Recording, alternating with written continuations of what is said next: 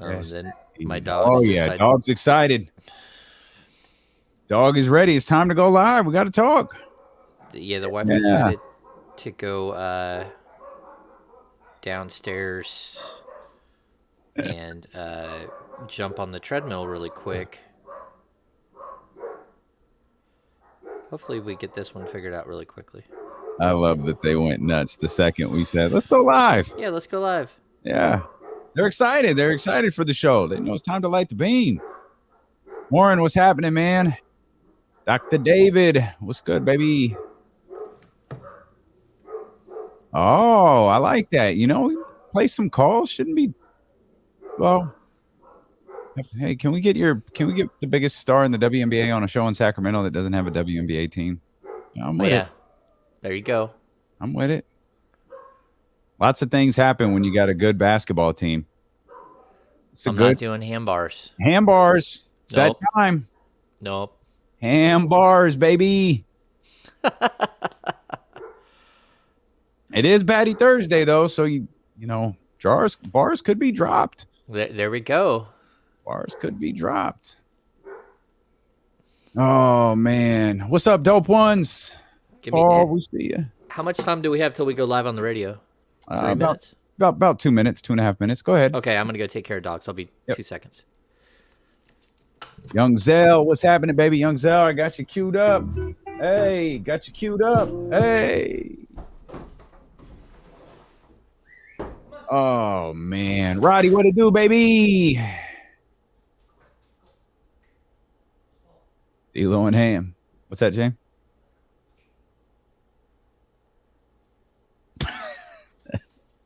I tapped in a little bit. So maybe I saw this wrong.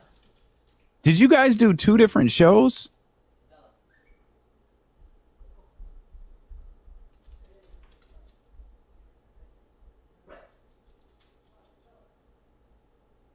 That's dumb. I was like, why is this different? Why is this a different length? And I thought like maybe something happened. That's dumb. I mean, I guess I get it, but that's dumb. Shout out to everybody who tapped in on the Odyssey app yesterday. We're going to be doing that a little bit more moving forward. We're going to be doing that a lot more moving forward. Not only were we happy with how it went, I got an email from the manager of our digital content for the company. He tapped in. He was really happy with how it went too. It was buggy at hell at one point. It opened up the show 3 times. Yeah, I absolutely believe that, Adam, and I'm hoping those things get corrected. It actually, one of our guys was telling us that it didn't even acknowledge that the show ended. I was like, I promise you, the show is over. Like it's not live. So, yeah, we'll try to get it all worked out. Okay, that's dumb. That's dumb. I'm gonna tell the company that they need to get this stuff corrected, or we're not gonna keep doing it. Yeah, for real.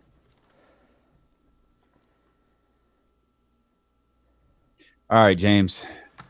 We got the ID coming. I'm gonna hit the intro.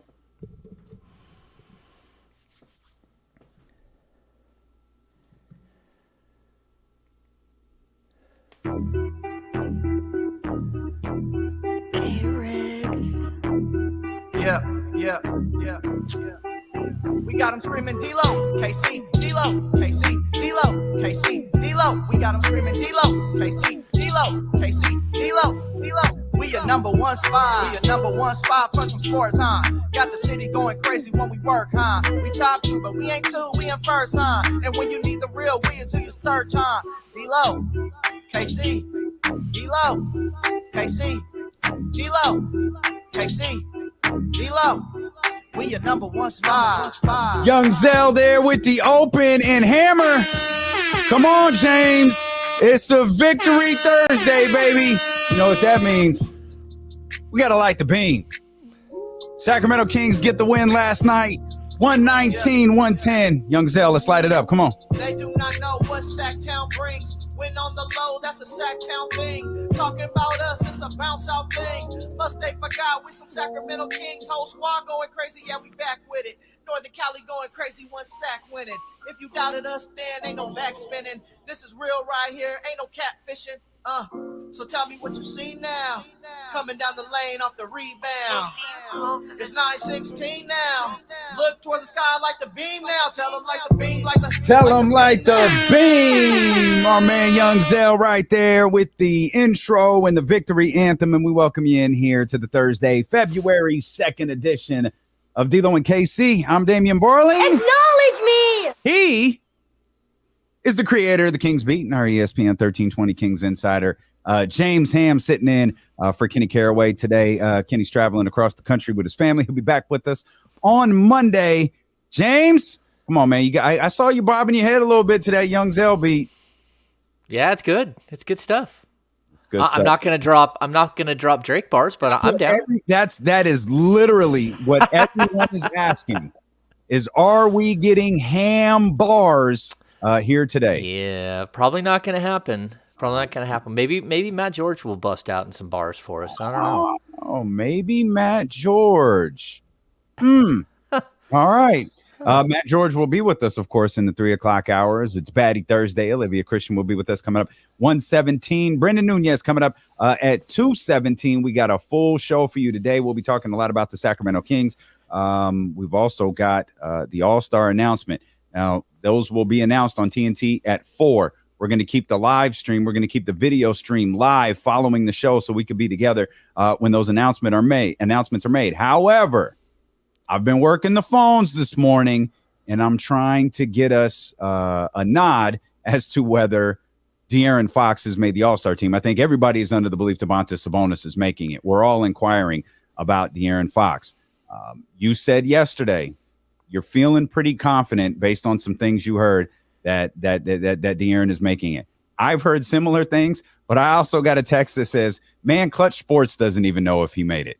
So if we have the opportunity to bring that to you early, we definitely will. The announcements are scheduled for 4 o'clock. We'll keep the YouTube and Twitch stream live when that happens. We'll have a whole lot of fun from now until then, I assure you, because James, as you know, covering this team for a long time, you don't get to experience this often. It's a lot more fun doing these types of shows and having these types of conversations when the Kings win as they did last night. Yeah, winning cures all, right? And it's really interesting. De'Aaron Fox has always held to this belief that he's not concerned about making the All-Star team. He's been asked about it multiple times in the past, and he's always like, look, if we're good as a team, then I should be there. And I'll get that sort of consideration if we're good. If we're not good, then I won't. I won't get invited. And we're finally at a point where he's on a good team, and he's got a very good opportunity to make the All-Star team this year. And I don't know what the number is, like how confident we are, but I've heard in NBA circles that there's some optimism that he will be announced tonight as a starter. I mean, not as a starter, as an All-Star. But we're gonna have to wait and see, because I'm not convinced until it happens. Yeah, we're obviously all really, really anxious for that, but it helps that not only did the Sacramento Kings win last night, but the two guys who should have their name called later on this afternoon had absolutely monster games, 65 combined points from Domantas Sabonis and De'Aaron Fox, 34 for Domas, 31 for De'Aaron Fox. That was a big-time performance on the eve of these All-Star announcements. Yeah, I mean, this team just keeps putting it together. And, I mean, you never know what you're going to get when you go into a place like San Antonio. It's a place that the Kings they've struggled with for years and years. This is a different version of the San Antonio Spurs. They're a lot easier to beat, but they still know how to play basketball. They still play hard. They lost 2 starters early in the game, which opened the door for the Kings. But Sacramento never put them away. I mean, that was one of those games where, I mean, you had Fox and Sabonis going. All of a sudden, you had Malik Monk going. And then you're just waiting for 1 or 2 other players to step up. Harrison Barnes ended up scoring, I think, 8 points in the fourth quarter. And he hit a couple of big threes, had a nice dunk. And that's kind of what put you over the top. So it's good to see that the Kings can win in a bunch of different types of ways. Yeah, Malik Monk, a huge night for him. We'll spend a lot of time talking about him as the day progresses as well. I want to focus on De'Aaron and Domas for a second because there are two things that really stood out in this game. I thought De'Aaron really asserted himself early again, and yet somehow it paled in comparison to what Domantas Sabonis did early in the game with 17 first quarter points. They put the stat line up when he was at the free throw line, and I was so stunned by it. I thought it was wrong.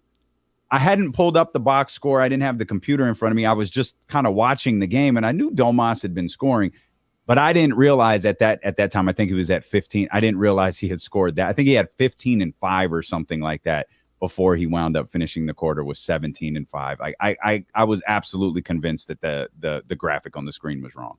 Yeah, he went from 11 points to 17 in like 30 seconds. Yeah. Like they just kept feeding him and he kept going right back to the line. Plus, he hit a 3-point shot. That's how he got to 11. And he hadn't been hitting many. Yeah, I think he's 3 of his last 18 or something like that. He really hasn't taken a lot of threes, but he also hasn't hit a lot of threes.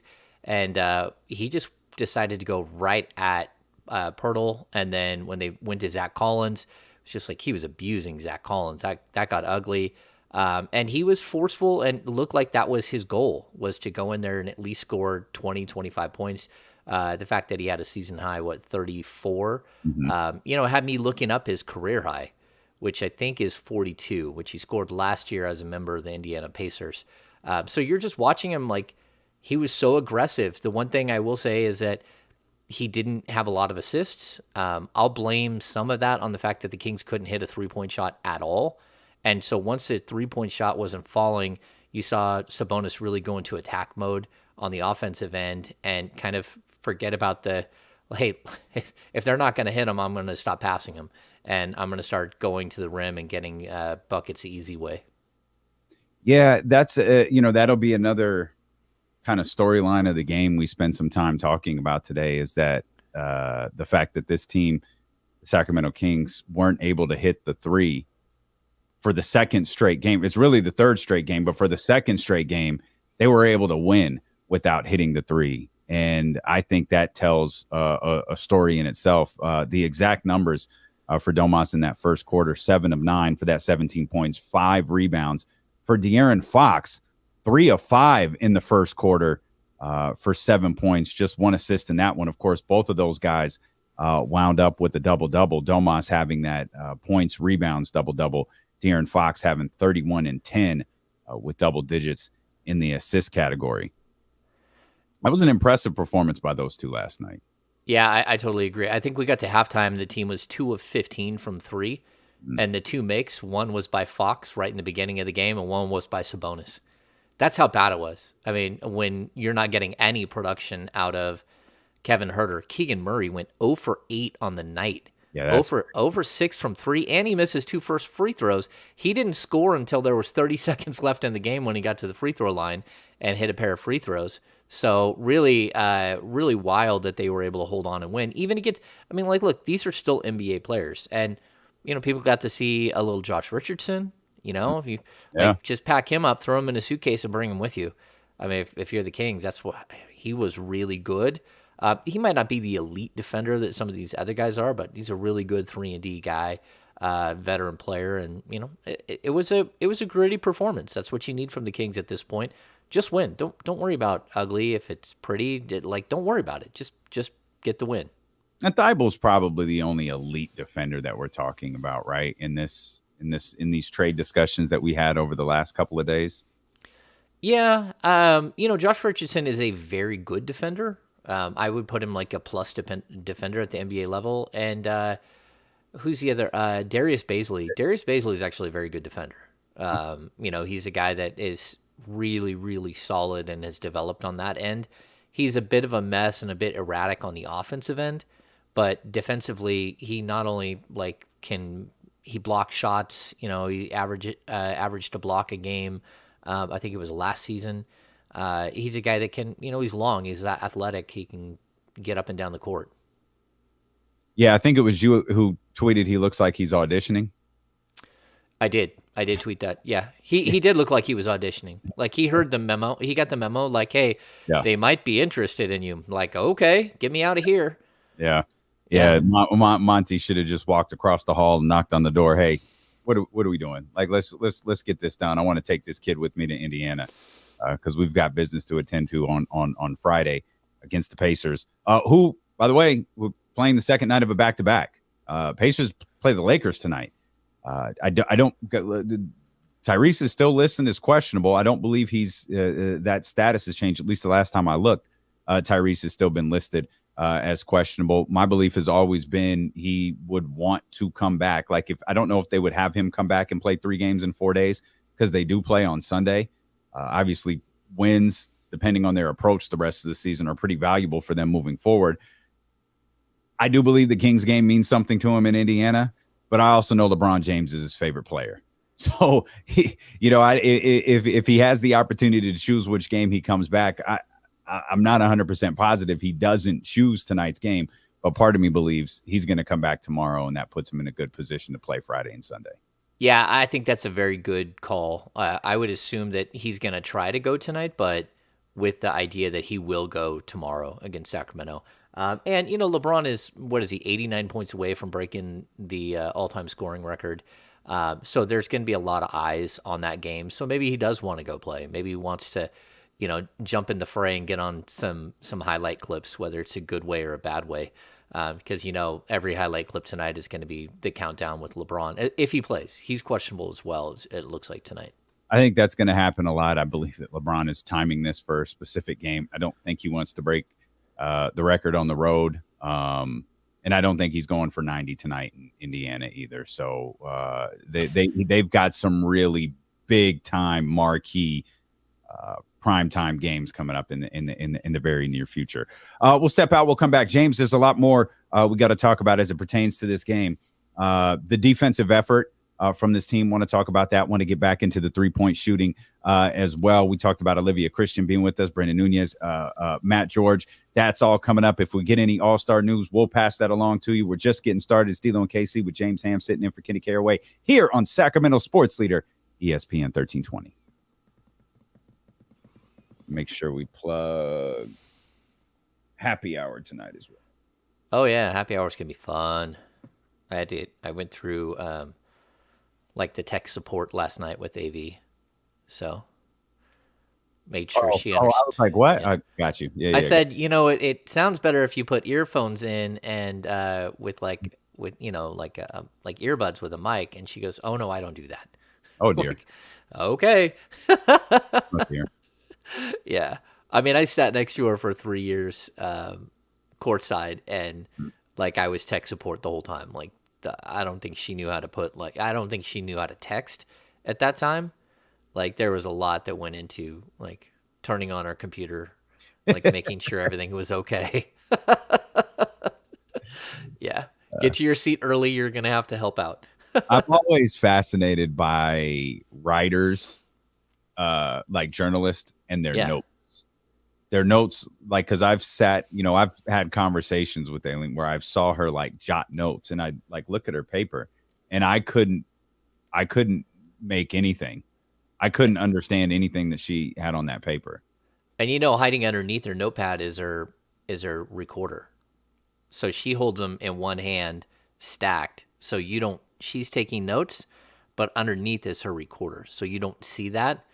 Yeah, she's a genius with the notepad. I once saw her corner Ron Artest and use her notepad to wedge him up against a wall, and then did an interview with him one-on-one. Yeah, she was a master of manipulating the notepad for her as a device to herd players into corners. Yeah. Oh, that's incredible.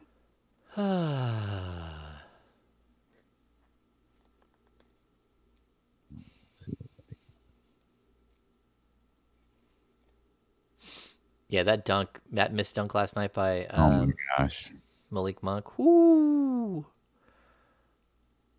Yeah, he's got those big hops. Leezy, I think your question about Bones is interesting. Bones Highland, they're saying is available for the right defensive player. Well, we could bring that one up. And I think I saw Leezy's question. That was Davion? Yeah. Was that Leezy's question, Davion? Yeah, Davion for Bones. Oh, boy. I mean, you're not getting better offensively. Yeah.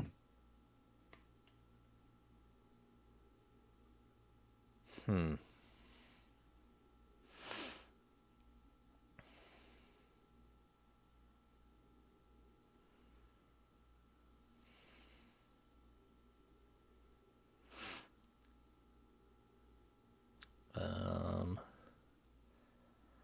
me see.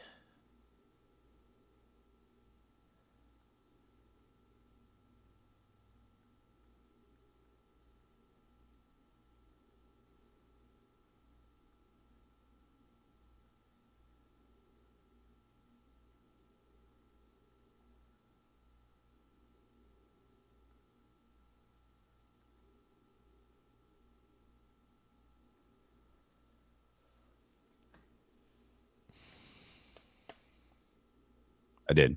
Yeah.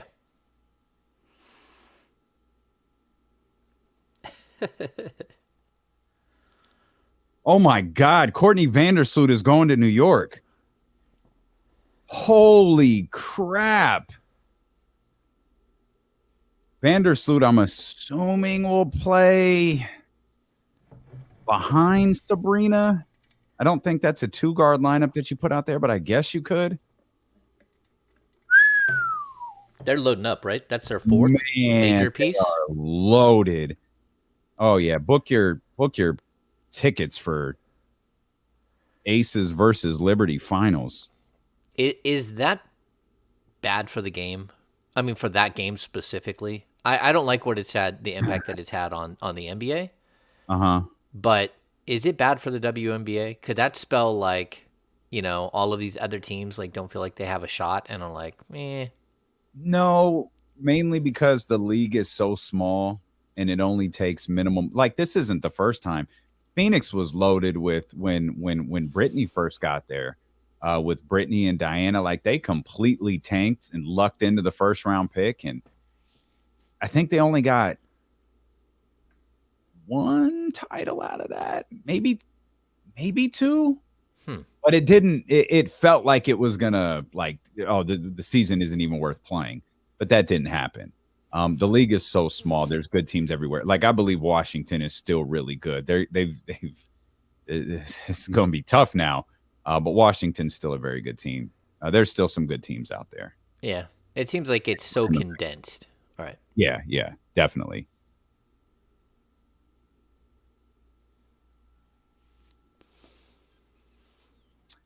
Hey, James, the beat's right there for you if you want to. Kenny's out. Kings won last night. Ham bars. I don't think it's going to happen. All right. No ham bars.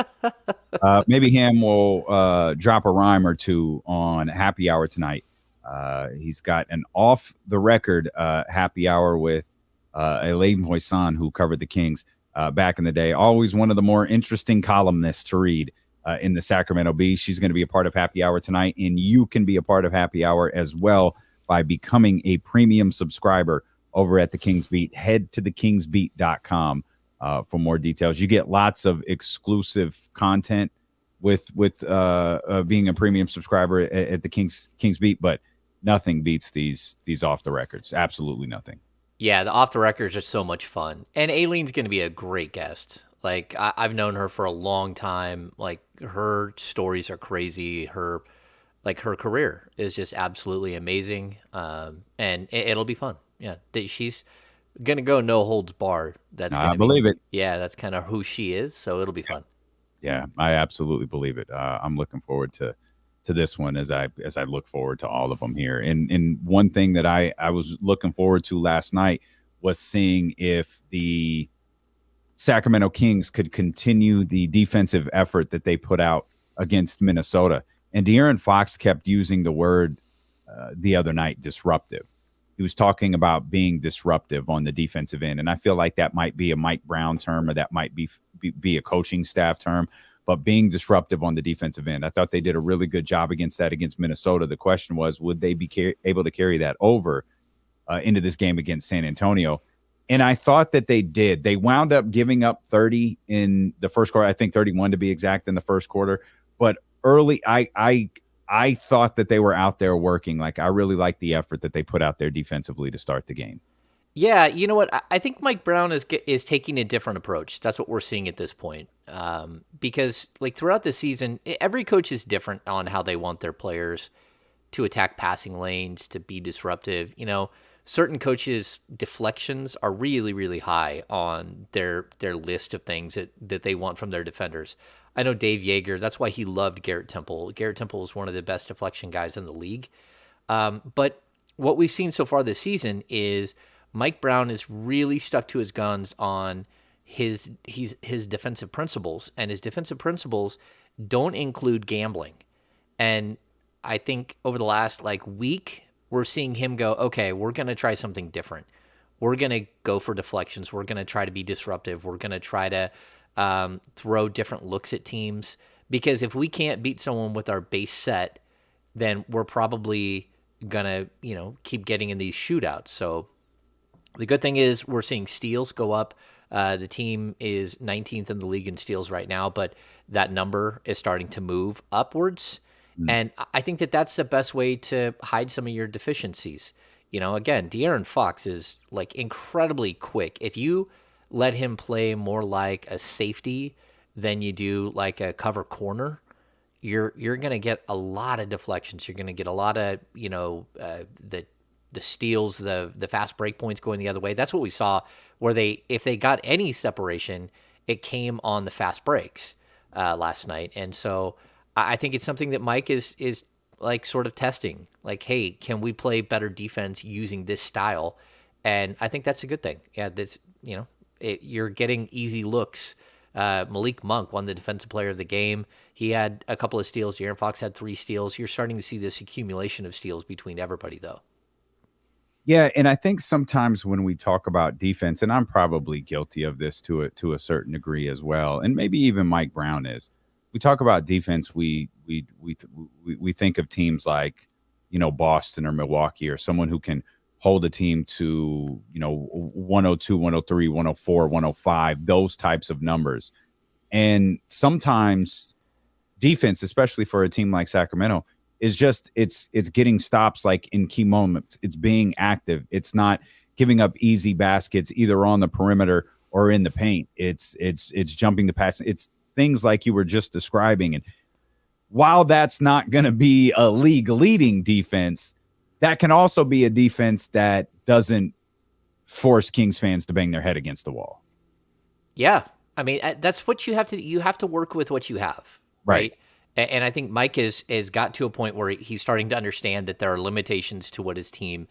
I mean, I think he knew coming in, but he's really understanding now that look, this is who my team is. So if it's not working this way, if I can't just I've got to turn something up, I've got to tinker in some way. He's tried tinkering with players and using different players off the bench. Your KZ Akpala or Rashawn Holmes or Chimezi Metu. You've tried these different looks.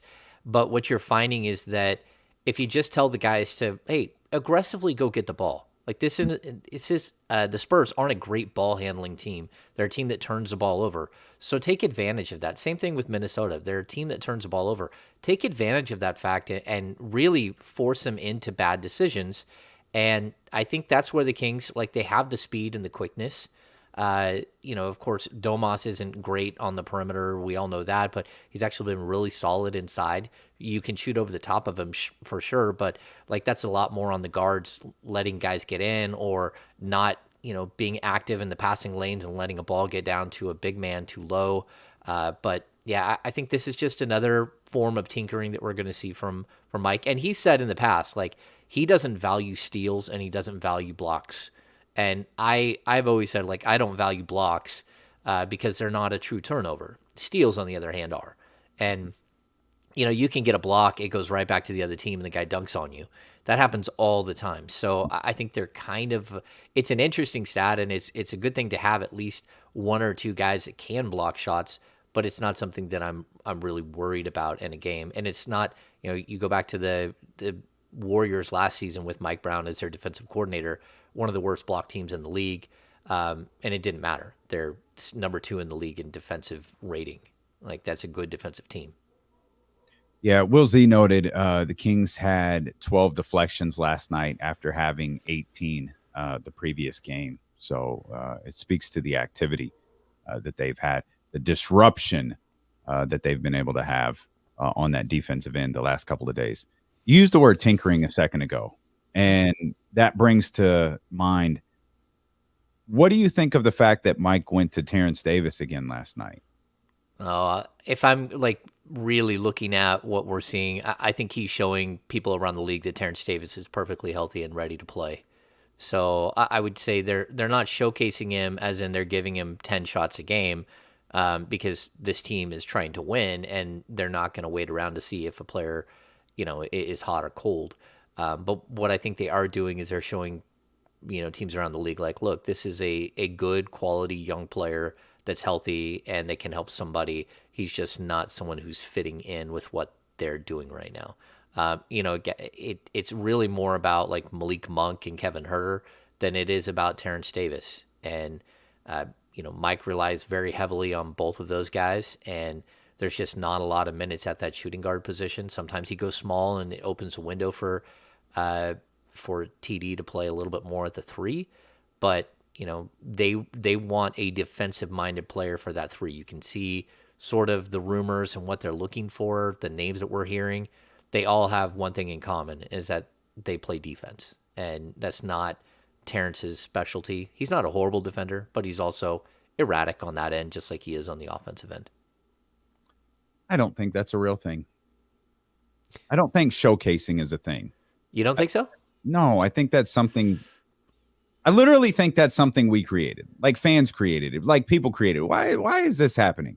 Oh, they must be showing him off so they can trade him. I absolutely don't believe with the approach that this team has this season and right now that they're trying to show the league anything. I think he went to Terrence because Terrence, I think when he went to him, I don't remember the night. I don't remember what game it was. I don't have the memory that Kenny does, but I remember Mike praised him. He made it a point to point out what Terrence Davis did on the offensive end and the defensive end. And I feel like since then, he's given him a little bit of a look. Now, I think all of the minutes were a little bit goofy last night because of the way Malik Monk was playing, and we'll get to that. And Terrence only wound up playing 9 minutes, but I don't believe there's anything to read into that. What I do think there's something to read into is that he went to him early again, and I feel like I thought Terrence was fine. He sometimes he needs to be coached up on the defensive end and reminded of a few things. I don't feel like that was the case yesterday, and I don't feel like that was the case a couple of days ago in Minnesota either. Yeah, I mean, when I look at Terrence, and the reason why I say I don't think they're showcasing him, because for me, showcasing is different. Showcasing is when, basically what Josh Richardson was doing last night. You knew a player, might be on their list. And so you want him to go out there, hey man, go out there and have a great game. And if you can show them something that they haven't seen from your game that makes them more interested in you, then that's great, right? But when it comes to Terrence, I don't think that they're showcasing him in that way. I think they're showcasing him more to say, look, he's healthy, he's ready to play, he's just not in our rotation. And this is something that they did with Marvin Bagley last year, where he sat the first 14 out of the first 15 games of the season, and then they finally put him in for a couple of games, and it was more just to say, hey, look, there's nothing wrong with him, we're just going a different direction. And so I think it's possible that might be what they're doing with Terrence. With Terrence. But it's also look, if they don't end up making a deal at the deadline, you might need him. You might need him down the stretch to provide some sort of bench punch. And it's a player that the Kings, when they do have an injury, they go to him as their starter. So it's not like they don't like him. He's just a guy who, is buried on a depth chart. Brenden Nunes tweeted a few days ago. I was looking to see the exact day that he tweeted it, but I'm not going to be able to find it quick enough. But essentially what he said was, go ahead and just give Keegan Murray the Rookie of the Month now. Well, the NFL listened to Brenden Nunes, who's going to join us coming up at about 2:17, as Keegan Murray and Paolo Banchero were named the NBA Western and Eastern Conference Rookies of the Month for the month of January. Keegan was extraordinary. Obviously, last night was weird. Just one of those nights. Yeah. I was really happy he got to the foul line at the end of the game. Those 2 points felt fantastic. It felt so much better than a goose egg. But that's the start of February. He can work on winning that. He can work on winning the February Rookie of the Month honors. He's got plenty of time left to do that. But 14 points, nearly 6 rebounds, which is a hell of a stat after getting called out by Mike Brown for having 0, and 49.5% from the free 3-point line in the month of January for Keegan Murray. Yeah, he's growing right in front of our eyes. It's really, really cool to watch. He's a really smart young kid. His confidence is growing. You're getting to see him take teams off the dribble a little bit. He tried to catch a body last night and barely missed a dunk. Every once in a while, you're going to have one of those games where nothing falls, and it can just be like a weird matchup or a weird sight lane in a building that you've never been in. Like, there are all kinds of reasons why you can have a bad shooting night. But what he's been able to do, with the prodding of Mike Brown, like Mike Brown wants him to be more than just a 3-point shooter. And like his response on the rebounding side has just been spectacular this month. And it's something that he has to continue to grow. If he can be a guy who averages 6-7 rebounds a game, this is a great rebounding team. Right now, they're still in the top 5 as far as defensive rebounding percentage. If he can get up to 6-7 a game, they become one of the best rebounding teams in the league. Hopefully that's the first of several positive announcements we make regarding Sacramento Kings today. You mentioned Keegan rebounding this month, and obviously no one will be able to not draw a direct correlation to Mike Brown and that post-game press conference where he called Keegan Murray out for playing 30 minutes and having 0 rebounds. And it feels like Mike has a way of connecting with players. He has a way of getting the most out of players in situations like that. He very publicly did that. He kind of tiptoed around some Malik Monk criticism as well a few nights later. Both of those guys have responded. We've heard and have seen him get on Terrence Davis on the court and behind the scenes before. I feel like Terrence responds. He has a way of getting through to these players. Yeah, I mean, even last night we were watching, and shout out to the director on the Kings broadcast and his team, Mike Bird. He's been catching these moments where Mike Brown is coaching on the court, like during timeouts, and it's just spectacular. Like what we're seeing from Mike Brown pulls Keegan Murray aside, and you could see Keegan's like, hey man, like look, there are like 15,000 people in here looking at me plus cameras, and he's coaching them, and he's like, look, I don't care who's watching. Like we're gonna do this. You're gonna get this right now. I don't have time to waste and time for you to have a bad offensive night, but then let it bleed into your defensive night. Need you to be better. And those are moments where Mike really does. He's empowering players by really calling them out in the moment, and super impressive. I can't remember another coach that did this, and every coach has a different philosophy. But even if you look at the way he called out Keegan versus the way he called out Malik, that's a rookie getting called out versus a veteran getting called out. Very subtle in one way, and that's where you start to really realize that Mike knows his players. Every player is different. How they react to like coaching is different. De'Aaron Fox has been very clear. He wants really, really in-your-face coaching. That's what he's used to. It's what he enjoys. He wants to be told when he's doing something right, told when he's doing something wrong, pushed by his head coach. But that's just him. Every player, while you treat everybody the same, you also treat everybody different. And so you have a basic set of rules that everyone has to live by. But then each of these individual players have their own sort of basics that you have to get through to, ways that you have to get through to them. And I think Mike brought, he, again, threw Keegan under a bus. I was totally shocked by that. But then Keegan afterwards was like, look, that's fine. I'm used to hard coaching.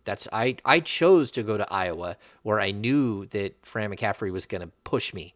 And he's like, these are things that I'm used to, and it's something that I'm fine with. He's like, but I'll tell you that off the court, when we're done here, Mike is totally like a father figure to me. He's got his arm around me. He's helping me out. He's getting me through some really tough times. And even Keegan mentioned it the other day. Keegan hasn't seen his twin brother, except for on FaceTime, since August. Like, that's his twin. It's not just that they're brothers. They're identical twins. They spent every moment of their lives together. They had an apartment together at Iowa. They shared the same car. These are kids that, like, you have to look out for that. He's separated from somebody, so you need a family around him. And that's what I really feel like this year's Kings team is. It's more family than any time I've ever seen it.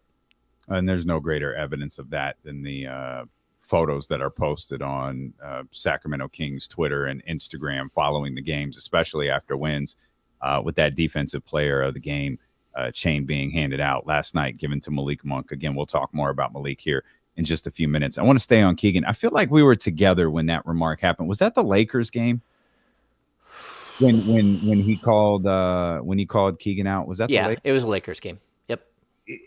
That Lakers game feels like a turning point a little bit for this team.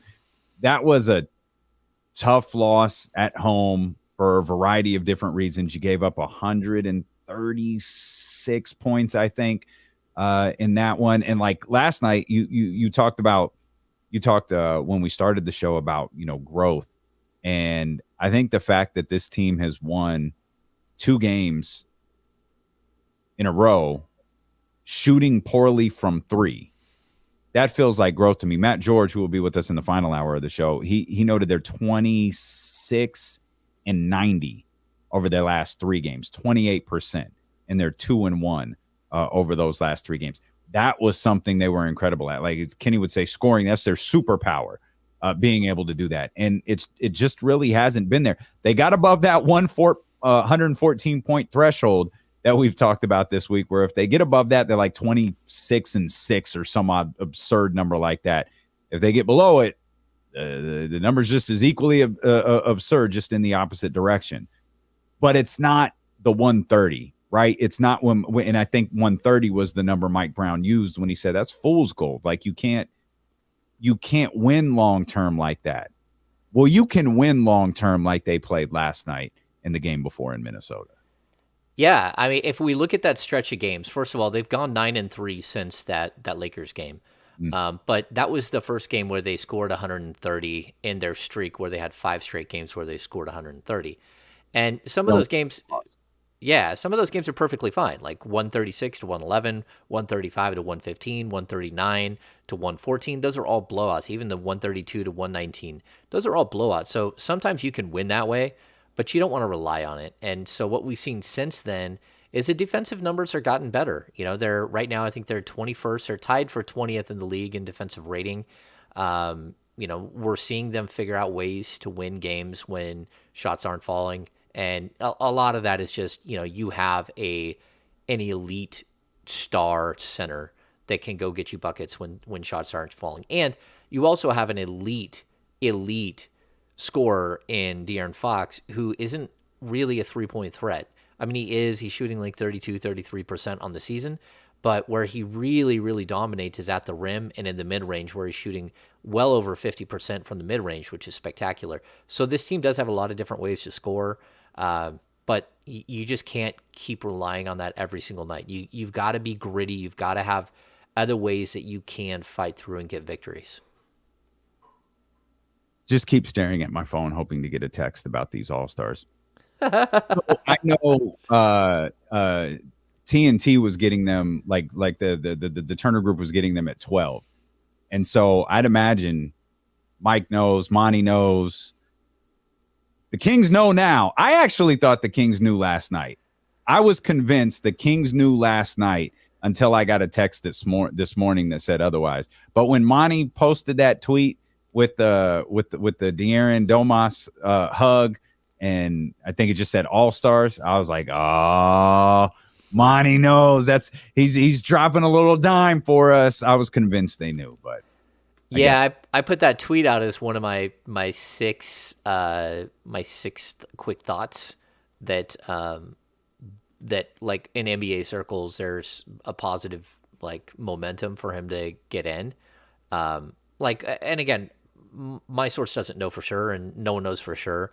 But at the same time, when I put that out, it got aggregated by what NBA Central. Yeah. NBA Central, and then it goes berserk, and everyone's like filling up my timeline with crazy Ant-Man hate and all kinds of weird stuff. Like people are getting fights over Damian Lillard, and it like spun out pretty good there. And I just like sit back, like I didn't even intend that to go like that.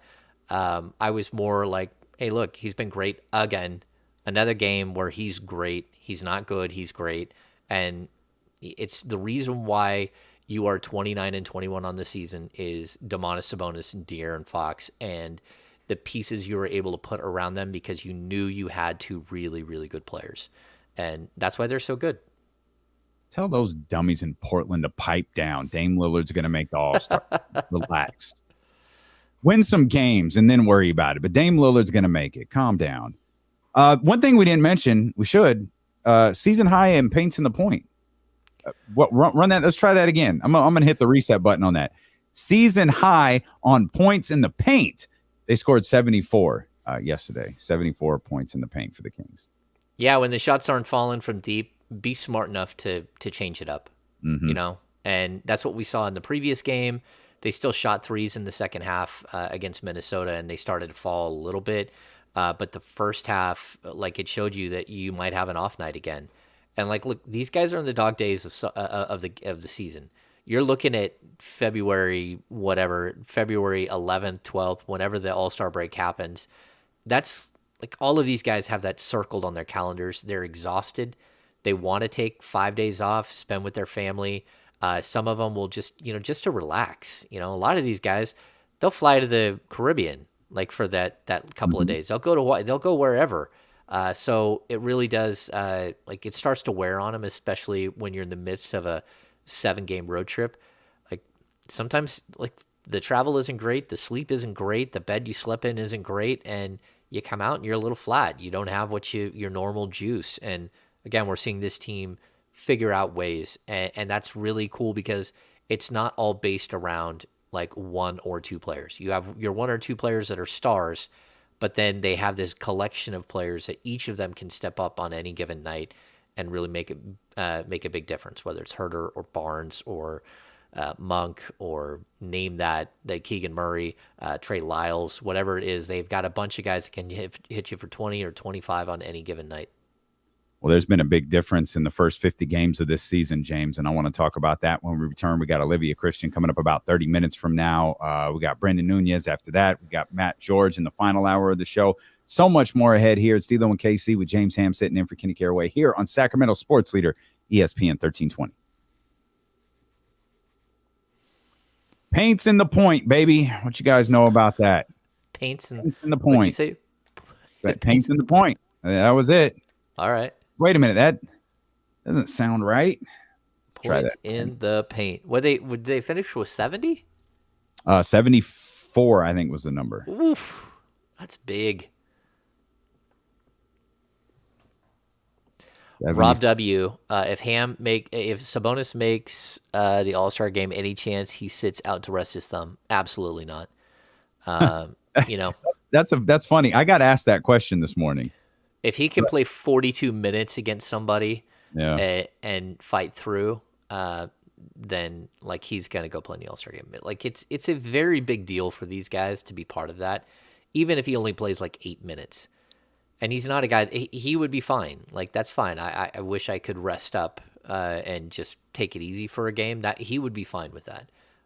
But like still, you're getting so many days off around the break that he's gonna come back refreshed. Do you feel like what we're watching from him and Fox, they're like, okay, just run me ragged all the way to the All-Star break. Like, just go for it. Let's do this. Let's try to win every single game possible. Yeah, maybe very well. Yeah. Yeah. So what you and Kenny were talking about, get greedy and get these games. I also, I don't know. The reality of this season may be setting in on them and like looking at like what's ahead and like what they have the opportunity to do and what they have the opportunity to do with the Golden One Center. And the fact that if you beat these teams that are either bad or are playing bad, you put yourself in a really good position when you play Dallas. Yeah. Yeah. So, I mean, you got that Phoenix game and then the 2 yeah. Dallas games. Like those 3 games are just as big as every single one of these games, especially that Dallas game. I mean, we're talking about a team that you could end up like being in the same ballpark with, where you've got to worry about your for home court advantage. Like that's a big game. And don't forget, like, what the players that we're seeing the Kings rumored to be interested in, the Kings still have to play Dallas 3 more times, right? And the last one is in Dallas. They haven't played them at all this season. Mm-hmm. So those 2 games are huge because the last one is on their home court. But don't be shocked that that's why they're looking at players like Matisse Thybulle. That's why they're looking at players that could potentially come into play when you go up against a guy like Luka. A couple of things here. Chris Cook says, can you sing Paints in the Point to MC Hammer's Pumps and a Bump? And actually, I did. Paints in the Point. Paints in the Point. Yeah. We need some bonus with some paints in the point. Yeah. I as soon as I saw that pop up, I was like, oh, I can do that. Does it affect shoe deals? Are you talking about making all-star teams? Absolutely. Absolutely. It affects shoe deals. Good question. Going to Utah, Ham? I'm not. Make it? No? Okay. I've been to, first of all, there's a lot of Sacramento media going, which means that you're going to get a lot of the same stuff. Like All-Star Weekend, it really has not a lot of value. Once you've been there once or twice, you're like, okay, I got the vibe. If I'm a guy like our friend Sam Amick and I'm going, he's going for a different reason. He's going to work on like source material with NBA executives that will be there and stuff, right? It's kind of like an NBA meeting. We're coming back, James. Cool. Okay. If you want some James Ham knowledge, tune in during those commercial breaks over on twitch.tv/ESPN1320 and youtube.com/ESPN1320. Chatty House is a great way to take part in the conversation. Olivia Christian is going to be with us coming up in 30 minutes. Brenden Nunes, 2 o'clock hour. Matt George, 3 o'clock hour. Lots of speculation that Matt George is going to drop Drake bars. It wouldn't surprise me. But we'll talk to Matt coming up in the 3 o'clock hour. John Poles has asked this question a couple of times. I don't want to ignore him. He's asking, why are the announcers remote? And I think I know the answer to that. I do know the answer. Okay. Are you comfortable answering it? Yeah, I don't care. Like, from what I know, they got to a point in the season where Mark is having a difficult time calling the number of games that he needs to. Mm-hmm. And the easiest way around it was to have him in one location where everyone can fly to him. So as opposed to sending Kyle out on a 7-game road trip and then having Mark pop in and then having to replace studio guests and all that stuff, they're just doing this 7-game trip here. And it makes it easier on these guys. Like, traveling and doing all the stuff that they do is not easy. Like I've covered 15, 20 games on the road in my highest season, and it's brutal. Especially, Katie has a little one at home, like 3.5-year-old at home. Like, being gone for 14 days, that puts a huge strain on everybody. Like, sure. It's not easy. So yeah, it's an interesting thing that they're doing, but it's very specific that Mark needed like a home base to do multiple games. And I don't have any little ones, but I know that NBA per diem would make me feel a lot better about being on the road for 14 days. Yeah, NBA per diem is great, except for when you're a writer, you don't get NBA per diem. No. I mean, you can have a corporate card and, the expenses and stuff. That's fine. But, yeah. Corporate card where you can spend $7 on breakfast and $12 on lunch and $20 on dinner. It went up. It went up much bigger my final couple of years, where we had something crazy like $76 a meal. Oh, Like, wow. yeah, Good stuff. yeah. It's good stuff. James, we're 50 games into the season right now. This Kings team is 8 games over 500. Again, they have the opportunity to do more. They actually have the opportunity to match last year's win total tomorrow. They have the opportunity to get their 30th win before the All-Star break, which is incredible for so many reasons. I think a lot of us had expectations for this season. I think a lot of us had high expectations for the season. I don't know how many of us had expectations to where we thought that this team would not only be in the 3rd seed, but be in the 3rd seed for a while. Like, they've been sitting at this spot. And that's one of my frustrations with the lack of recognition that the Sacramento Kings are getting, and the constant digs that people who don't watch basketball like Stephen A. Smith take at them during their live broadcast on national television. Is this team hasn't fallen into the 3rd seed. This team has earned it. They're one of the few teams, as we outlined earlier in the week, that has not gone through a massive losing stretch. And you can talk about injuries, and you could talk about Zion and Ingram and all of these different things. To quote Kurt Angle, or paraphrase Kurt Angle, Domantas Sabonis is playing with a broken freaking hand. Keegan Murray has had his hand taped up for, hell, the whole season here at this point. It feels like Keegan Murray has been taped up. You had De'Aaron, take like 2 games off or something to rest his foot. And it's this, there's a point, and I feel like we've hit it 50 freaking games into this season where you have to acknowledge the Sacramento Kings are a good basketball team. Yeah, here's some crazy stats. So they've got 29 wins right now. This is my 13th season.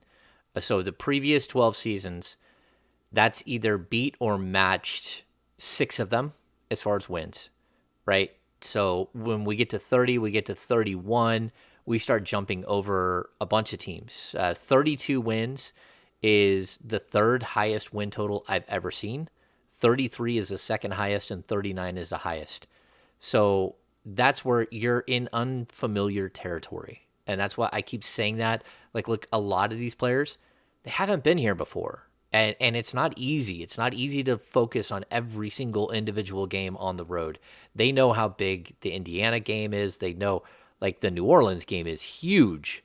That's huge. But it does, if you beat both of those, but you let off the gas against Houston and lose one of those 2, well, what were you doing? Like, you have to stay so laser focused, and that's one thing that I say about this team. Like, all season long, they've been extremely locked in, and again, what was the win total in Vegas? It started at 32.5. It went up, I think, in the end to 34.5. Oh, I didn't see it get as high as 34.5. Wow. They're going to crush that. Oh yeah, they absolutely will. I thought the number was 30. The number I specifically remember Trista bringing up was 33.5, but these are all, different books at different times. Closing at 34. That, I'm not a gambler, man. Even if no matter what your expectations were for this team, that felt like easy money. 34.5 felt like easy money. Like this team, as it's made up, could not have finished with 33 wins. I'll tell you, it looked like easy money, but you know how many times I've thought that, and they've only they've only beat that 34.5 one time in my 12 years covering the team. They had the 39 win season. That's the only time that they've hit a 34.5 point mark, a 34.5 win mark. That's just terrible. Yeah. Just terrible.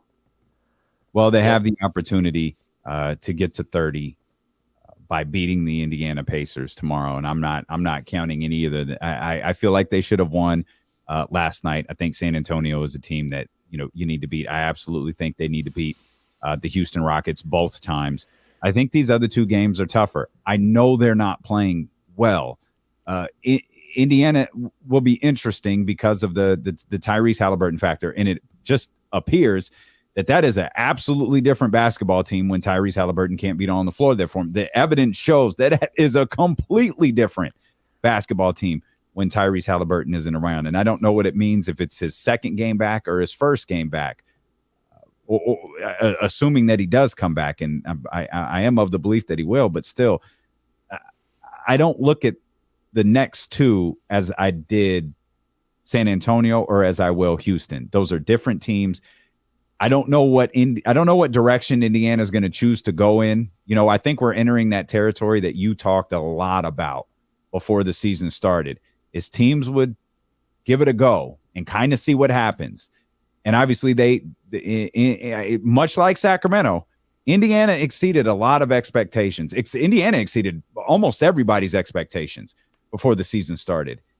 And then they got hit with the Tyrese Halliburton issue, and they that wasn't something that they were able to navigate. And so how do you approach this final stretch? Do you try to make the play-in? Or does Tyrese start getting some load management games moving forward? Like, I think we're starting to enter that time, and you talked about that a lot before the season started. But if they want to continue to win games, and I absolutely believe that team is going to want to win tomorrow, I think they're desperate. New Orleans they're extremely desperate to get a victory here leading into the All-Star break. I don't look at these next two games the same way. Yeah, I mean, if you look at at New Orleans right now, they've lost 9 in a row. They were the number 3 seed before the Kings were. They've plummeted. Like what's happened there with Zion out, with they had Brandon Ingram out for a while. They have a little bit of disjointedness with what's happening with Brandon Ingram and his toe. 9 in a row is catastrophic for a team. I mean, you're getting into danger zone for a head coach. And I'll point out that the Kings play Indiana tomorrow, and then they play New Orleans on Sunday. The Pelicans will be on the third night the third game of 3 and 4. Mm-hmm. So they play Thursday night, they play Friday night, they have Saturday off, and then they play Sunday. That's a ton. That's a ton of games between now and then. The Kings have 2, they have 3, between now and Sunday. So, I mean, they're going to be, you can't let them off the mat. It's one of those games where you have a team that you basically can put out. You can just shut them down and make them no longer a factor for the area that you want to be in the playoff standings. And it's whether or not you show up and you do it. And it doesn't matter who's playing for them. You need to show up, and you need to have that one last hammer that hits them and put them in a bad situation. And, who knows how the Kings will handle that. The Kings, of course, have a back-to-back the next day, but their back-to-back is way different. That's in Houston. That's not that. It's a short plane flight. It's not a good team. It's a young team that's making mistakes, who's missing players. That is an opportunity to get, really, really make this into a great road trip. Right now, it's solid. You need 2 more wins to be at 500 for the road trip out of the next 4. If you can get 3 or 4 wins, this becomes the reason why you are hosting a home playoff series. Yeah, I'm glad you mentioned that. We didn't bring this up yet, but Portland beat Memphis last night.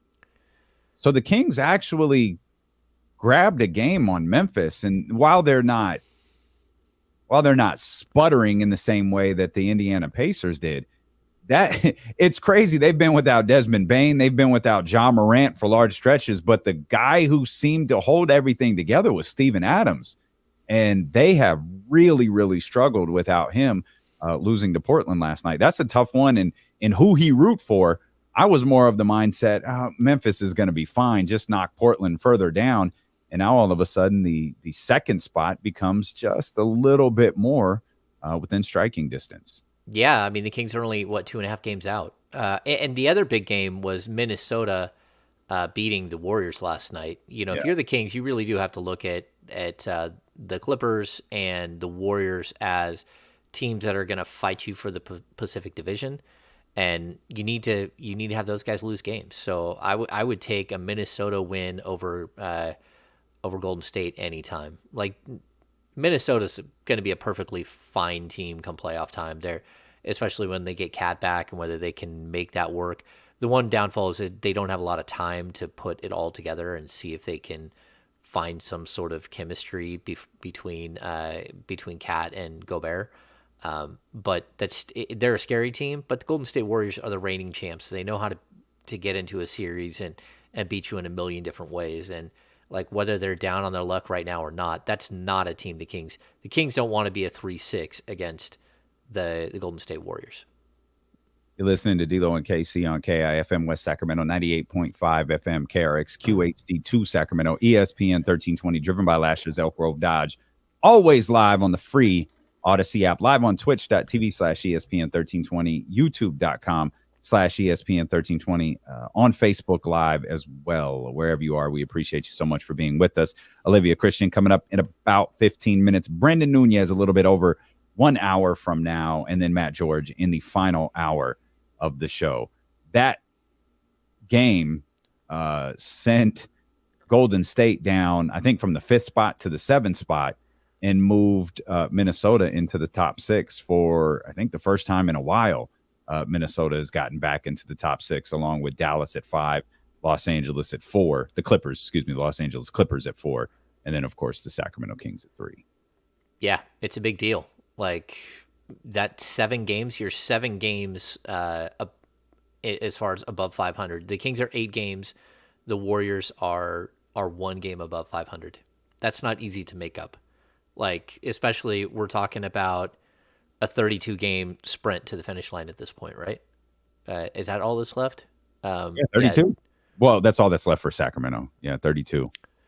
Yeah, I mean, we're hitting the stretch run.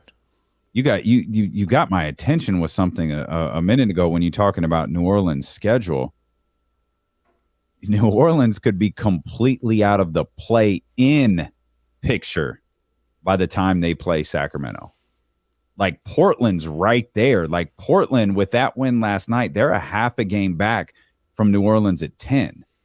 Yeah. By the time we get to that game Sunday, the Pelicans could realistically, they can't fall any further. They could realistically be at 11th and out of the whole conversation. Yeah. Boy, what a like, look, man. Goodness. There are teams that are going to be better in a month than they are right now. There's also a bunch of teams that are just going to give it up and don't care. But we're getting to a point where there are fewer and fewer of those teams. You know, Utah won way more games than anyone expected, and you almost feel like Utah is hanging on right now to make sure that Markkanen makes the All-Star team, and then we might see them do their epic tank in the second half of the season. Like, that's very possible. So it's interesting. Like, the standings are brutal to watch, and it's really good that the Kings are above like that whole group. I mean, I don't know how many days in a row they've been in the 3rd seed, but certainly it's way more than I thought it would be. And it's really good to see them like sort of build some momentum and like head towards something positive. Nikola Jokic was named the Western Conference Player of the Month for January. Nominees for that included Anthony Edwards, as well as De'Aaron Fox and Domantas Sabonis.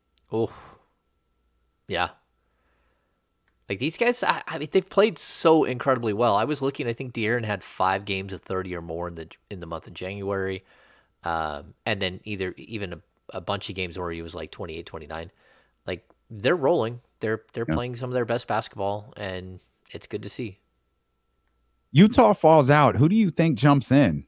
You think it's Portland? OKC? Don't forget about the Lakers. Like, I hate saying it, but like, if the Lakers figure that they still have LeBron, and if AD, let's say the AD plays 25 out of the final 30 something games that they have, they got a shot. I'm not going to put them out of the playoff contention. I mean, LeBron has no intention of missing the playoffs, so they're going to be difficult. And again, if you're the Kings, what you don't want to do is finish 7th and then somehow lose a 1-game stupid play-in and don't make the playoffs, because again, play-in isn't the playoffs. Well, if you're the 7, you'd have 2, right? If you're the 7, you'd play 2 play. Like, if they lost the first, they would have to lose 2 play-in games to miss the playoffs. Yeah, you'd have to lose 2. But if we're talking about 2, but those are 1-game series, and you just never know. I mean, like, as someone who's been an Oakland A's fan forever, you know how many times they've been eliminated in the wild card game. You get 162 games in game 163. You have a big lead in the 7th inning and blow it, and then that team goes on to win, and you're out. Yeah, it's just brutal. there's a good chance it's going to be a while before you get to game 163 as an Oakland A's fan. Yeah, most likely. Yeah. You might not get there again as an Oakland A's fan. Maybe if a Las Vegas A's fan. No. See, I'll get there as a San Diego Padres fan then if they move out of Oakland. I like that Padres group. Man, this I actually think both conferences are really fun to watch right now. I don't know what the hell happened in Boston last night. Boston absolutely beat the hell out of Brooklyn. I missed most of that following the Kings game and then doing our little live show on the Odyssey app immediately after. But that was one that was just never close, with big time performances again from Jason Tatum and Jaylen Brown. We mentioned the Rockets. The Rockets beat the Thunder last night. Yeah. It's a big win. And that's one of those wins that's really good for the Kings because OKC is a team that's lingering. They are lingering, and it's a team that if you kind of knock that, like you knock them out of the real playoff picture, are they just going to fold up shop because they know what they're playing for? And so it adds this element of, do they become sellers? Are they more likely to sell? I don't think the Kings are going to go get a whole bunch of players from that team because I don't think they have a lot of players that can help you right now. But again, it makes it more likely that a guy like Darius Bazley is available, who actually, in last night's game, he didn't score, but I think he might have had 2 points, 4 points, but he had 9 rebounds in limited minutes. He's a guy that can go and actually do some things. And then looking at the one final out-of-town scoreboard, Chris Paul had 3 points and 3 assists in a 32-point loss to the Atlanta Hawks yesterday. And it's just great. Phoenix is still there, just lingering around, but this does not feel like a good basketball team. Well, they're going to get Booker back. I don't know. I saw on the ticker there maybe Thursday for Booker and maybe Tuesday. At least that's what I think I saw. Yeah. So once you get Booker back, that's an entirely different team. And Booker's an elite player. He's one of the best shooters in the league and an exceptional scorer. He just makes things really, really work for them. I'm not going to count them out either, and I still think that they've got Jay Crowder that they'll do something with. I don't know why they didn't just go back and mend fences with Jay Crowder. That whole situation is weird because we're talking about a pretty solid NBA player. But why do you have to wait all the way up until the deadline to trade him? It seems like you could have been able to move him a long time ago. And I'm completely unclear what happened. I'm just not clear about how that whole situation went and why it disintegrated so quickly and how they got to this state where you could use a guy like Jay Crowder on the team. You have a guy like Jay Crowder on your team, and you guys have just parted ways. And I assume he's sitting at home and getting up and going to the gym every day, waiting for Thursday to get here. Yeah, and I mean, we're talking about a team that lost Cam Johnson for months with a knee injury. Mm-hmm. You couldn't have used him? I'm totally baffled by that whole situation. Why couldn't you have come to some sort of agreement and say, look, we'll probably trade you between now and the deadline, but let's get you back in here. I guess if you have an injury, it sets things back, but a lot of teams are leery about a player who hasn't played in 50 games, who's just sat out the whole season. There is no rhythm. There is no, you're not building off of something there. You got to get someone integrated into your system, but then also get them up to game speed. And that's not easy. Yeah, especially when I think correct me if I'm wrong. Wasn't there a proposal that was made public from the Bucks? I think Serge Ibaka was a part of that. They had a couple. Yeah, George Hill, Jordan Nwora. That's the one. Yeah. That's not really something you want to ease into with Milwaukee. If Milwaukee's going to get you, it's hey, let's go, buddy. We're trying to go win a championship here, and we believe you could be a part of that. Yeah, I mean, when you're dealing with a team like that, it's there should be a way to close a deal. That's a team that wants to get everybody in line as early as possible. It's a good fit for him. He kind of fits their type of culture, the rugged defensive culture. I don't know. I think it's interesting too. We're seeing that there's some murmurs that there might be an arms race for OG Anunoby, that teams like Memphis and New Orleans might fight over him because they feel like he might be the piece that puts them into like a championship contender. And first of all, New Orleans, I don't know what makes them into a championship contender when they've shown that they can't, sustain like the 9-game losing streak. Once they get Zion back, maybe they bounce back and stuff. But like if I'm the Kings, I'm looking at that too, and I'm like, hey, is that the piece that puts us over the top? That makes us a legitimate contender from what you are right now, which is like a really good story and a potential host for a first round series. But I still don't think anyone is completely convinced that this thing is all real come playoff time. But a guy like that who has lots of playoff experience and fits a role and makes you a better defensive team, maybe he could be a player that you do go all in on. OG on Memphis is certainly interesting. OG on New Orleans, I'm kind of with you in that. Like, you've got a lot to show us before we get there. Let's see how that shakes out. And what would New Orleans have to give up to land him? But that's the week we're entering. We're 1 week away from the trade deadline, so we've got 7 more days of these conversations, these aggregated headlines, hoops hype going crazy with all this stuff. We've got 7 more days of this stuff. So we'll step out. We'll come back. Olivia Christian about to join us. Brenden Nunes coming up in the next hour. And then Matt George, final hour of the show. So much more Kings talk ahead, much more NBA talk. And hopefully we've got some positive announcements to make regarding De'Aaron Fox and Domantas Sabonis. Don't go anywhere. It's D'Lo and KC with James Ham sitting here for Kenny Caraway on Sacramento Sports Leader, ESPN 1320. Oh, dog, hang on. I gotta move the beam. What's up, buddy? Hi. Hey, James. Hey, what's going on? I curled my hair, you guys, just for you. Oh, nice. Wow. Gosh, my goodness. Well, the rest of me is just rolled out of bed. But this part is good. Excellent. That's all right. Let's find this one. Ooh. Let's use that one. I like there that. You go. I want that sweatshirt, Damien. Okay. I need to send you some gear. But I have the blue one, the original blue one. So that one in black would be dope. I know Kenny wore it earlier in the week. Yeah, I think we have a black with purple outline. I don't know if we have a black with red outline. We probably do, but we definitely have a black with purple outline. That'd be cute. I don't know. I'll send you something. I'm also waiting for my you've got to want it to win it, and we want it more sweatshirt. I don't know how we're gonna I don't know what font you use for that line right there. I think everyone's favorite is Comic Sans, isn't it? Like it implies comedy. That's the Dan Gilbert.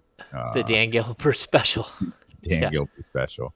Yeah. By the way, whoever called New Orleans 9-game losing streak the Luke Walton special in the chat, you should be ashamed of yourself. Wowzer. Very funny. Very, very funny.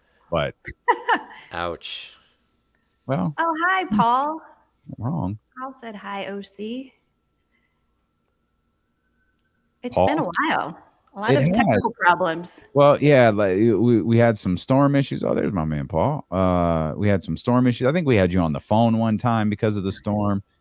Yeah, it's been a little dicey, but we're happy to have you back. I need James to fly down here and is it called nesting? I went through this whole thing with my provider about what to do to maximize. A mesh network. A mesh. Yeah, a mesh network. Yeah. I need someone to come literally do it for me. You can get them at Starbucks. They're not that difficult. Starbucks. I mean, Costco. My brain sideways. I was like, dang, Starbucks is doing everything now. No. Where did that come from? No, Costco. You can get mesh systems at Costco, and they're like little black boxes that you just they act as like a little dome, basically. They basically just replace your modem. It's not complicated to do. Yeah, but everybody I talked to acted like it was trying to cure cancer. Well, you could just do that. I'm like, I've done so many things. It's ridiculous that it's this difficult. And of course, now it's working great. And as soon as we go live on the radio, yeah, that's how it works. I have that issue all the time. I hate it. I hate it so much. Yeah. That's all right. Hey, I'm guessing the answer is no. Can we talk about what you told me? Sure, a little bit.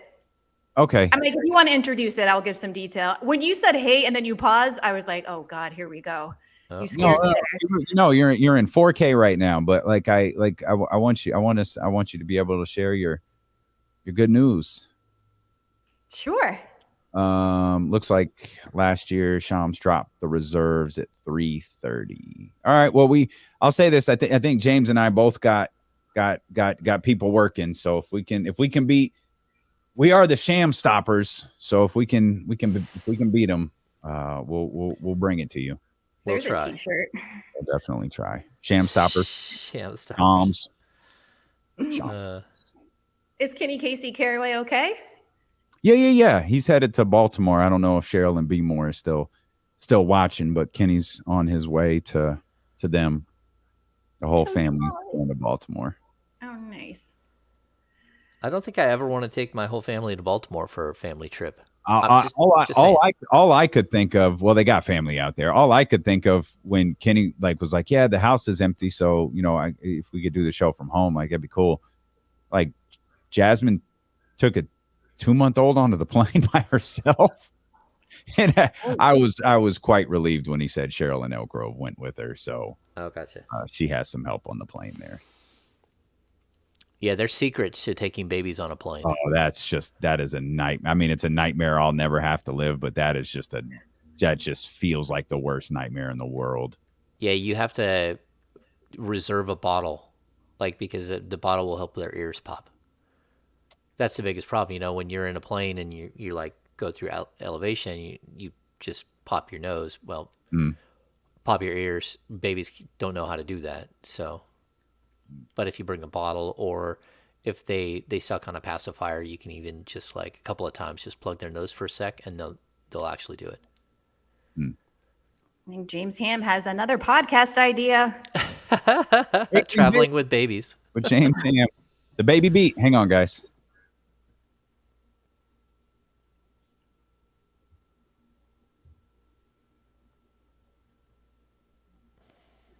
Brian Windhurst says multiple teams could put in significant offers for OG if the Raptors make him available. 6 to 7 teams eyeing OG Anunoby, according to Brian Windhurst. Very believable. I just don't quite understand why the Raptors would want to move on from him, but that's a conversation for later on as we welcome in the host of the game last night, and of course the game last night cap across all of your social media platforms, our homie Olivia Christian. Before we dive into the Kings, can you share whatever you're allowed to with what you told me? Because this is really exciting, and I'm really excited for you, and I think everybody watching and tunes in to see you each week will be really excited for this as well. Well, thanks so much for allowing me to share this news. I've been dancing around my house for the last 2 weeks. I am partnering with NBC Sports on a new series called She Got Next. It's a series that I've been trying to launch for many, many years. For those of you that have a passion and dreams to achieve something personally or professionally, I tell you, don't give up. It took 6 years to get here, and there's still some more hurdles that we have to climb. But NBC Sports California / Bay Area, it's a series. You'll see me on television. You'll see me on social, interviewing women who work in the industry of sport. And we're not going to just be talking about our menstrual cycles or babies on planes. That's the conversation we had offline. That's the baby beat. Yeah, the baby beat coming soon. James Ham will be our expert on how to travel with baby. But we're going to talk about their actual sports fandom and their role in the industry, whether or not they work for a team. They may work for a corporation that has a sports marketing division. It could be, a DEI or a line coach, whatever it is. We're going to be talking to women who are, again, making the industry of sport go. And like I said, there are some more hurdles we have to get through. We're hoping to launch in March, which is Women's History Month. and to duplicate the show in regional networks across the country. So that's Chicago, Philadelphia, Boston, DC. It's dream come true kind of stuff happening right now. So That's awesome. very amazing. excited. We're Yeah, really very proud cool. of you. That's incredible. Just really proud of you. I can't wait to see how this turns out. For those who haven't watched the game last night on YouTube yet, we strongly encourage you to go do that. And you can get obviously everyone gets a feel for Olivia here on the show, but here she's just talking Kings basketball. She's just one of us. She can do, like, she's stepping into my role as a host, or James's role on the Kings Beat as a host. That's your bag. Like, you're really, really good at that stuff. Oh, thanks so much. And what I appreciate about this show is you guys have allowed me to talk beyond just the Kings. Of course, we love the Kings and diving into the details of that team, the coaching staff, the fan base, but we also dive into other topics and how politics, race, religion, all of that influence and affect athletes and sports. And so we'll be doing that on She Got Next as well, which is my jam. Like, I'm not just a stat person. I'll leave that to the experts like James and Will Z, who can handle all those things and remember who was drafted in the third round in 1989. And then I don't have the mental capacity for that stuff, but I do like to talk about the surrounding topics that influence and support the industry, and to lift up diverse women in the industry to talk about, again, their sports fandom, what they do, and to help kind of create another generation of women that work in sports. Yeah, I think it's incredible. Like, we've talked about it. We're having Aileen Voice on the happy hour tonight. And Aileen was such a groundbreaker, for in professional sports. I mean, she was one of the first full-time columnists covering the NBA as a female. And it's crazy to see, even where I stepped in to this industry in like 2010 to where it is now. Like, there just weren't that many women in the industry. And now, I mean, the Sacramento Kings have done so many amazing things when it comes to whether it's like Katie being one of the few, analysts on an NBA broadcast, Morgan getting her shot. They did the all female and non-binary, game, which I thought was incredible and very well supported by everyone in the building, not just, the ladies that wanted to put it on, but, Mark Jones stepping in and saying, yeah, like, go ahead and take my role tonight, and let's let these ladies do their thing. And so I think it's amazing to watch, is the development, the growth, all that stuff. Yeah. And I want to add, as there have been a lot more women who are working in front of the camera, behind the camera, working in sports, but it's really important to me that we have more Black women who are front and center in some of these conversations on television. Again, Dilo and Casey have been amazing. This is a radio show, but because we're streaming live on Twitch and YouTube, you get to see my face as well. But there's so many African Americans that are in these sports that we analyze and we talk about day in and day out. And in my opinion, especially in the Bay Area and the Sacramento area, there aren't enough women of color on television or on social media having these stories told. So that's the other reason why I'm super excited by this, because we're going to have a diverse number of women on there, different roles and backgrounds, ages, experience.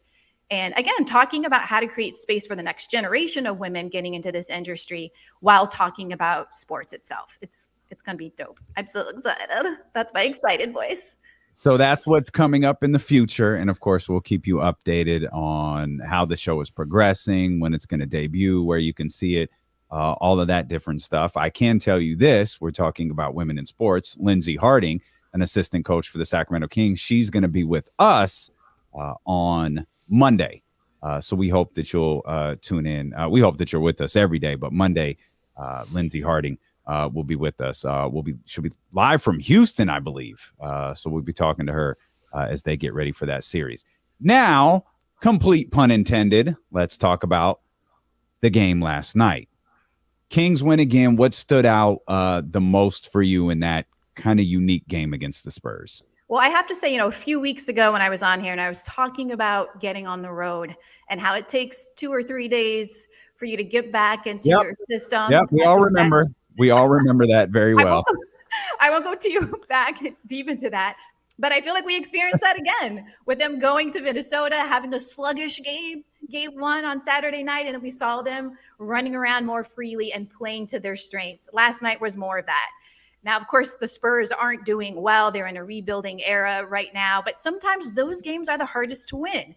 And I also talked about this in my tennis career, which was very short-lived. So I don't mean to act like I'm some sports professional that was playing tennis for a long time. But when I was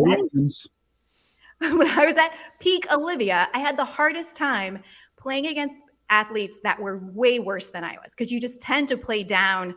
They take you out of your pace, out of your strategy, and it's a real mental hurdle to be able to get back into your game. And the Spurs are doing that to a lot of teams because they get to play so freely, right? Like Papa's going to call a timeout and regroup, and hey, let's do this instead. But they have this ability and they have this space to learn each other, to learn the game, and that can cause a difficult time for a team like the Kings that are still, they're doing so many wonderful things, but having to beat people who are obviously not on the same level right now, that's a mental challenge to get over.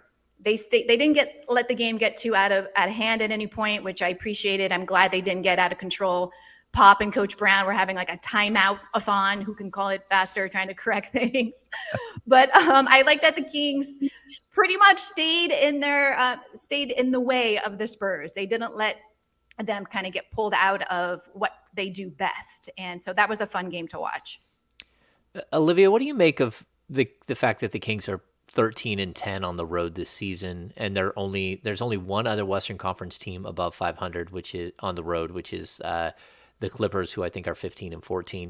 But what do you make of that? Like this year specifically, the Western Conference can't win on the road, but the Kings, who haven't taken care of home cooking nearly as well as they should have, are still, like, by the end of this trip, they could end up, 4, 5, 6, 7 games over 500. I think it's incredible. Especially looking back at past seasons. Winning on the road, the way people talk about it, athletes talk about it, coaches talk about it, like, oh man, we got to get ready to get on the road. So there's something to it. It's not just, it's clearly not the same thing as playing at home. You don't get to sleep in your bed and have your pasta cooked the same, whatever the hurdles are that make it so difficult to play on the road. It's teams across the NBA and other leagues know that it's a challenge. So the fact that the Kings have been able to do what they've been doing, it's pretty amazing. And I think it's a testament to the coaching staff and then really kind of communicating to them to try to treat this like it's any other game. You have to go out there and handle business. Minnesota is a team that you should beat. Minnesota is a team that the Warriors should have beat last night, but that's another topic. But those are the teams, those are the games that you just need to lock in. Those should be automatic W's because they're too good to lose to those teams. And the fact that, again, that they're doing this on the road speaks volumes to how they've developed, how the coaches, their entire coaching team has really kind of helped with their mindset and putting people in a position to be successful. And when they are, when there's a hot hand out there like Monk, if Herder needs to sit down for a while to get the win, let him sit down for a while, because this is about a team trying to make a difference, trying to get to the playoffs, trying to make a stamp on this league. And they're doing it better than anybody else right now. Yeah, and shame on us, James. We haven't spent enough time talking today about what Malik Monk did last night, but now's a good time to talk about him because, Olivia, that's your guy. And there are a few people who are better about talking about the mindset, not just the mindset of professional athletes, but really the mindset of people.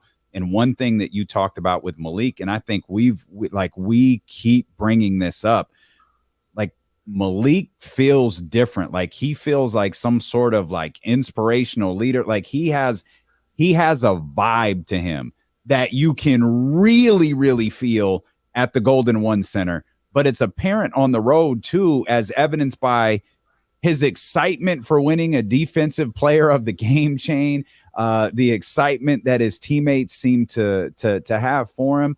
Like he seems to be like a source of energy for Sacramento. Yeah, and it's contagious. As soon as he steps on the court, he wants to make an impact. He wants to be able to set up his other teammates, because it's not about just running out there and jacking up threes and throwing up dunks. He's looking for opportunities to put Sabonis in a good position, De'Aaron Fox in a good position. He's trying to set people up. And he's looking like he's having so much fun out there. And I think that's what helps to energize the rest of the team. I don't think they lack really any ability to have fun. They clearly enjoy playing with one another. But when you start seeing things like fouls being called that shouldn't be called, or fouls not being called when they should be, it's easy to get depressed or out of your game, out of your head, out of the process. But Monk is always like, nah, we know what we're doing. Let's get after it. And he can help kind of bring in that energy, jolt them back into the game. And it's great for him personally to be able to perform like that coming off the bench. But obviously, it just lifts the entire team. And last night was another example of that. His energy, his output, and then again, setting up his teammates. It was pretty amazing. King. Yeah, he definitely is a catalyst player for this team. Like when he's on, even if he's not scoring a bunch, but when he's distributing and active in the passing lanes and finding his teammates and like bringing that energy, the Kings just look like a different team. And, they need to figure out ways for other players to have that same type of impact, because he's not going to be on every single night. And that's kind of one of the issues that they've had. It's good to see him come like full circle after such a bad December and January, to see Monk kind of pull up out of his funk and get back on the right path. Well, like you said, everybody kind of goes through this. Now, you're not going to have a perfect night every night. So they do need to be able to find other people to lift them up. And I think they exist. I think Trey, he comes in, he brings in some energy. Davion, like his defensive effort really energizes them as well. I really just think that there have to be at least two people on the court at all times that can kind of bring out that energy. And Domas is, again, one of them. The fact that he works so hard, despite getting literally slapped around, banged around, elbowed in the face, in the throat, he keeps getting after it. And I think that intensity helps lift the team. But when he sits down on that bench, I think Metu comes in with that same energy, wanting to make an impact. Holmes does this. So I feel like it exists, but to the level that Monk can do it, it's just a little different. He just has another layer, another gear that he can turn it up on.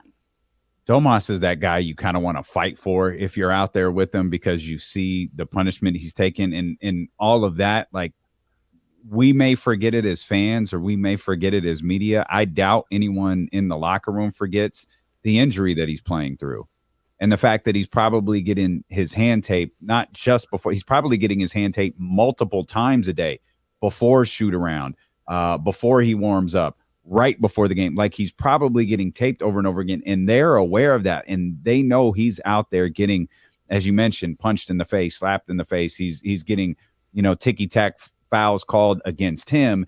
Meanwhile, fouls are being committed against him that aren't getting called, and that's a different type of energy that I think the Kings can rally around also. I think you're so right. I think seeing the abuse that he takes and then seeing what he's playing with, the limitations with his hand. I mean, he's probably getting rewrapped at halftime as well. Like, all that knocking around, someone's got to put that cast back in place.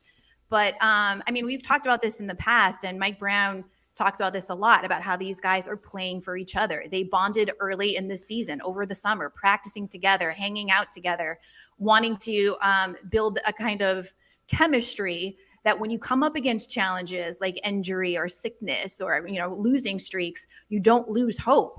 You're connected to each other, and you want to win for one another. And you put out that kind of energy and that effort night in and night out. It doesn't always result in, the stat line looking the way you want. But again, if you're playing with that passion, and if the shots aren't falling for you, you find somebody else who's on fire. You create opportunities by being active in the paint and getting up and down and in transit. Like, there are ways to negotiate the challenges. And like you said, I think the players on this team, if I can get this out, are playing for each other.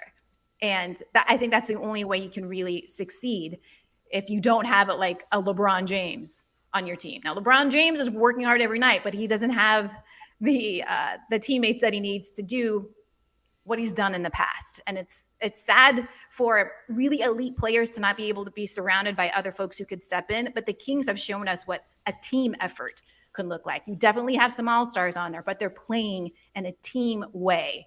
And that's why we've seen so much success on the road and, of course, at home. Yeah, it looks like, Olivia, that the Kings, because they have two guys that are so easy to build around, Like, there are players in the league that just aren't easy to build around. I mean, LeBron James, you just have to surround him with shooters, but a lot of guys aren't just willing to accept that role. And then, a guy like Luka, they're still searching for a handful of players to actually work with him. And I think that might be the brilliance to the duo that Sacramento Kings have in Sabonis and Fox, is that we were worried about the fact that neither one of them shoot like a high percentage from three. None of that matters. You can put the right pieces around these two really easily. And you can also upgrade pieces around them, where you can see, like, we're seeing player archetypes that work, but if you had a better version of that player, what would it look like?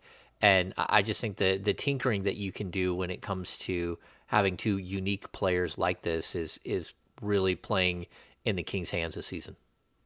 Yeah, it's to echo what you're saying, the fact that they've built this team where you have a great supporting cast, you have a great second round, people coming off the bench who step into their roles really easily, excited to play and contribute to their strengths and not try to do too much. Like folks like Luka, like, you can be amazing. You can come out and have triple doubles twice a week for months, and people just keep talking. You're in the highlight reel, ESPN, Sports Center, top plays, but your team won't win if you don't have that supporting cast. And the Kings have made some amazing moves to make sure that there are shooters on the court at all times. There are defenders on the court at all times. And of course, defense is something that they need to continue to work on. But the fact that they have a number of weapons, and again, they're playing for each other, not playing outside of what they're capable of doing, I think it's going to bode well for a great rest of the season, the second half.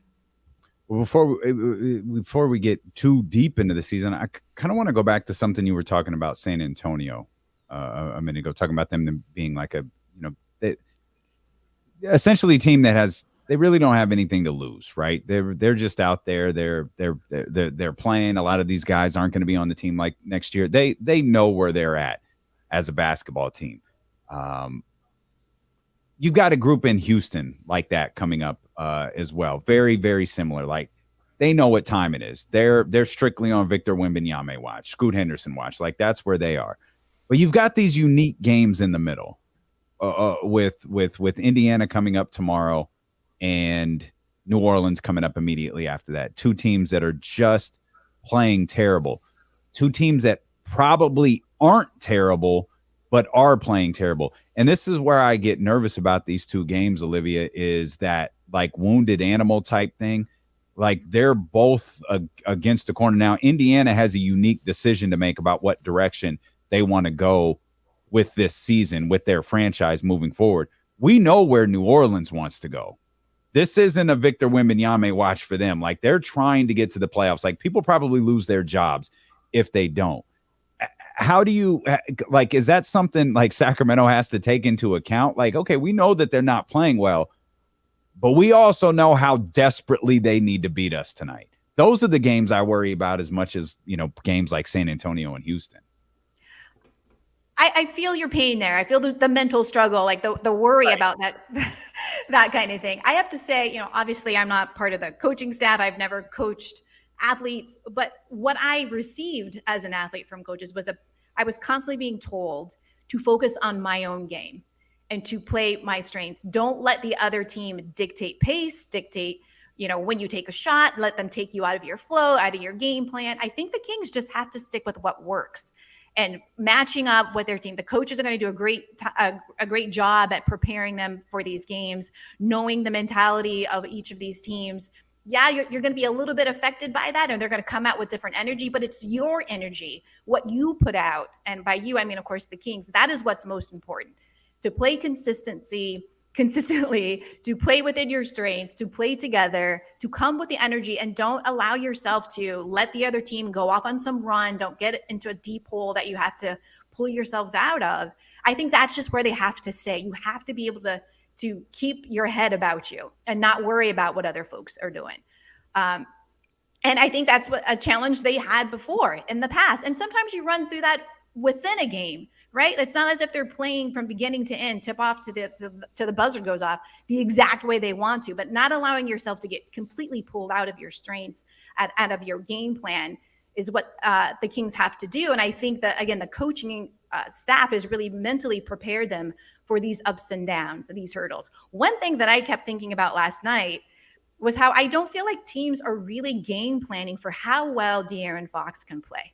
He's still not getting double teamed in the way that I think he deserves to be double teamed. I'm glad that he's not. How many times he's waltzing in, getting a layup or shooting at the elbow. They seem to underestimate his ability to turn it on and turn it off. And I think the Kings need to just keep playing like they're playing. I think he's getting a lot more respect. He's getting a lot more, stories written about him. He's getting a lot more coverage, he and Domas, but they're still not stepping up to play him in the way that I think he should be played if they want to, put the clamps down on him. And if they keep allowing him to play the way that he's playing and they all as a team play within their strengths, it doesn't really matter what Indiana is trying to do, what New Orleans is trying to do in the offseason, how they're trying to make a push for the playoffs. Everybody is, especially after All-Star weekend, everybody's now going into another year. They're trying to make this push, and the Kings just have to keep their foot on the gas. Olivia, the only Kings fan, calling for a De'Aaron Fox double team. My goodness, whose side are you on? I'm just saying, how are they not doing this? This is insane to me. I think one of his most telling plays was the one. It was the second game against Minnesota, and James, I think it was in the first quarter. He's bringing the ball up the floor. He gets to half court and just decides he's going to take off as fast as he can, and he blows by everybody and dunks it. Like there's no way to stop that. He caught them on their heels, and he was just like, "Oh, I'm just going to beat you to the basket." Yeah, I know. I heard Katie talk about a little bit last night the change of speed that he does, but there's also the his ability to change speed and direction is just incredible. Like he can throttle up, throttle down. He can go right. He can go left. He can slow it down and do the super slow-mo that he likes to do with his floater. Like the float game has really, really opened a lot of things up for him. It allows him to get to finish much easier, to get to the basket. But also like teams are fearing what he's going to do. Like, is he going to pull up from 17? Is he going to pull up from 10 and just kind of float on you? Or is he going to race right by you? And I think that makes it really difficult. And it's really also, it's tough to stop a guy like Fox when Sabonis is on the court, because Sabonis is like the linchpin. He's the guy that's holding the whole thing together. So if you're able to, you can only double team one of them, or you can only send extra bodies at one of them. And I think that's why Fox is still finding it really easy to score at will. And you kind of wish that he would take advantage of that like more consistently throughout the game. Oh, dog, great stuff as always. We are super proud of you. We can't wait to hear what's next with She Got Next. But until then, we'll see you next week. That's Olivia Christian. Make sure you're following her across social media platforms so you can catch up on the game last night, Cap, and we'll come back. We'll talk more about the Kings. We'll talk about some other things going on in the sports world as well. Brenden Nunes on the way. Matt George coming up. Steelo and KC. James Ham in for Kenny Caraway here on Sacramento Sports Leader ESPN 1320. Clear. Good stuff, guys. Good stuff, O. Hey, Jane, thank you. Thanks again I'm so glad the internet worked today. And for this She Got Next show, it is not a live stream show, so we'll be good in terms of technology. But James, I wanted to talk to you more about the fact that they don't double De'Aaron because they've got to choose between him and Domas when Domas is on the court.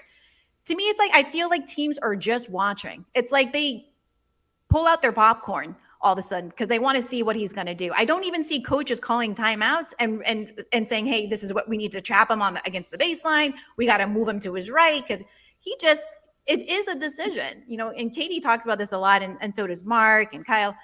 It seems so easy for De'Aaron. He just can make up his mind. And that's my thing, is like, how are you as an opposing team just allowing this guy to decide when and if he turns it on? He's like, fourth quarter's coming. Okay, I'll play harder now.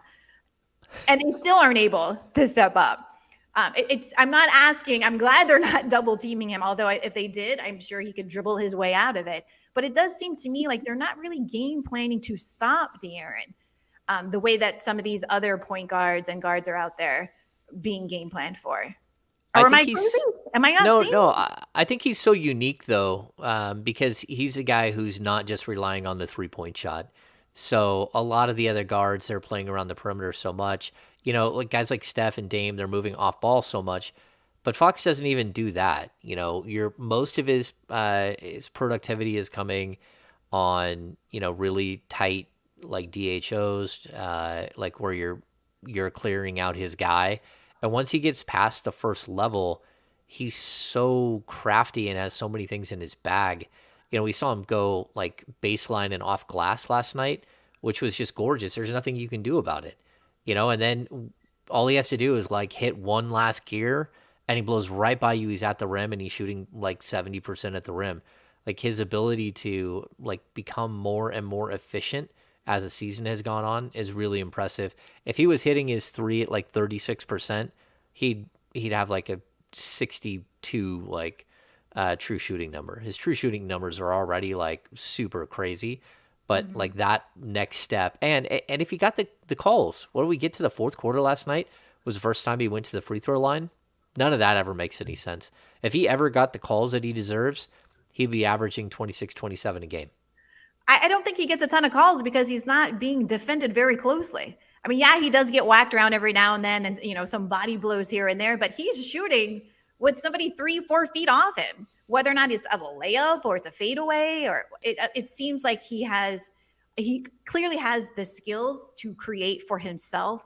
But it seems odd to me that some of the elite defenders in the NBA haven't, and their coaching team have not figured out a way to at least slow him down a little bit. I mean, he must be having the time of his life. This is just great. I can just breeze by anyone. I can slow down. My ability to accelerate and decelerate and change direction is amazing. I'm just giving him more reasons to be an all-star this year. Yeah. We'll find out soon. 2 hours or so. Yeah, it's like a baby reveal here. They're dragging this out. I mean, God, everything is a production. It's facts. They're going to pop a purple balloon. Like to be. All right, you guys, have a great rest of your show. Thanks so much for everyone who was cheering me on and She Got Next. I'll keep you informed of when and where to watch it. But a huge thanks, of course, to you, Davion and Kenny, and today, James, for letting me come on and talk stuff. It's awesome. We don't let you come on, bro. You work with us. Stop doing that. Thanks. Bye. All right. Bye. Oh, that's funny. Good stuff. All right, we're coming back.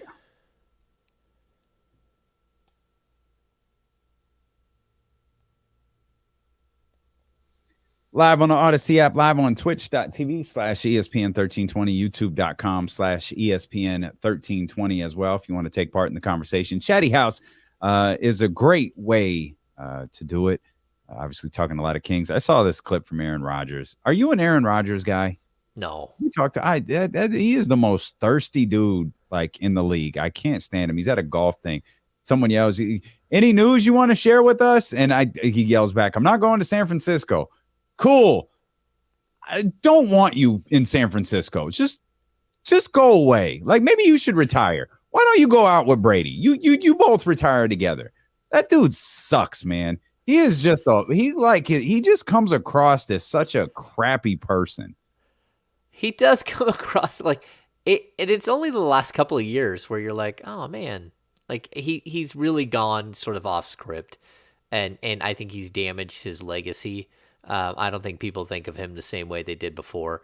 Like he's still going to be in the Hall of Fame. He's still got a bunch of records, and he's still an incredible passer. But at the end of the day, like even his comments about like he could go win an MVP for a team and lead them to 12 and what was he 12-5 and like a first round playoff loss. He still thinks he has that in him. That's it. Like, why are you saying things like that? It doesn't make any sense. Like, sure, you're good enough to like get a team through the regular season, but not good enough to win. It's just an odd like way that he conducts himself. So I'm kind of glad he's not considering the 49ers. Although, I mean, it's very possible they could have used him. They could use a player like that just because he does have such a big arm. I'm looking at the TV. I guess it's not that big of a deal because it's an NFL show, so it's not as egregious if it was just a regular sports show. ESPN, they love them some Aaron Rodgers. Like if they could create ESPN like 4 and it just be the Aaron Rodgers channel, like I think they would. Yeah, Or I mean, 5, they'd want to create the LeBron James channel first, which is essentially the other half of ESPN when it's not Aaron Rodgers. But then they could just create their Aaron Rodgers channel for everybody to tap into. yeah, it kind of feels like there's a specific group of people that they're looking for when they run their Aaron Rodgers stuff up all the time. Like they're reaching to a specific demographic, and I don't know. To each their own. Like he's not a guy who I think we're going to see a lot of in in retirement. Shoot. And I think that's a good thing. Couldn't agree more, man. Absolutely could not agree more. Brenden Nunes is going to join us coming up in about 30 minutes. Hammer, we talked a little bit about this with Olivia. You and I didn't discuss this probably as much as we should have. We were focusing on Domantas Sabonis and De'Aaron Fox and the defense that those guys played last night. But when we kind of opened up our conversation talking about the game, we had mentioned Terrence Davis and how Terrence Davis got the call pretty early, but how you really couldn't measure much based on the minutes played last night. For example, Terrence Davis played 9 minutes. Davion Mitchell played 9 minutes. The greatest example of what was going on last night was Kevin Huerter only played 18 minutes. And all of that was directly because of what Malik Monk was doing on the floor last night. 18 for 13 for Malik Monk, 22 points in 32 minutes that he played last night. It's, to me, one of the most interesting things on this season is that Monk isn't really averaging a lot of playing time. Like his minutes per game are well below what he was at last year. And I thought he would be a bigger part on a nightly basis. So I don't know, what is he averaging this season? I had it pulled up here just a second ago, but yeah, he's down to 22.5 minutes per game. Last year he averaged 28. I thought he would average 20, 25, 26, 27 minutes per game this season. But I also kept telling people how tight the minutes in the backcourt were going to be. Like Fox is averaging a little over 33. By the end of the season, Fox will be closer to 34 and a half, 35. We're seeing Huerter, who's a 30-minute a game guy. But I thought that you would see a little bit more of Huerter at the 3 than we have seen, and that just hasn't worked out. So either one of them or the other one is playing on most nights, and I think it's interesting. I would like to see more of both of them, but when your defense is so bad, like you got to go with what's working. I thought you mentioned Davion. I thought it was very interesting that Davion's minutes have progressively gone down, and we're seeing more Monk in that backup point guard role. And I think we could see even more of that. I mean, if they make a move for Matisse Thybulle, who can play the 2 and the 3, you're going to see even fewer and fewer minutes for guys like Davion, just because, you can use Monk at that backup point guard spot. Davion is becoming an interesting talking point with Kings fans, in that I think some people don't know whether to make heads or tails of the way that he's playing. He's not a box score guy. Like he can be, he has been, but you often see his impact. Like when you're watching the game, you see that things that he does on the defensive end.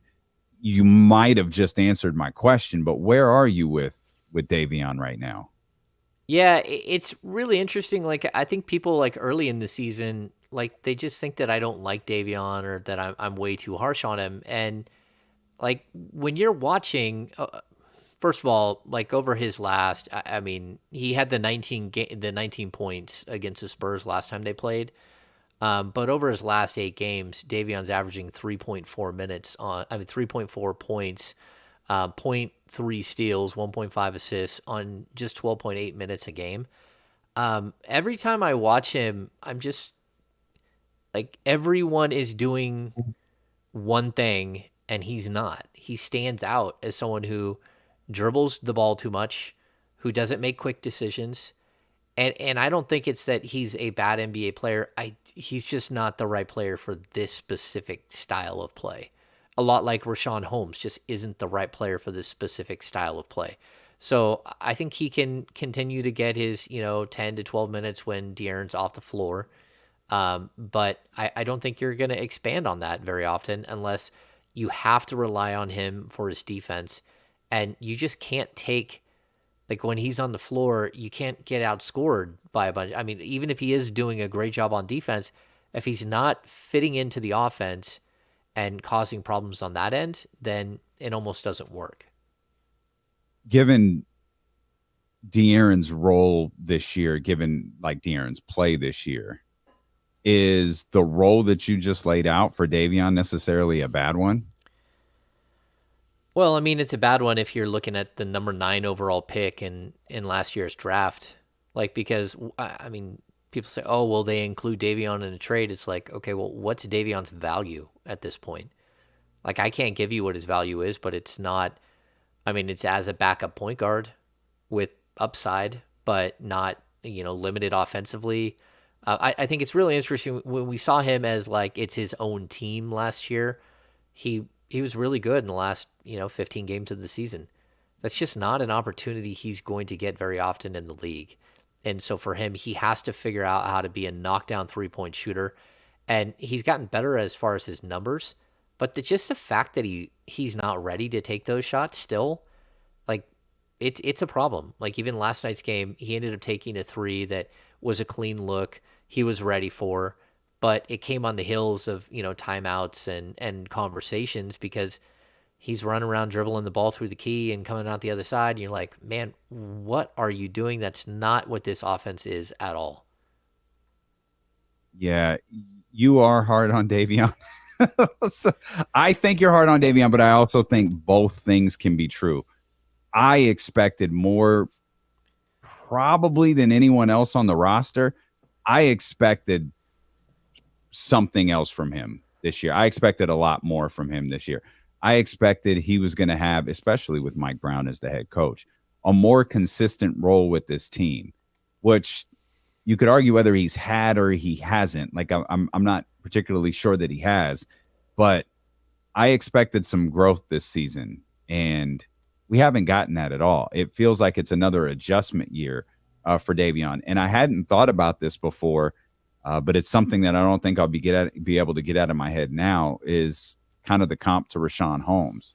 How just the way Mike plays, the way that this coaching staff plays, it doesn't fit Rashawn's game. It doesn't fit what Rashawn does best. Maybe that ultimately is true, at least on the offensive end, for what Davion does. I'm not nearly as down on Davion as some other people are, but I also like watch him like, gosh, I really thought there would be some growth this year from him. Not a giant leap forward, but I certainly thought he'd take a step forward, and I don't feel like that's happened. Yeah, I mean, I thought he'd play 25 minutes a game. I thought he would be, and even like 24, 25. He's sinking, like his minutes per game are sinking. I don't know what he's down to. It's probably like 16, 17. But, when it comes to him, it really does. It shines. He's at 18 exactly. It shines a light on the fact that, like what we talked about with Olivia, where Sabonis and Fox are so easy to put players around. Like Kevin Huerter fits in seamlessly. Malik Monk fits in seamlessly. Harrison Barnes fits in seamlessly. Keegan Murray fits in seamlessly. Trey Lyles fits in seamlessly. And so you're looking at like a huge percent of the roster that just like right away like figures it out and they know what to do. And then you have these other players who can't figure it out, who just don't fit. And, we talked about Luka as well, where like it's hard to find players that fit with him. And so it's not like that every single player in the league can play with Domas and De'Aaron. There are specific player types, but there are also player types that are readily available that you can go get and you can even test. And, we talk about the potential for the Kings to go out and like swing for the fences or take like conservative approaches and go look at a guy like Darius Baisley or, Matisse Thybulle, Josh Richardson, all those players. Well, they may not be the end all be all, but what they are, they're player archetypes that you can put next to this group and see what they look like and see if you can catch lightning in a bottle, great. You have the ability to go extend them and bring them back and all that stuff. But if not, you still are testing out theories of, can this style of player work with Domantas Sabonis and De'Aaron Fox? Can you get away with a non-offensive player like Matisse Thybulle and really just focus on a defensive only player and have the whole thing still work, or is that not going to happen? And so I think it adds like some different elements and like layers to what Monty McNair has to look at during the trade deadline. You mentioned, I think, did you say 18 minutes per game? Yeah. Since January 13th, he's averaging 13.3 minutes per game. Yeah. In the month of January, he's averaging 14.9. So those minutes are steady dropping for him. As I pulled up his game logs, and you clearly see there's a shift, and it really is sporadic. Like, he had a 31 minute night, 29. Those might have been the De'Aaron-less games. He has a handful of nights with 27 and 25, and then you see a ton of 11s and 12s, and then you get to this stretch in January that we're talking about, and that's pretty much all you see, with the exception of the Spurs game on the 15th where he played 19 minutes. It's 10, 11, you got a 17 in here. Like, it really is just kind of out there with what he's doing, with the minutes that he's playing, I should say. Yeah, and I'll even tell you too, in the last 40 games, he scored in double figures twice. And I mean, that's not the barometer for who he is as a player, but it shows you just how little of a factor he is on that side of the ball. And a lot of times what we're seeing is him trying to get more looks, and that's where it starts to look like, the three of these kids are doing the same thing, and one of them is doing his own thing. And like, you can watch it. He stands out. He stands out on the defensive end always, but he also stands out on the offensive end as someone who just doesn't know how to fit in with the group that he's playing with. And I hope he does. I hope he figures it out. He's a good young player.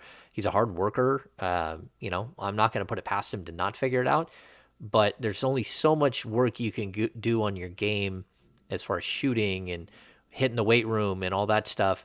At some point, the mental aspect of the game has to take over, and you have to use the tools that you have in order to earn minutes and to fit into the system that you're playing with. So, well, let me mention, you're listening to D'Lo and Casey on KIFM West Sacramento, 98.5 FM, KRX QHD2 Sacramento, ESPN 1320, driven by Lashers, Elk Grove Dodge, always live on the free Odyssey app. You can watch the show on twitch.tv/ESPN1320 and youtube.com/ESPN1320. We're on your timeline on Twitter. We're on your Facebook timeline as well on Facebook Live. Wherever you're joining us, we appreciate you so much for being here with us. Happy to have our 1320 Kings insider, James Ham, with us here, who's hosting his happy hour tonight. You can be a part of happy hour with James and the rest of the Kings Beat crew by becoming a premium subscriber over to kingsbeat.com. Head to the kingsbeat.com right now and check that out. Your partner on the Kings Beat podcast, one of them, Brenden Nunes, joins us coming up here in about 15 minutes. What does fitting in look like for Davion, though? Because I'm looking at his game logs here, and I only have 3, 4, 5, 6, 7, 8 games this year. 9 games this year where he shot 8 or more times. Yeah. Well, I mean, I just went back and looked. This season, he scored in double figures 4 times. Mm-hmm. Last year on the season, he scored in double figures 40 times. Mm-hmm. So, like, we're just, again, it's not my job to sugarcoat it or to make excuses for players or anything else. My job as a writer who covers a team is to point out things that are going well and aren't going well, but like to be honest about it.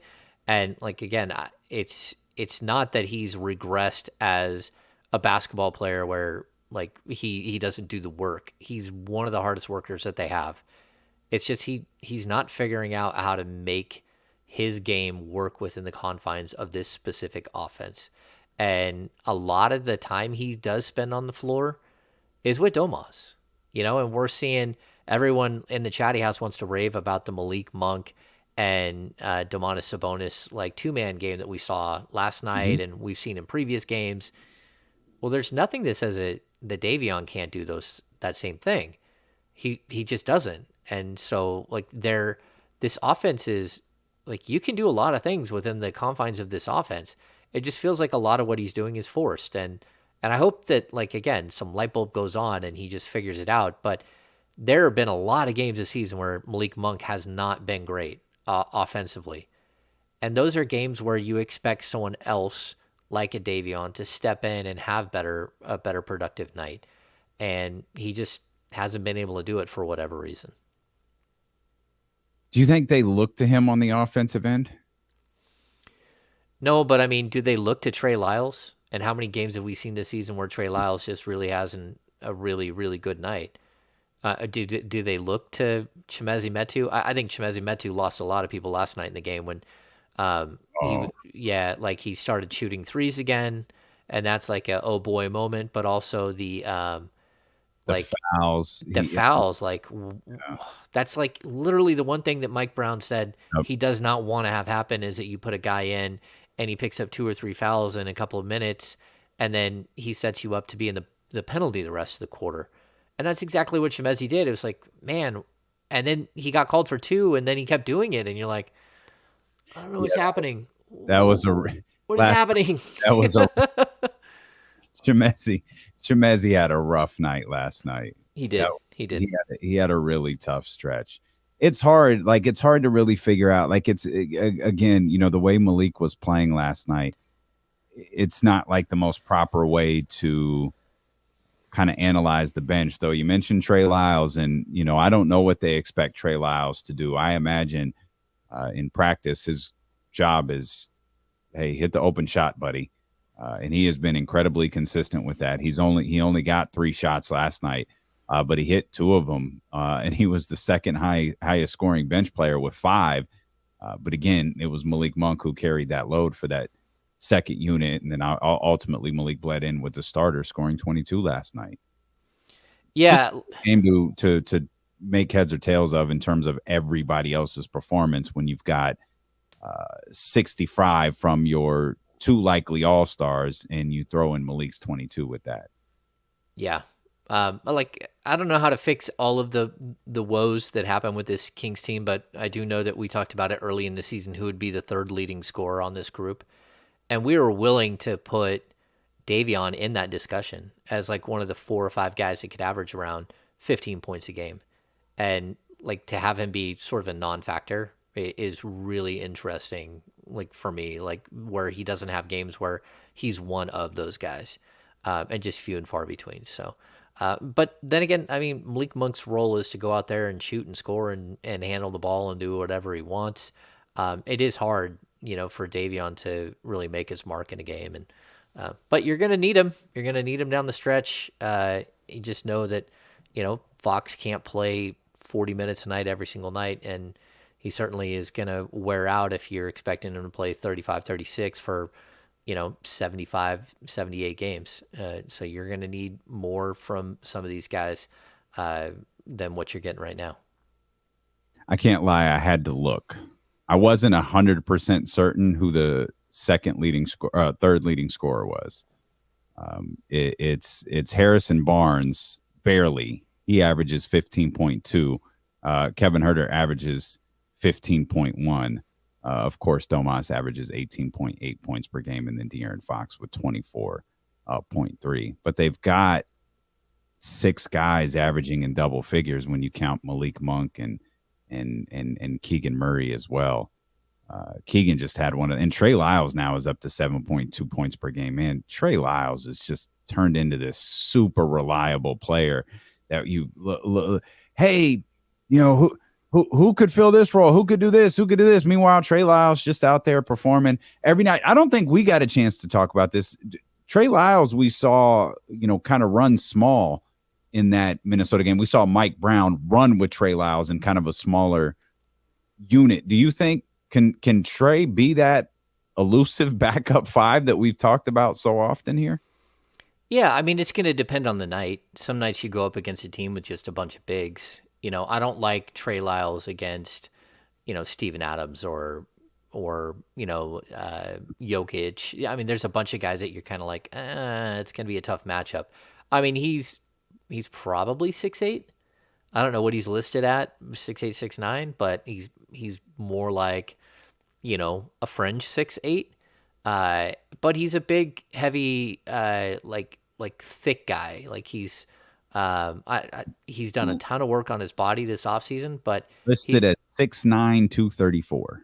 yeah, I don't buy the 6'9". The 234 though, I mean he's slimmed down considerably. But he's one of those guys that like broad shoulders. Like when he goes in for a rebound, he clears out space. He does know how to set a screen. He does know how to do like just about everything on the court. He's even shown some athleticism that I don't think we thought he had. I like him. I would try, especially in like if you're getting into the playoffs, you're going to shrink the rotation down even further. It's going to be like 7-8 man rotation. I would be surprised if Trey Lyles wasn't one of those players. You know, as long as he's on the team and they don't need him at the trade deadline to go make some move. But I really like what he's done. I think he's moving Trey Lyles. Well, it's about the contract and the fact that he's a unrestricted free agent at the end of the year. No, moving Trey Lyles. Like none of the players that we've talked about. Yeah, none of the players that we've talked about are worth trading Trey Lyles for. Yeah, I mean, I'm not 100% on board with that statement, but like there are some players that I would think would make a lot of sense. But I will say that there are a lot of other players on this roster you will trade before you get to Trey Lyles' $2.6 million expiring. Because you look at like KZ Paul at 1.9, Chimezie and Metu at 1.9. Dellavedova only counts like 1.9 million. We start looking at guys that are in the same ballpark. And if you're making like low level deals for guys that are making 4.2 to 4.5 million, like there are a lot of ways to get those deals done with some of the other players, whether it's Alex Len or Terrence Davis. Like I really like Trey Lyles. I wouldn't trade Trey Lyles. I'd actually like it if Trey Lyles stuck around for a little bit longer after this year. But I definitely understand that, like, if they have to make some move, you're not going to say no to a really good deal because Trey Lyles is involved. No, I got you. I'll say this about the trade deadline, and obviously we'll talk a lot about trades over the next 7 days. But Monty McNair's done a hell of a job at this point. I trust whatever is on the horizon for the Sacramento Kings. I trust what he's going to do what's best. To continue to make this team better. And I trust that Brenden Nunes is going to make this show better. He's going to join us when we return here on Sacramento Sports Leader, ESPN 1320. Oh, Hammer, I'm going to get up for a second. Okay. Yep. I need to do one of those as well. Okay. I don't think I won't leave the stream. What do you guys got for me? Got any questions? Oh.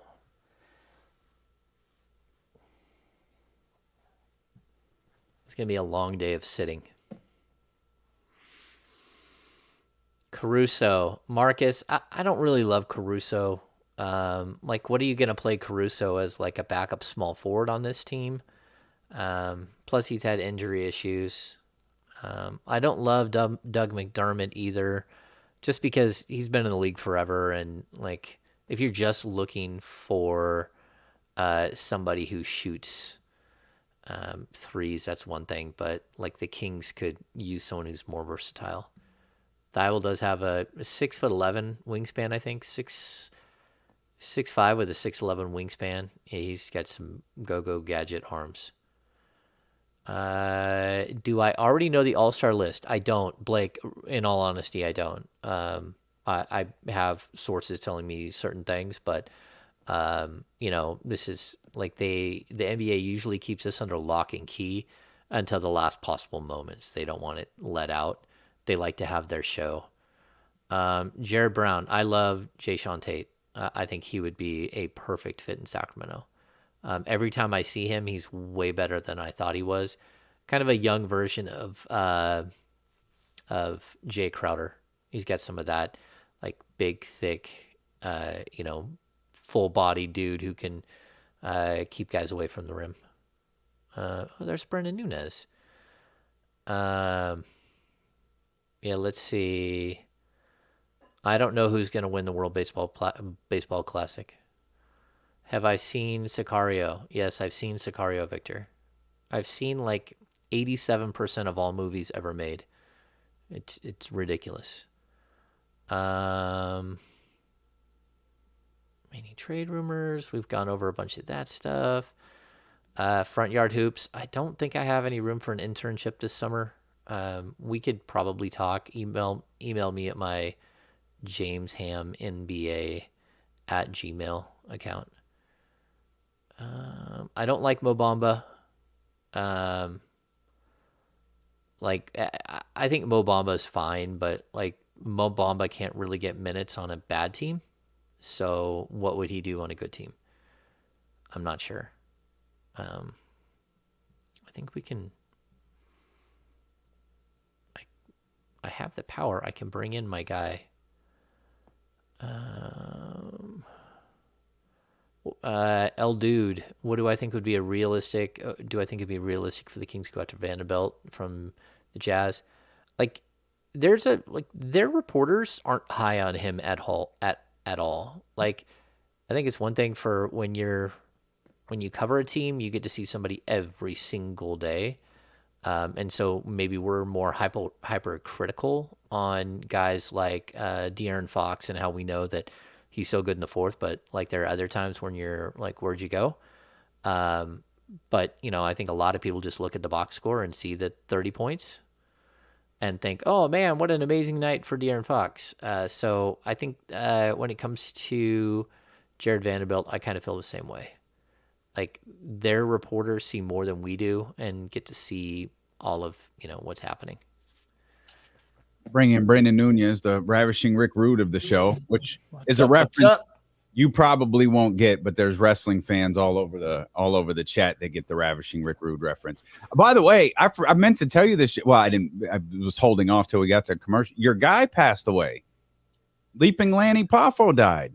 Oh no! When? Today. No. Passed away today. Oh man. Yeah. That's horrible. He is not old at all. Yeah, but isn't that a thing? Yeah, that's very much a thing in professional wrestling. Very much. Yeah, that's terrible. Just terrible. And yes, Thibault is better than Davion. They're I don't think that's it's about the physical tools that Thibault has. Leaping Lanny. What's up, Brenden? Not too much. You got your drink of choice ready for I like your hoodie. That's nice. Appreciate it. Just got it. Very nice. I do not. I got a pod after, so be holding off during the happy hour. Uh-oh. Yeah. Got your questions? I got a couple. Right. I'm going to figure it out as we go along. Nice. I need to send out that invite anytime. I haven't yet. I was waiting on approval for something. Did you get it? Have you gotten it yet? What? The what you needed? No. Oh. Oh, maybe. No. Okay. I might just send it out either way. Because I don't think anyone's going to care.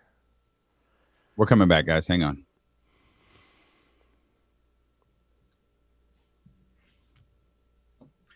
Live on the Odyssey app, Twitch, YouTube, wherever you are. ESPN 1320, 98.5 FM HD2. We appreciate you so much for being with us. We appreciate Brenden Nunes for being with us as well. James is your partner over on the Kings Beat.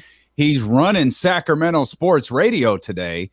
Brenden, we're thrilled that you're here, and man, we'll just bring you into these. I'd actually like to pick up where we just left off, James, if you don't mind. Brenden, we'll just bring you right into this conversation we've been having about Davion Mitchell. Are you happy with the way Davion has played this year? Has he become expendable to where are you at with Davion Mitchell right now? I don't feel great about Davion Mitchell and feel bad when these conversations come up because I feel like I'm bashing on him, but I don't think that he's been great. Obviously, defensively, he brings the same thing all the time, right? Definition of a dog, his impact, and I think heart can be infectious at times. You're a little limited when you're 6 foot at what your defensive impact can be, but when it comes to guards, 1s and 2 guards, he's phenomenal there. Offensively is where some of my concerns start to pop up. I think that so much of Sacramento's offense is about flow and staying within rhythm and ball movement. And I think he's one of the biggest culprits of kind of stalling that at times.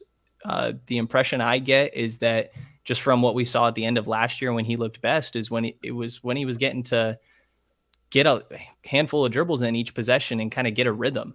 And sometimes that's hard to do when you're not able to take those same dribbles. I think one of the biggest things is that of all guys on the team shooting at least one wide open three, meaning no defender within 6 feet of them, Davion has the worst percentage at 32.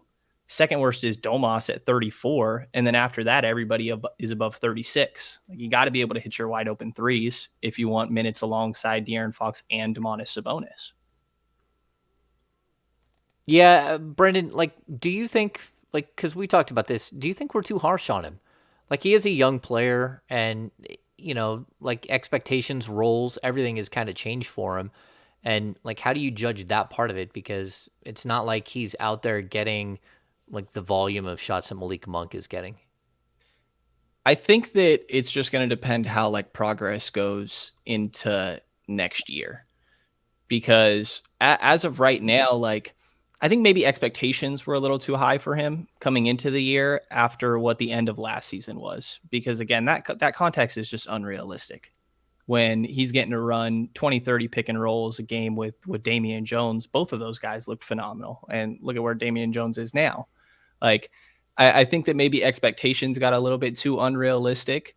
But, you know, maybe this isn't the greatest context for him, but also maybe he can continue to adjust to it. So I don't know. I don't feel like sometimes I feel bad, but I don't necessarily feel too harsh, if that makes sense. James is lumping in the we. It's him. Like, James is really hard. I'm guilty too. Very. Kingsbeat.com, home of the Davion haters. You know what? You talked about expectation. You know what mine was? Mine was growth. That was my expectation for Davion was growth this season. And I thought he's going to be significantly more stable under Mike Brown. And maybe the growth isn't it's just not there on the offensive end. Maybe it is there on the defensive end. Maybe it's not there as a complete player. I mean, this is only like he's only a second year player. But Davion is just one of those guys where I feel like he's really difficult to measure. Like, you have to watch him specifically really closely, because you can't, like, turn your eyes away and then look at the box score and go, oh, Davion, you know, was one of three or something like that. That's just not his game. You have to pay attention to him when you watch him on a broadcast. But even at that, I still don't feel like that growth, at least the growth that I was hoping for, I don't feel like that's been there this year. I think Meg makes a good point in the chat that something important to acknowledge. He plays like 4-minute stints. And maybe that's not the exact number, but the amount of times that he's out there, hardly out there at all, and then gets pulled right back because that's the minutes that De'Aaron is resting, and that's typically the only time he's playing, that could be really tough for a guy, especially somebody that I think is used to getting a handful of dribbles and kind of able to get into a rhythm, similarly to what we're seeing with Rashawn. Like, I think that's another guy that if he can get in a rhythm, he looks more comfortable. In short stints, maybe that's more difficult, and some players are better at that than others. So I think that's something that stands out. I think that obviously his impact goes beyond the box score, but I think the biggest thing you can see in the box score is just how many minutes did he play that night? Because if he's having the defensive impact that he's capable of having and still being passable on the offensive end, Coach Brown is going to keep him out there. This is the exact type of player that Coach Brown should be in love with. But sometimes the offense just has its shortcomings. But there's nights where he's playing that game against Cleveland on the road where they shut Cleveland out at the end of the game, 32 minutes for Davion. He played great in that one. Like, there are days where Davion will get a lot of playing time because he is fitting in on offense and still having his defensive impact. But there's other nights where coach goes in other directions. Yeah, I think it's interesting too. Meg in the chat is just killing it. She makes a lot of like really strong points. Like, he's a sophomore player, age is irrelevant, development is not linear. I agree, but at the same time, we're talking about a 24-year-old that, like, his development, if it does stall out like this, like he goes from a number 9 pick in the draft to like a toss in on a trade like relatively quick if we're looking at like this time next year and we haven't seen some sort of measured improvement. For me, I think one of the biggest issues that I have is that he just doesn't seem to fit. And like I'll bring it back to, another like pint-sized guy that the Kings have had in the past, and Isaiah Thomas, and like they're clearly polar opposites as far as like their play style, but it's almost like for Davion to be successful, he needs to be the point guard, the guy running everything.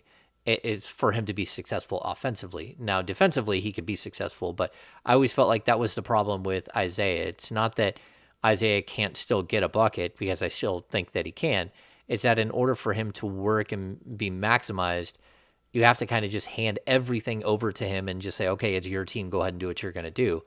And Davion's not going to get that opportunity. I don't think ever.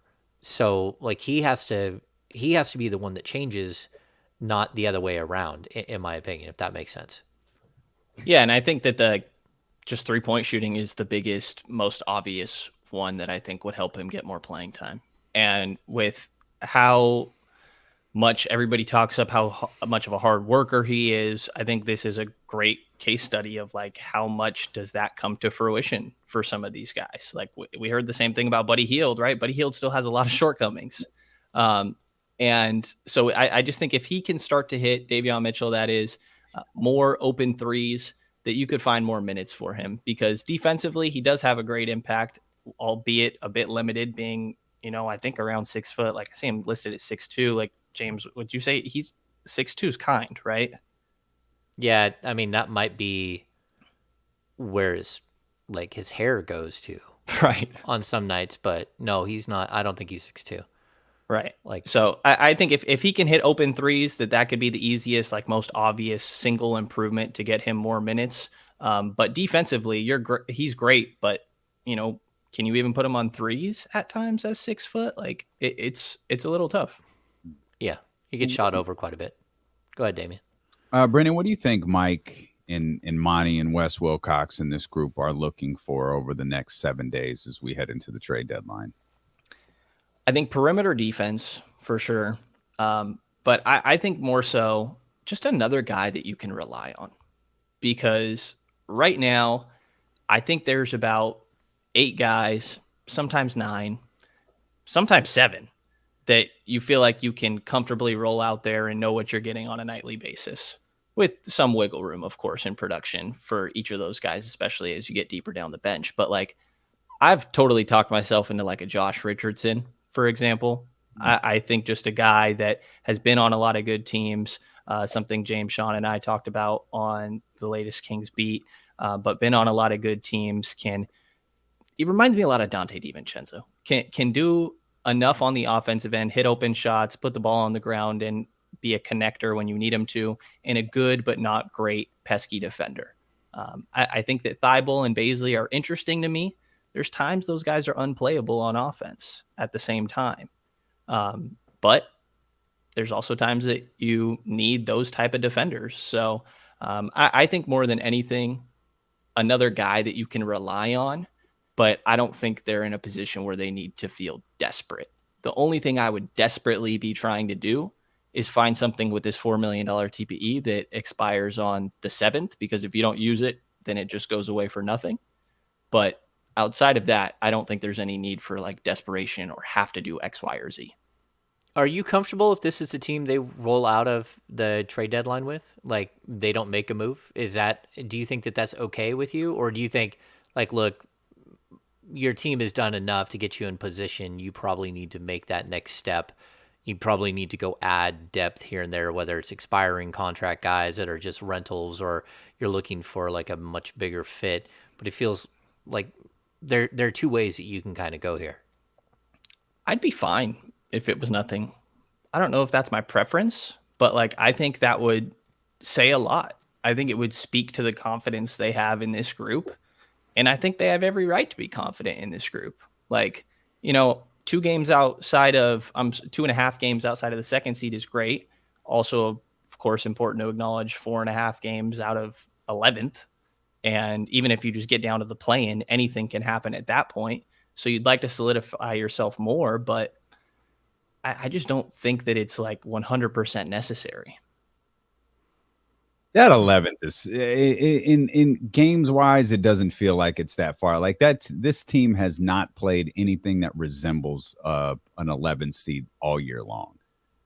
I get all we could do is go by the numbers, and we look at how cluttered this Western Conference is. And James and I were talking about earlier, Brenden, with the Timberwolves beating the Golden State Warriors last night. That dropped the Warriors a couple of spots and put the Timberwolves into the top 6 for the first time in a handful of weeks here. I just can't look at this team that's currently 8 games above 500 and be fearful of that 11th spot.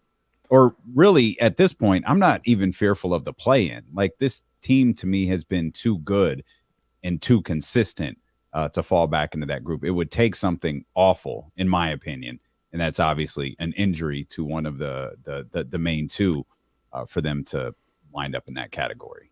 Yeah, and they've been ridiculously healthy, which I think is an underrated aspect of this season. Which is a wild sentence considering they're all-stars playing with a broken hand. Right.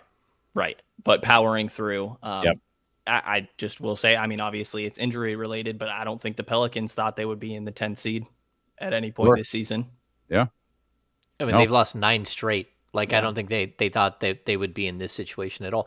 But I think it speaks to like a larger question when it comes to the Kings. Like, we keep talking about, well, if they lose one of these guys, like, shouldn't that be something that you're addressing right now? Like, that's why, again, I've pushed for Mason Plumlee as a guy that I think fits the style of play. He's not going to be Sabonis if you lose Sabonis, but he can still step in and keep the action going. If you had an emergency, whether it be a week or 2 weeks or, just a handful of games, like, clearly if Sabonis goes out and he's done for the year, your season is pretty much cooked. But if you had a guy like this that you could withstand like an 8-game stretch or a 5-game stretch, he can at least carry some of the load. And that's not something that I think that they have at this point. Like, if we're talking about Richaun Holmes or Chimezie Metu or moving Trey Lyles over, like, it's going to get pretty bleak pretty quick. It does. It's hard to, like, Mason Plumlee is obviously a standout name. We've talked about a lot. I think Naz Reid's price seems to have gone up a lot as of late, although he's somebody that's interesting to me. Like, is Kelly Olynyk a guy? Like, I guess kind of intrigues me.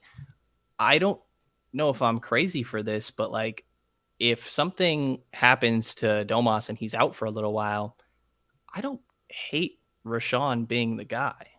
Like, we've seen it a little. I think it was that game against the Lakers that he had a good performance. He had 16 and 11 in that game. Like, I think more than anything, though, yes, that's when Domas was out. Yes, I think more than anything, though, you just can't play the same style. And maybe that's not what the coaching staff wants, but it might be what's necessary if Domas isn't out there. I think it took the Kings time to figure that one out. They had to adjust and play a different way. Jason Anderson is reporting that De'Aaron Fox is out for Friday's game against the Indiana Pacers due to personal reasons.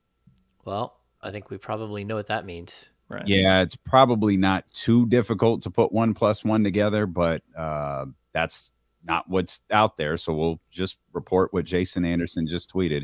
De'Aaron Fox is out for Friday's game against the Indiana Pacers due to personal reasons. So best wishes to De'Aaron and the family, and hopefully that means what we all think that it means. Sorry, I didn't mean to interrupt you, Brenden. Obviously, it's a big deal right there, but I think with the Lakers game, they eventually adjusted to Richaun, right? Like, I think they tried to your point, I think they tried to play like it was Domas out there. And then there was some point where I think they called timeout. I don't remember if it was at the beginning of the second or the end of the first. And it was clear someone said, hey, this isn't working. And they started running some things that made a little bit more sense for Richaun Holmes, and like that's kind of how they adjusted. That's fine with Domas being out a game or potentially being out games. It's probably more difficult to do if you're putting Rashawn in and you're kind of switching up the whole game plan for like a couple minutes. Right. I think sort of similarly to just why we've seen there's a need for a backup center, because Rashawn playing 12, 15 minutes just doesn't seem to have the same effect as him playing 25 on a night. Like I think that getting in a rhythm and a sense of confidence is obviously big for him. And that there's, I guess a handful of guys that are intriguing for that backup center spot, but I just don't know how many there really are. Like Plumlee's obviously the standout. I mentioned Olynyk, I think fits that a little, but how many really are there that like can even try to replicate Domas's style? Obviously not his production, but his style of running through him. It's so unique. I mean, I don't know how many teams are surviving their best player going down. Sure. Yeah. Yeah, man, and like a lot of people make like in the chatty house, you're throwing out names and stuff like Myers Leonard. Like the guy hasn't played in the league for a year and a half, and he also is counter to like what the Kings culture that they're purporting to like hold sacred. That's probably not going to happen. There are some players in the league outside of Mason Plumlee that I think can help out and allow you to still run some of the stuff you're doing. But at the end of the day, like it's going to be really tough either way. Like either the Kings need to go all in and like add some quality depth here, or they need to look at like how are you going to get through the rest of the season if you do have something major happen. And you can't really rely on any of that. You're throwing darts at a dartboard, like hoping that you're going to come up with something if you lose one of your big two guys. So I think it's hard.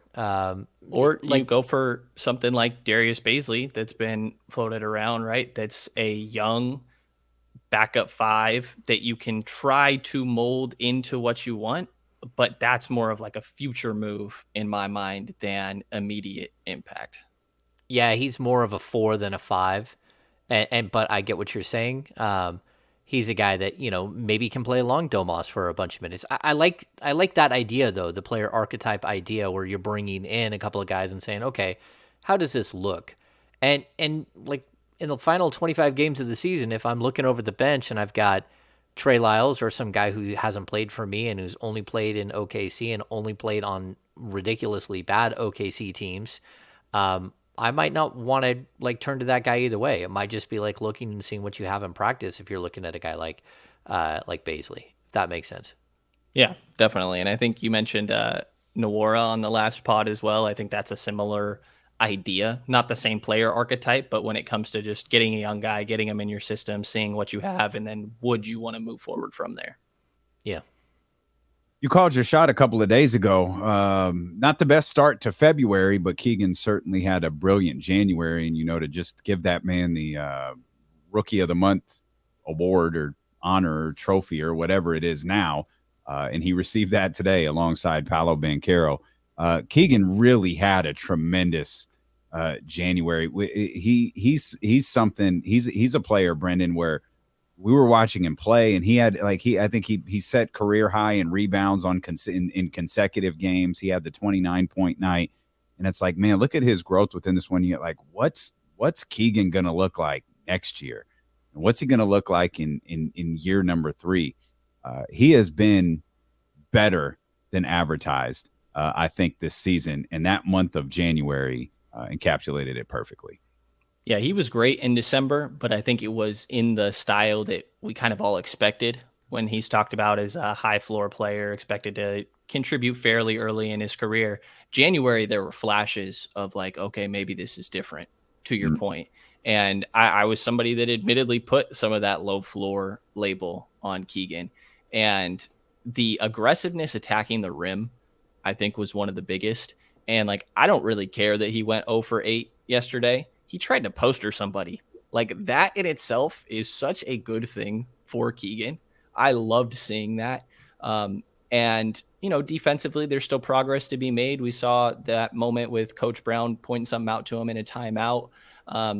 But when it comes to finishing at the rim and the rebounding progress that we've seen from Keegan, for him to average almost 6 rebounds in the month of January after really struggling to do that early in the year, is huge. And Coach Brown talked about, I wrote about Keegan recently, and there were quotes in there of Coach Brown talking about like the pull-up game that Keegan has and how much faith he has in, he thinks he's going to be such a good pull-up shooter. And I think this is where the Chris Middleton comp comes back in, that we've seen flashes of it in the game, and clearly coach has seen even more of it in practice. Like, that handle is, to me, what's going to be the outlier of how good Keegan can be on the offensive end.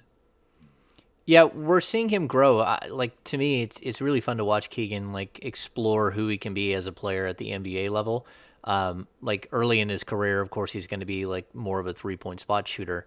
But as the season's progressing and we're watching this offense grow organically, it seems like there's only more and more opportunities for him to show what he can do. I think we're all like coming in, we're all like slightly concerned about his ceiling as a player. And I know the Kings like scoff at that. They think that he's got as high a ceiling as anyone else.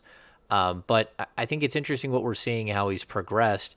Do you think as of right now, like we're seeing that Paolo is way up here as far as statistically and Keegan is way down here?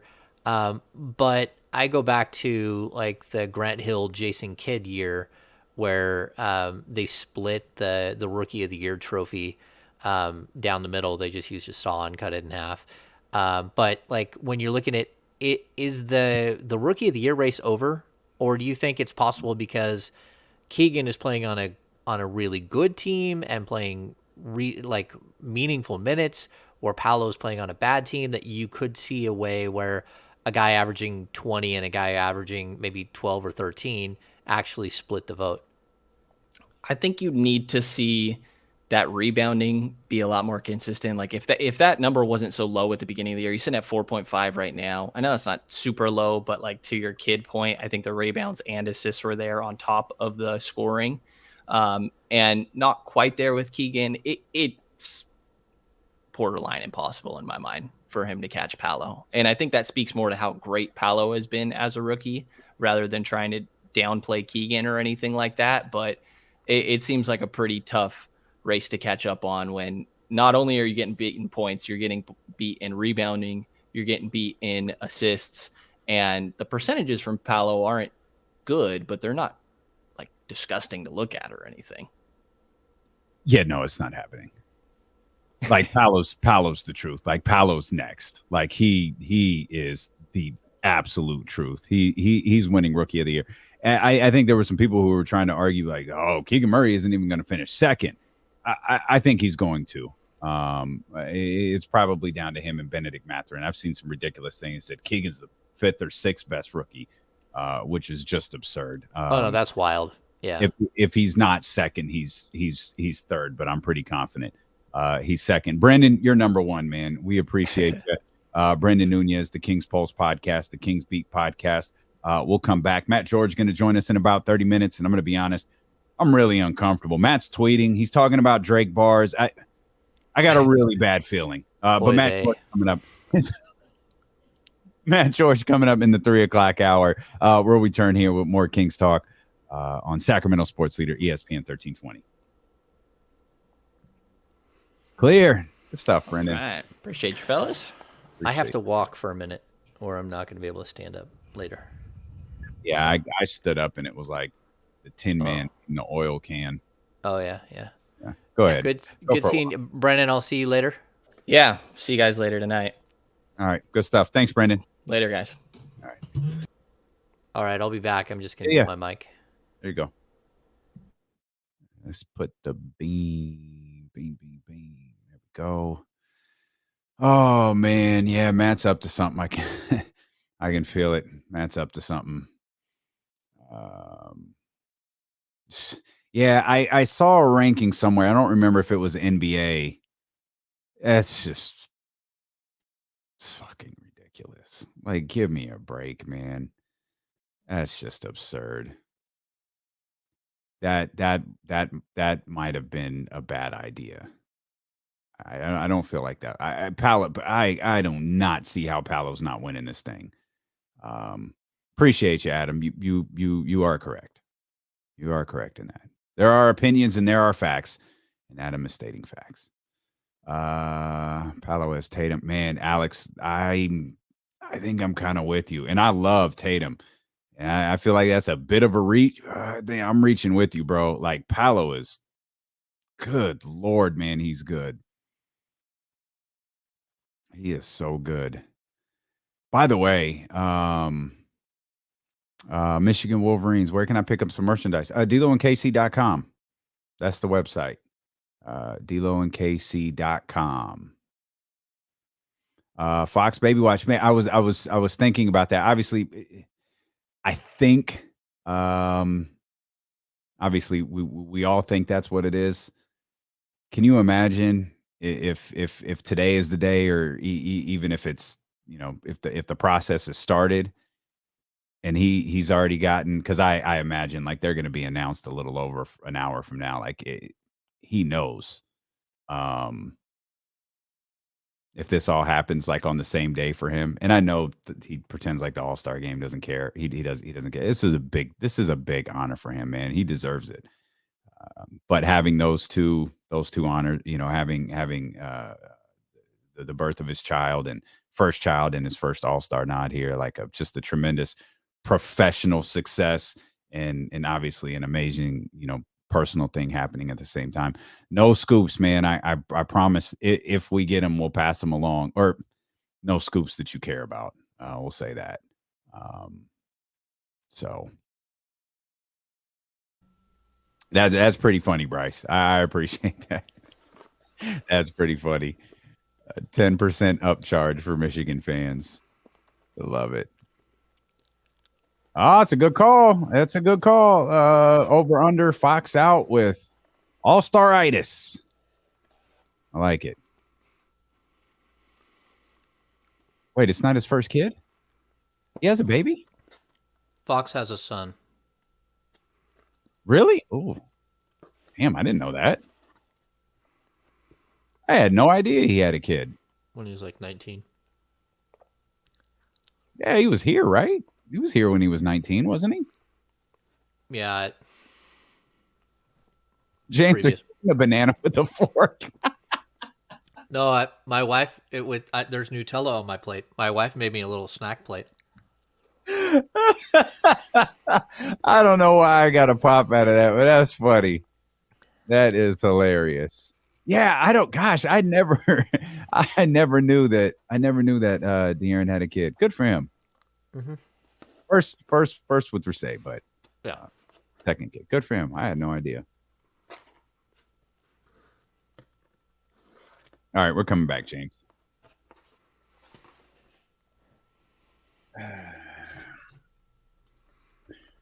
For those just tuning in, De'Aaron Fox out for Friday's game against the Indiana Pacers for personal reasons. Obviously, lots of speculation as to what that means. Hopefully, it's something very positive for De'Aaron Fox and his family, and hopefully De'Aaron Fox and his family have something else to celebrate coming up about an hour from now when the All-Star nominations, the All-Star reserves, are announced. And we'll bring those to you, by the way, on the live stream, youtube.com/ESPN1320 and twitch.tv/ESPN1320. We'll have those for you live exclusively over there on the video stream. Big thanks to Olivia Christian for joining us here today, and Brenden Nunes as well. Brenden Nunes, one of the hardest working dudes here in Kings Media. So always happy to be able to carve out a few minutes to hang out with him. Another hardworking dude, Matt George, going to join us in about 30 minutes, host of the Locked On Kings podcast. Of course, he's over at ABC 10. We'll talk about him. And, speaking of De'Aaron Fox, very different context to what we were just talking about with De'Aaron Fox with a potential baby watch and an all-star nod but it does speak to his game. It does speak to his evolution. He's stepped up defensively recently, and he's a guy that, James, you could speak to this far better than I can. I used to see Doug Christie every day in our past life when I worked somewhere else and Doug did something else for a living, and he'd come in and he would just be adamant over and over and over again. De'Aaron Fox can be a great defender.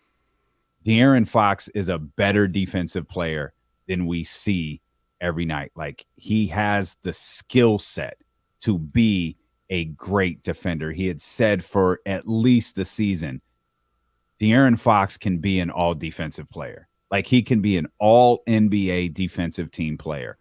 And now I'm sure not coincidentally with Doug Christie on that coaching staff, we've started to see that really for the first time. And I love the way that he's played defensively the last 2 games. I love the way that he's played defensively a lot. Like he's had his moments as the entire team has had their moments this year on the defensive end. But I really love the evolution of De'Aaron Fox's game on the defensive side of the ball. Yeah, he's getting better and better. Is he a finished product? Absolutely not. Is he a great defender? I don't think he's a great defender, but he's becoming a better and better defender as we're watching him mature as a player. I think a lot of this really, it does come down to the fact that he has Domas to carry like so much of the weight of this team. It's really hard when you're the point guard and you're being asked to do this and this and this. And, oh, and by the way, we need you to run the team. We need you to push the tempo. We need you to score. We need you to be our assist man, get everyone involved. Oh, and by the way, we need you to lock down one of the best players on the other opposition team. Because like every night in the NBA, if you're a point guard, you're going up against a great player. There are very few teams in the league who don't have a really good point guard. And so for him, like having someone else who can take the ball up the court, somebody else who you can run the ball through for stretches that, you got a bunch of shooters, but like how many different guys do we talk about with the 2-man game with Sabonis? Like Herter's 2-man game with Sabonis is great. Monk's 2-man game with Sabonis is great. And what that does is every single time you're allowing Fox to take a breather and take a step back, you're letting him take a physical and mental break and really catch his breath. And so I think that that's a really good thing that we're seeing him show more focus on that side, especially late in games. He can't be your leading scorer and your best defensive player for 36 minutes a night. That's just not the way it works. Yeah, those expectations are unrealistic. And, Kenny used to point out pretty regularly, Kenny will be back with us on Monday.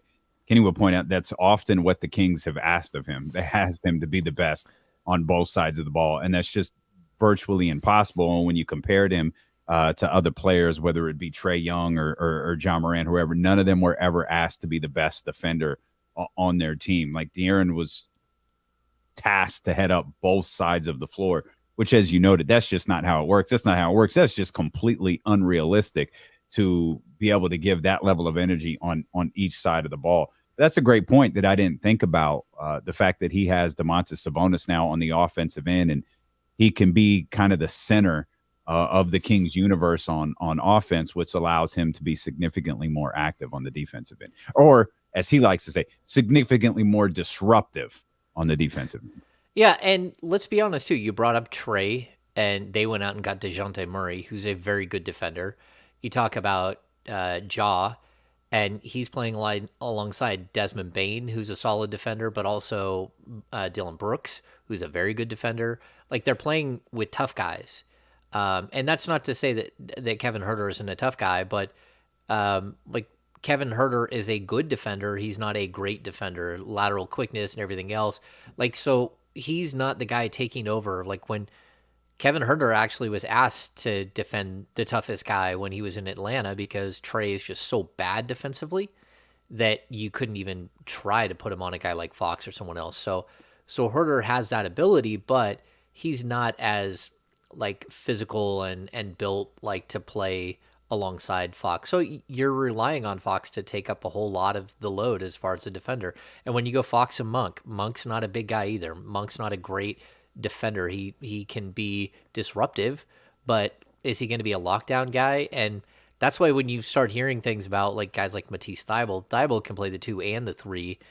But like if you have a night where someone's going crazy like Anthony Edwards or name that guard that's gone nuts against the Kings, you can shift out a guy like that and go, hey, go stop him, go slow him down, go slow down a Luka Doncic at 6'7", because that's just something. Asking Fox to do that or asking Davion to do that, it's just a really tall task when you're looking at a guy who's just much bigger than they are. Is Malik the single most exhilarating member of the Sacramento Kings? Exhilarating, huh? Like when he has the ball in his hands, you're never quite sure. Like, he's not going to just make a chest pass. Like, No. he's going to find a really creative a really creative way to get the ball from point A to point B. And it's always one of those, he got it. All right. Like, he's exhilarating. Nerve-wracking, probably, for Mike Brown. I think, like, I get where you're going. I'm still going to say it's Fox, where you're like, I can't believe I just saw that. Like, I can't believe, like, he just, like, watched a ball roll to half court and sat there and, like, wasted time, but, like, the shot clock's not going, and then scooped up the ball and scored, and there's still 22 seconds left on the shot clock. And you're like, that was crazy how quickly he just got up and down the court. Now, again, like we've talked about it so many times, like how many times has Trey Lyles had like a really, really good offensive game and he's outscored Monk, but all you remember is Monk and you have no recollection of Trey Lyles scoring 16 points. It's just sort of the type of player that he is, the excitement, the flashiness that he brings to the court. That attempted hammer that he, tried to go over the top, that was wild. And those are things that you have to have though on occasion, like that's what makes basketball fun. It's the crazy dunks, the athleticism. We're talking about, relative giants that can do things on the court that are just stunning to watch. And so, yeah, I mean, is he the most exciting player? I'm still going to go Fox, but he's really fun to watch. Exhilarating. Yeah, he makes your heart beat fast. I think there are a few things as fun, more entertaining to watch on the Sacramento Kings team than when De'Aaron Fox just decides he's going to accelerate. We mentioned the play from Minnesota where he was just bringing the ball up the floor, and clearly he saw something where he was just like, you know what? They can't catch me. Yeah. And as Mark Jones said, he popped the clutch and was throwing the ball down before Minnesota even knew what happened. Yeah, I mean, that's who he has to be, though. I mean, like, I want more of those opportunities. And, he's not the only one who scores in bunches in, like, one quarter. Even Ja, like, there's plenty of times the Kings have played Ja where he's good early on, but he's great late. And it's a trait of a good scorer, or a great scorer, that you need them in crunch time to show up and put you over the top and win a game. But I also think that there's something to, like, why do you got to leave some games in question? Like, go ahead and do your thing early in the game and so you don't have to worry about that. Punish a team early that they can't keep up with you. And that's the only thing that I would say that, like, there are a couple of times where it's just like you need that oomph that he has earlier in the game. You're listening to D-Lo and KC on KIFM West Sacramento 98.5 FM KRX QHD2 Sacramento ESPN 1320, driven by Lasher's Elk Grove Dodge, always live on the free Odyssey app, available to watch as well on Twitch, YouTube, Facebook Live, and even on your timelines on Twitter. James Ham, our ESPN 1320 Kings insider, kind enough to sit in for Kenny Caraway for the next couple of days. Matt George, kind enough to join us in about 15 minutes here as we await the All-Star reserves announcement coming up in the 4 o'clock hour. We will carry those live for you exclusively on Twitch and YouTube. Before we get back to the Kings and their win last night, did you happen to see the Tara Eason play from last night where he got 5 offensive rebounds on one possession because he just kept missing shots from a foot away? Oh, so he went full Moses Malone. Oh, he went at it. It was tremendous. He's fun. He's springy. He's really raw. It's going to be really tough for him to develop there. I did not see the play, but it makes sense. Like, I watched a lot of him. It's amazing. Leading up to the draft. Yeah, he is really springy. He's fun. But again, like, can you get him over the hump? How long is it going to take to make him into a viable player? And how much better would he be on if he was drafted to even a team like the Kings this year, where he's not going to have a major role, versus the Houston Rockets, where he's allowed to make all kinds of stupid mistakes and kind of mess around. I would love to see a player like that on, a team like Philadelphia. a team that's refined, that has, that he's going to go in, he's going to play 6-minute bursts. He's not going to be allowed to make a bunch of mistakes and grow that way, and kind of become like a Brandon Clark type player. I think Giddey ultimately, I think he got an and one. Like, I think he finally got the ball to go in and Giddey fouled him. But it's worth throwing in Twitter or YouTube or whatever and seeing Putty, because it is pretty. You see it, like you see a guy miss one. Like Domas regularly misses one or two. He got 5 offensive rebounds on a single possession, and that's just absolutely incredible, as is the fact that the Kings are 50 games into this NBA season and are 8 games over 500. They're 29-21 after last night's victory against the San Antonio Spurs, after last night's 119-110 victory against the San Antonio Spurs. They're gear up now for the Indiana Pacers tomorrow night. Indiana plays tonight against the Los Angeles Lakers. No word yet on Tyrese Halliburton, whether he'll be available tonight or tomorrow. What we do know, though, is that De'Aaron Fox will not be available for tomorrow night's game in Indiana, as he's been ruled out due to personal reasons.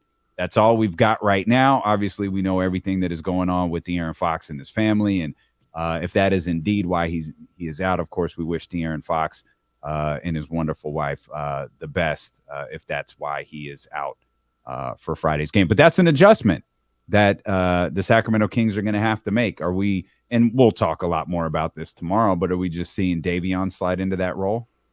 Yeah, probably.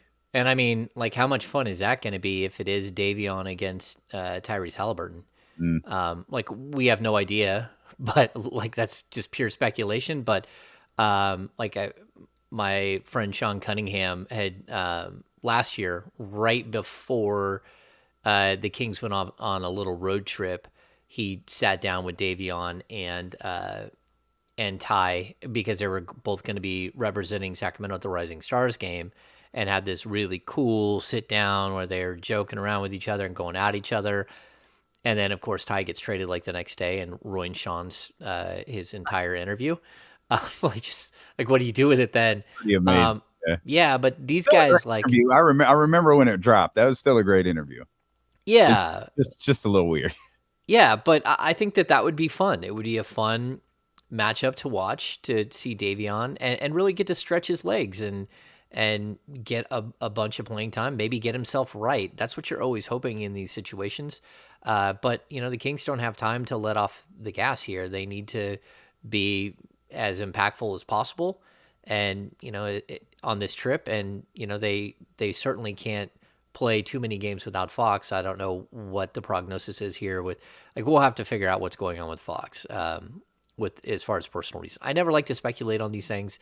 Like we dealt with it last year with Domas when it came to his wife having a baby, and the Kings were mum about it. It's really up to the players to tell us whether or not they want to let us in on what's happening when it comes to personal reasons. But there's a good chance that that's what we're looking at. Well, but I also I certainly understand that, but I'd also put the initiative on the Kings, like, hey, Aaron, everyone kind of knows what's going on with your family. Are you comfortable if we just make it clear about what we're doing? But I also understand that's personal. Like, I understand that. Maybe there's a little Fox gets here before we tell everybody. Maybe we go something along those lines. I did pull up the injury report, at least the latest one that we got. Tyrese still listed as questionable for tonight. Another note, James, and I completely missed this one. We talked about Memphis losing last night. Memphis plays again tonight, and they're in Cleveland. Man, and if we talk about the struggles that Memphis has had without Steven Adams, there's probably not a worse team for them to face than the Cleveland Cavaliers. That's a big team that can work down low. That's a big team that can get their hands on that basketball coming off the rim. This is a tough second night of a back-to-back where the first one didn't go their way. That's the 4:30 TNT game. That's a tough outing for Memphis. And I'm going to guess we're all big Cavs fans tonight. Cleveland, this is for you. Is that on the road?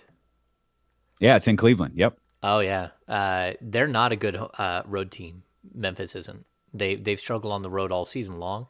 They're really good at home. 15 on the road. Yeah. So 11-15 on the road, 21-4 at home. They're really good at home, but they're 4-6 over the last 10. People don't understand. Like we talk about this weird stat that people don't ever hear about. This whole assist screen. Man, Steven Adams is one of the best in the game at it. And when you take out that guy in the middle that's setting screens, it's the same issue that the Kings have had. Like, it's second that you lose Domantas Sabonis and his screen ability, you really do start to go sideways. And like Adams is a big reason how their offense runs. It's because he just takes up so much space. He sets clean picks. He gets guys open. He doesn't do it in the same way. So when we talk about him versus Sabonis will get the ball and do the DHO, the dribble handoff, as opposed to, and sometimes he also makes a pass. Well, Steven Adams is just out there like dropping guys with picks. And so, yeah, like losing him is going to impact their entire offense and what they're trying to do. And you just never know, what they're going to look like. A couple of other games to keep your eyes on tonight, Kings fans, man, we've got I guess this is a win-win or a lose-lose, depending on how you look at this. The Pelicans play the Mavericks. So the Kings will get some help somewhere from someone as those two teams play each other. Dallas beats New Orleans. This is in Dallas. It would be the Pelicans' 10th straight loss. You got the Nuggets and the Warriors tonight. I'm going to go say we root for old Mike Malone to get the win tonight, not Golden State a little bit further down. And then it's the Bucks and the Clippers. So go Giannis and go Milwaukee and see if we can. A lot of the teams surrounding Sacramento play tonight. Yeah, I mean, this is what you want. I mean, isn't it? It's wild, Damien, that we're looking at what other teams are playing in February, like because it means something. Yeah, because it means something to the Sacramento Kings. We're looking at the schedule that's ahead for other teams. Again, in my career, I've never covered a team that like 39 wins is a tops, but like we're encroaching on like the second most win. They need 4 more wins to match their second highest win total in my career covering this team. And that's wild. Like they're just they're rolling, and it's good to see, but it also adds to like the content, like what we're looking at every day. You're pulling, like, you want the Warriors to lose as many games as possible. You want the Clippers to lose as many games as possible, because that Pacific Division actually does have value. Winning the Pacific Division does. And so you got to keep pushing, and it's good that the Kings have a stretch where they've got winnable games, but like you don't want to let off the gas at any point. Alvin went 24-41 last year. Kings are 29-21 right now. I like Alvin a lot. Man, that's tough. Looking, this is a dark place. The Sacramento Kings record index is a dark place to look back at. I mean, 30, 31, 31. Then you mentioned that 39, 27, 32, 33. 29, 28, 28, 22, 24, 25, 17. You got 38 wins in 2007, 33 in 2006, 2007. And then you've got the old 2005, 2006 season where they were 44-38. God, that was an eternity ago. My goodness. I know. It's wild. When the Kings last made the playoffs, I only had one son, and now and he's a freshman in high school now. My second is a freshman in high school. You know what doesn't get discussed nearly as much, and I understand that there's a lot of different things at play here, including age and those Rick Adelman years there in the middle, but going back to the pre-strike year when Adelman took over the 97-98 season, it's the same thing. It's 27, 34, 39, 39, 28, 25, 29, 25, 23. It's the same freaking thing. They sucked before Rick Adelman. They sucked after Rick Adelman. It was just this little pocket of 8 years where not only were they good, they were really good for a stretch. They were one of the best teams in the league. They were the most exciting team in the league. But everything surrounding that Rick Adelman, Chris Webber, Vlade Divac, Peja Stojakovic era is just a disaster. Yeah. In there, what are we at, 38 years? I think this is year 38 because they moved during the 2005, 2006. I mean, the 1985, 1986 season. That's their first season in Sacramento. So are we 37 years? Either way, they've made the playoffs 10 times, and 8 of those came under Adelman. They had the first year they got here where they made the playoffs, and then the 95. 500, by the way. Yeah. 95. Yeah, if you look at that, Rick Adelman has the only 8 over 500 seasons in the Sacramento era. And like another stat that is wild and crazy, the Warriors and Kings since 1985 when the Kings moved to Sacramento, they've never made the playoffs in the same year. That's pretty amazing too. Yeah. It's wild. Kings made the playoffs their first year. 37-45 was their record. Oof. God bless our Gary St. Jean. 39-43. I love Gary St. Jean. He's one of the nicest men you're ever going to meet in your entire life. I actually sat with him at dinner in Toronto during the finals. Like we had a dinner out with the bosses, and Gary sat next to me, and just what a nice man. And his son, Greg St. Jean, is great too. He's up and comer. I don't know where he's an assistant at. Maybe LA right now. I can't remember. Gary doesn't do anything up there anymore, does he? I don't know if he does anything for Warriors anymore. Because I don't think he's a regular. That's Bonte and Chris Mullen, and I think it's Festus Ezeli. Yeah, it's possible Saint comes in here and there, but that's what I was wondering. Yeah, he's a fun dude, just like a bundle of energy. Nothing but positivity flows out of him. He's just the nicest man. Yeah, he was always good for him. I'm looking at some tweets here. Tyrese Halliburton in uniform going through warm-ups right now. Uh-oh. Looks like Tyrese may be back tonight against the Los Angeles Lakers. First night of a back-to-back is the Indiana Pacers play the Sacramento Kings tomorrow. That game gets underway at 4:30, so we'll keep you, or that might be a 4 o'clock start for that one, but we'll keep you updated on Tyrese's availability. And I don't know, it seems a stretch to march him back out there to play a back-to-back, especially when you got 3 games in 4 days, but I'm sure he's anxious to get out there. And I'm anxious to hear from Matt George, host of the Locked On Kings podcast and reporter over at ABC 10. He joins us as we go commercial-free till the top of the hour when we return here on Sacramento Sports Leader, ESPN 1320. Having a very difficult time talking today. It's okay. I'm here for you. I appreciate you. Oh, that's cool. You were at that series. I was not at. I was older when I started going to Kings. The last are between McCullough Truman. Move the logo.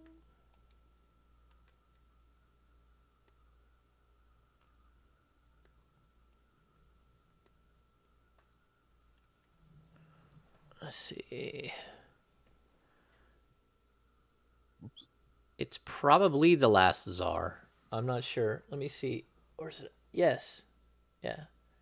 The life and death of Nicholas II. Jesus Sorry. Christ. Oh no. What are you doing? Good day, sirs. Gentlemen. Uh-oh. Can you show up one day and be normal? Normality is for the weak and uninspired. Oh no! Like What the hell is that? What is happening? Oh my God. I knew it. I knew something was happening. I knew it. The second you tweeted at me. Oh man. Don't hurt yourself. be ready for art. Unbelievable. I'm blessing you with genius today. You got a scarf and a jacket and you've got your glasses on. You are a special individual, my friend. That's hold on. Where is it? Yeah. Matt's got more characters than Mick Foley at this point. Goodness gracious. Art Vandelay. He got that Art Vandelay. Rabagule. Oh, Matt King George the First. Oh, His Highness Matt King George the Thirst. it's one of my favorite SNL skits where Will Ferrell is Robert Goulet singing rap songs. Oh, wow. Yeah.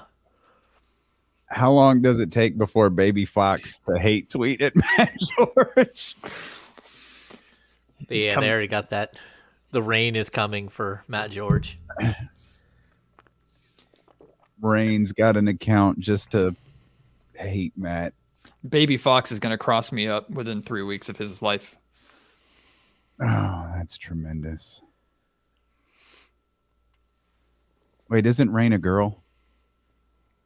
Is it? No. No, I thought it's a boy. Rain's Yeah, a I boy. thought it's his son. Mm-hmm. Boy, I would have been totally lost for words if that were the case. You would have gotten crossed up by her too. Oh, absolutely. Fuck yeah. True that. It doesn't matter. Oh man, never disappoint.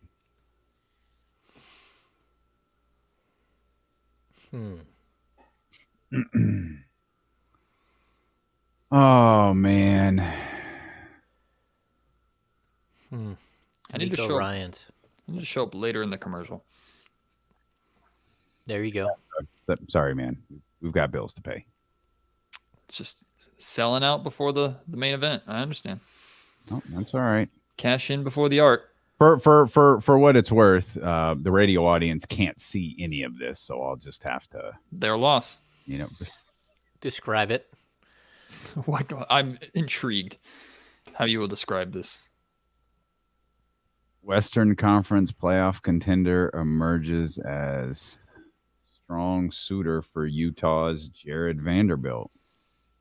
Well, that's a good tease because I don't know who it is. Where was that? I gotta watch the stupid video. The Portland Trailblazers. Get out of here, Shams. I don't care about the Portland Trailblazers. And they're a playoff contender. Ooh.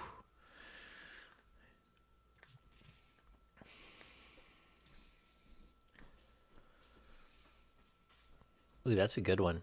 Michael Fredman. Fregren. Face from the A-team. Yep, they got me. They got me. Just fooled.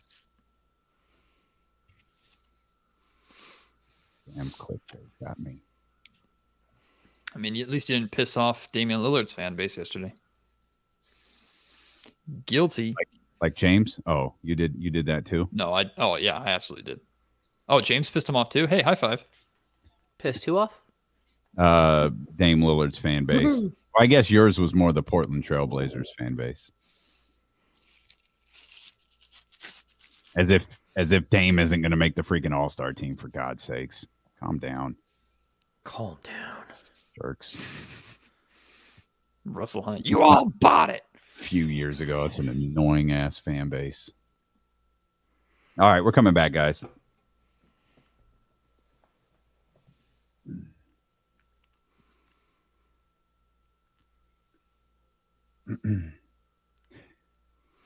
James Ham, kind enough to hang out with me today while Casey's out. I'm sure he's regretting it at this particular moment.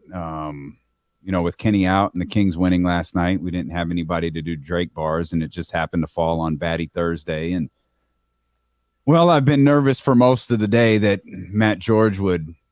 Well, Matt hasn't shown up and just done a normal conversation with us in like 3 weeks. And for those who aren't watching, for those that are listening on the radio on ESPN 1320 and 98.5 HD, Odyssey, all of that good stuff, we appreciate you. I just want to set the scene for you. For no reason whatsoever, Matt George is sitting in front of he's got a scarf on, a jacket. He's got like a plastic flower. It's wood, I think. You've got a wood. Why do you have a wood flower in your house? Because art is always appreciated regardless of the material. And he's wearing glasses. Of course. And it's a high level of absurdity. And the truth is, I don't know why, but I'm very fearful. Well, here's the thing. Lord Batty Matthew George today heard that there was an absence of Drake bars from one Kennington. And because we are missing Drake bars, I figured it was necessary to give the people what they want, but there must be a spin. And that spin is, instead of Drake bars, we shall up the level of artistry to Drake poetry. So if you'd be so inclined as to start the instrumental that I sent you, I shall give the people what they've asked for all day long. Very good. My dearest kings, oh, the joy you bring, finally leaving basketball hell, surely destined to get a ring. While this season has been a dream, there is just one small thing. I can't go out in public tonight, 'cause baby, you made me beam. How could I not play the game or back up, restart? How could I not when you play the game? I'll get this out. Play the game the way you do. It was just so unexpected. Apparently LeBron always knew. Oh, I couldn't be ashamed of thee, and why should I be? You'll never see me like a ref out tweeting an apology. These 16 years have gone rather badly, but it's time for my finale. For without you, my heart would break. Out for months, Marvin Bagley. And one more thing before I quit. I cannot end without it. If De'Aaron Fox is not an all-star, then the NBA is bullshit. Whoa. Don't do that again. Don't do that again. Don't do that again. Okay. All right. Snaps in the chat. I hate life. Well, as Dr. David is saying, it was a good run. I mean, 2.5 years. I always knew Matt would kill. I always knew Matt would be the death of one of my radio shows. And here we are. I'm almost 2 for 2.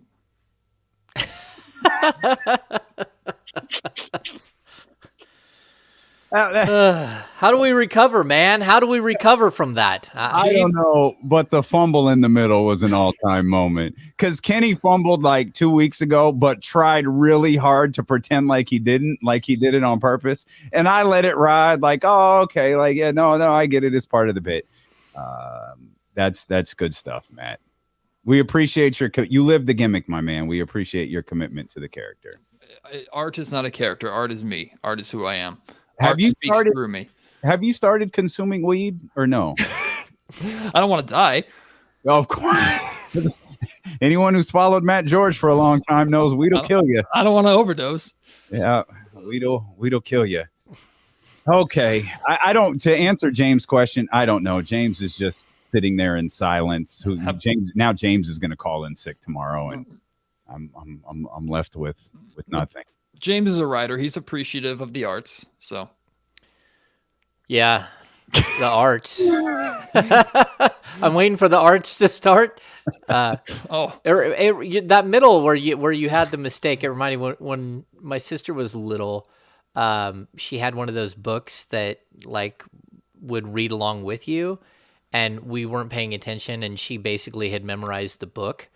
And then every time that while she was reading it with the book, she would actually say, turn the page, to flip the page over, because she thought that was part of what was on the words as well. So it kind of reminded me of that, Matt. That's adorable. I'll take that. That's inspirational. I'll write a poem about that. There we go. Well, by the way, the title of the poem was wait, no, hold on. Let me make sure I get the title right. You Made Me Beam. That is the name of the title of the poem. You weren't sure? No, I forgot. You wrote it. It's art just flows through me, through my subconscious. So here's I don't know how you recover. It's on you. Well, here's the thing, whether it's Drake bars or this newly minted Drake poetry, you're welcome. Ultimately what it means is the Sacramento Kings won.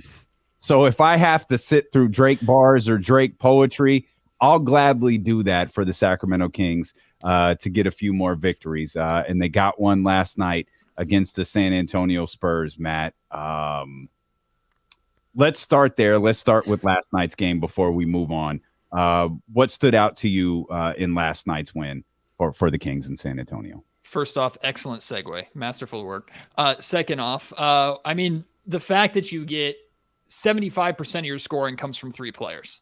Like that's pretty significant considering the Sacramento Kings have had a lot of success this season. If you look at the majority of their wins and look at the box scores, you'll consistently see 6 players in double figures. Like the Kings have been a win by committee type offense, which has been really exciting. Sometimes they've had 7 players score double figures. In multiple games, they've had 3 guys scoring 20 plus, which I don't remember really seeing before this season, unless it was like back in Isaiah Thomas, Rudy Gay, and DeMarcus Cousins. And that's because those were the only 3 that scored, period, on those teams. So, like, as great as it is to see a good team offense, when the Kings are struggling from 3-point range as much as they are on this trip, they're shooting 28%. I think it's like 26 of 90 from 3-point range over these 3 games.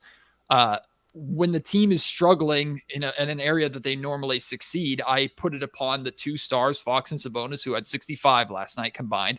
Like I put it on the 2 of them to carry the load, and hopefully 1 or 2 guys step up. And I was listening earlier, like Malik Monk put the Kings over the edge and helped them win this game with his 22 points.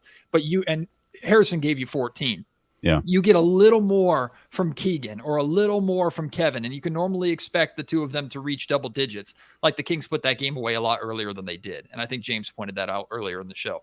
But I think it shows a depth to this team, or an ability for this team to win in different ways. And like someone pointed out on Twitter, I thought it was really simply and well put. Good teams find ways to win games when they're not playing at their best. And that's what the Kings did last night, regardless of the competition. Yeah, Matt, what do you think of we've seen the defense sort of pick up, and we've also seen like the style of defense changing a little bit, where they're more aggressive. They're going for steals, they're going for deflections, where I did not think that was part of what they did earlier in the season. Do you think that is sustainable? Do you think it's like maybe playing to the strengths, maybe trying to hide weaknesses that this Kings team has, and just trying to get the defense to figure out some way to be better? Yeah, I'm curious on both of your perspectives on this too, because one thing that I've noticed a lot about the Kings defense as of late is, of course, they were killed in the paint for a good stretch where they were giving 40, 50, 60, 40 actually Mike Brown was happy with. It was like 50, 60, 70 points at times per game up in the paint. And a lot of times that's blamed on bigs, but in reality, it would start with breakdowns on the perimeter and paint touches from guards.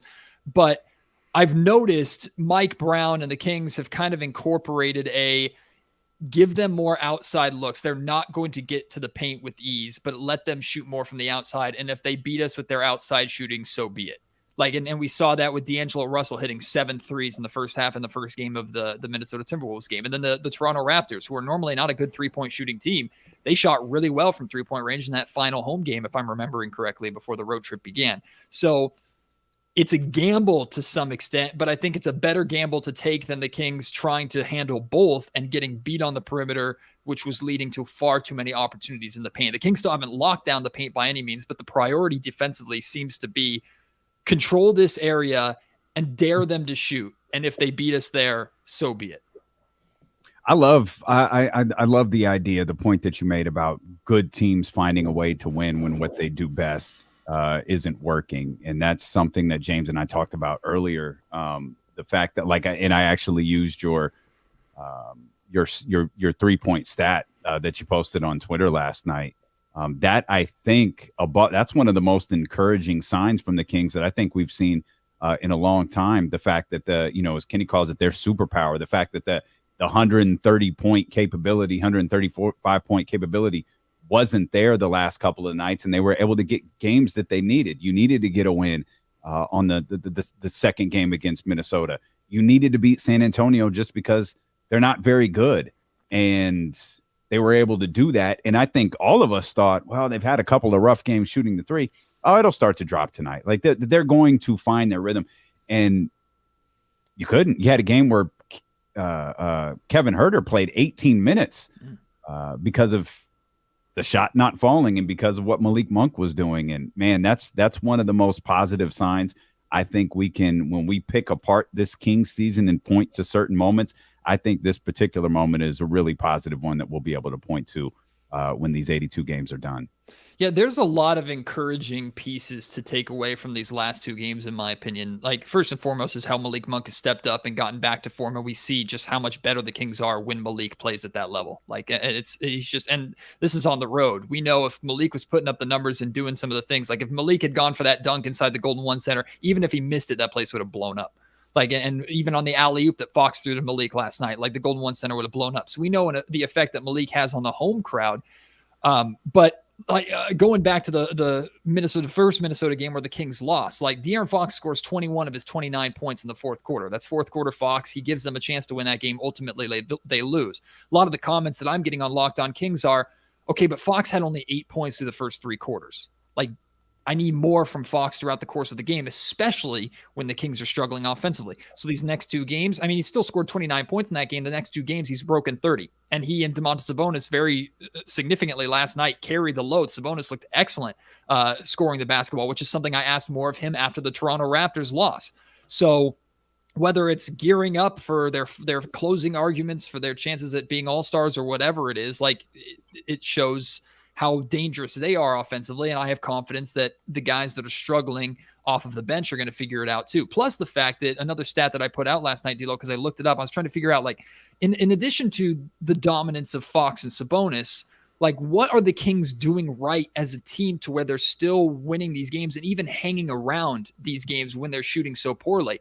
And one of the things that jumped out to me is they're averaging 10 turnovers a game during this road trip. So they're taking care of the basketball. They're not making those kind of mistakes. And their field goal percentage inside the three-point line is pretty good as well. So they're doing things that you would expect a good team to be able to do consistently, even when the shooting is not there. The only thing that I really can't explain, but I'm enjoying the hell out of it, and James, maybe you have an explanation for this, is how much better defensive rating-wise, the Kings are on the road compared to at home. And my theory for this is, like, my small theory is, when the Kings play at home, the Kings play their sexiest, prettiest, most fun offensive basketball in their own building. They shoot way better, and I think they average 10 more points per game at home than they do on the road. So that is where they play at their best. And typically when the Kings are scoring and shooting really well, they kind of take plays off defensively because they're confident they can outscore. And that's a common thing in the NBA, right? A lot of teams, when you see them drop or put up 140 points, they still give up 120. They win by 20, so nobody talks about it, but they kind of relax on the defensive end because they can't miss offensively.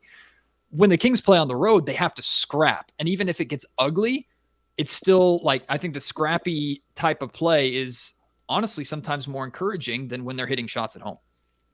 Yeah, Matt, I would like to see the difference in net rating when they're at home and when they're on the road, because that's really what matters. Like, it doesn't matter if you're riding the crowd noise and putting up 10 more points a game, but you're also giving up 10 more points a game, as long as you're consistent with both. And like, I've looked, and there are players who have like crazy road and home splits. I know Kevin Huerter's one that, like, much better at home than he is on the road.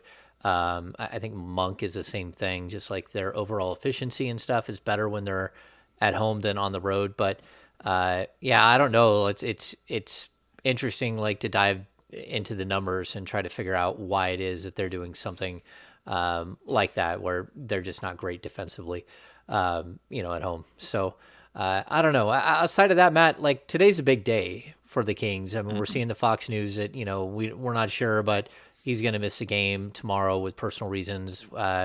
And we can only assume that probably means that baby Fox is on the way or something. Dude, But what was that? Our beam baby. Yeah, the beam baby. Okay. All right. So, but Matt, do you think, like, what's your thoughts? Is Fox going to get in to the All-Star game tonight, or do you think that he's going to be left off the roster? You didn't hear the end of my poem that Davion so rudely cut off to save his radio show and not piss off the FCC? Again, yes. Second time. Jesse was hovering over the dump button the entire time, and I appreciate him for it. No, like, I think De'Aaron Fox is absolutely, or he should absolutely be in. And I put a lot of weight into the context of a season. I think Mike Brown talked about this too not too long ago when he was talking about putting Sabonis and Fox in the All-Star game. He said, hopefully people will really take into account the wins and how this season has gone versus just the numbers. Like, I think a lot of people are lazily comparing Fox's numbers to Damian Lillard's numbers and going, Damian Lillard is obviously in.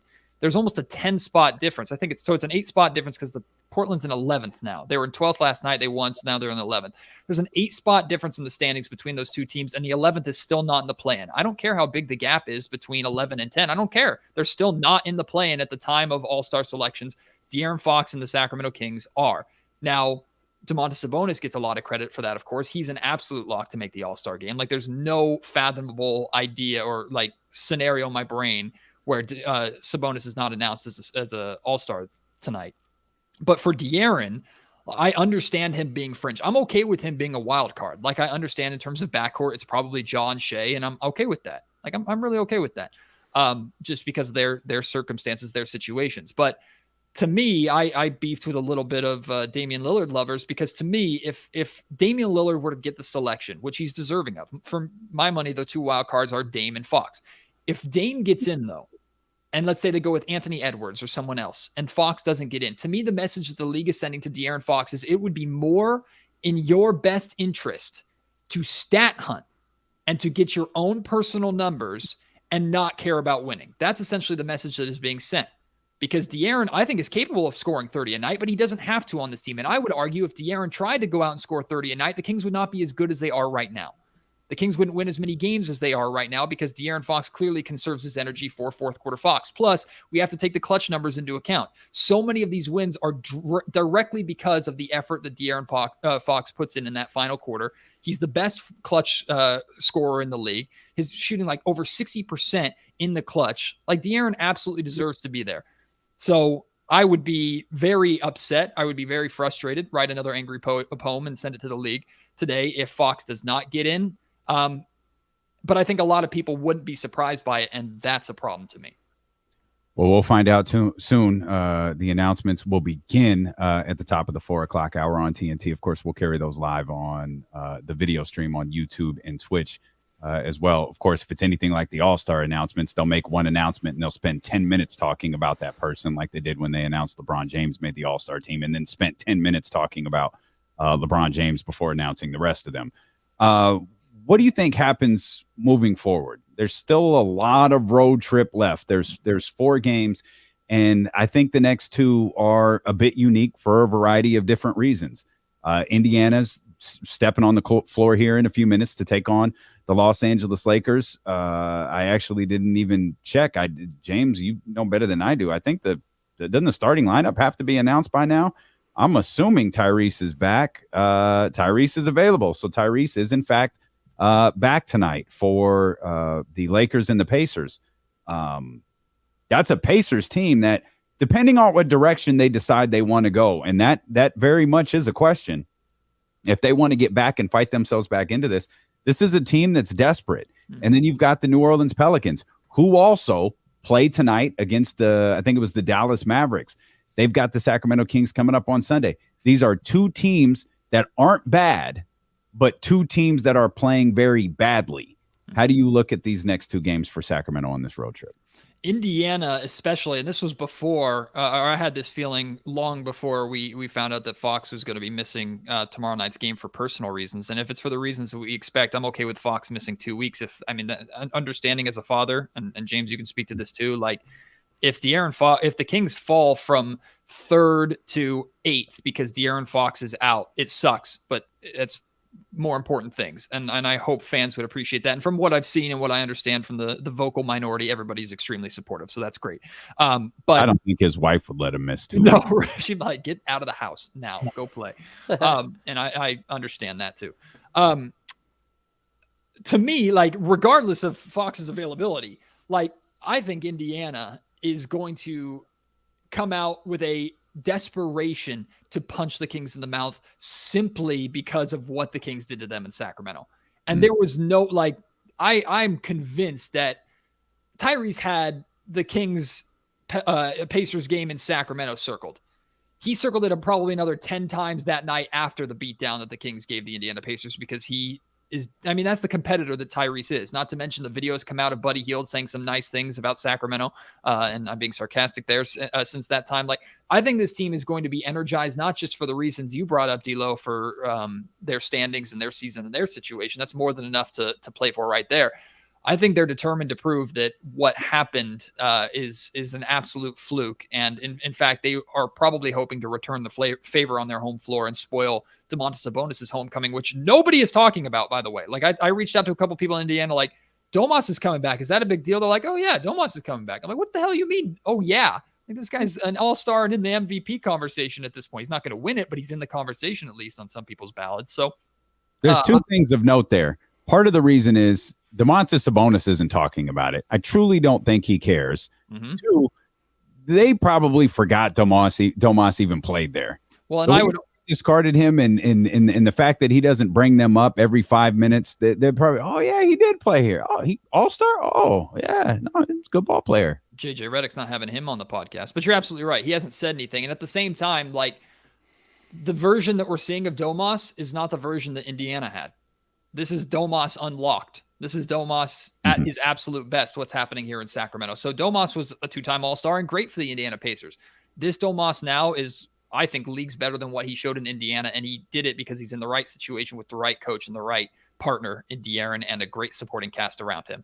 So I think Domas is hopefully going to be up and excited and ready to play in front of the Indiana Pacers fans again. But I expect Indy to be angry. And then, like you said, with the Pelicans, I expect the Pelicans to be desperate because they have literally lost 9 straight or something like that. Like, they have just slid.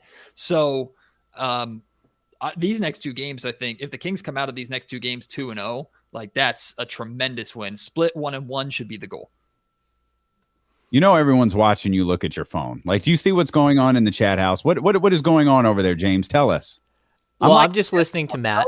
Tell us, James. I can't look at the screen because Matt's glasses and his look today. So I'm not telling you guys anything. Yeah, I'm just gonna say. I know nothing. Matt, I just want to say that you look fantastic. Cheers. You look fantastic. I'm going to Oxford after this, so. You don't know where Oxford is. Isn't that in North Carolina? Okay. Exactly. Yeah. Yeah, I think this has been an interesting show today, Matt. Like, you got us kind of off kilter.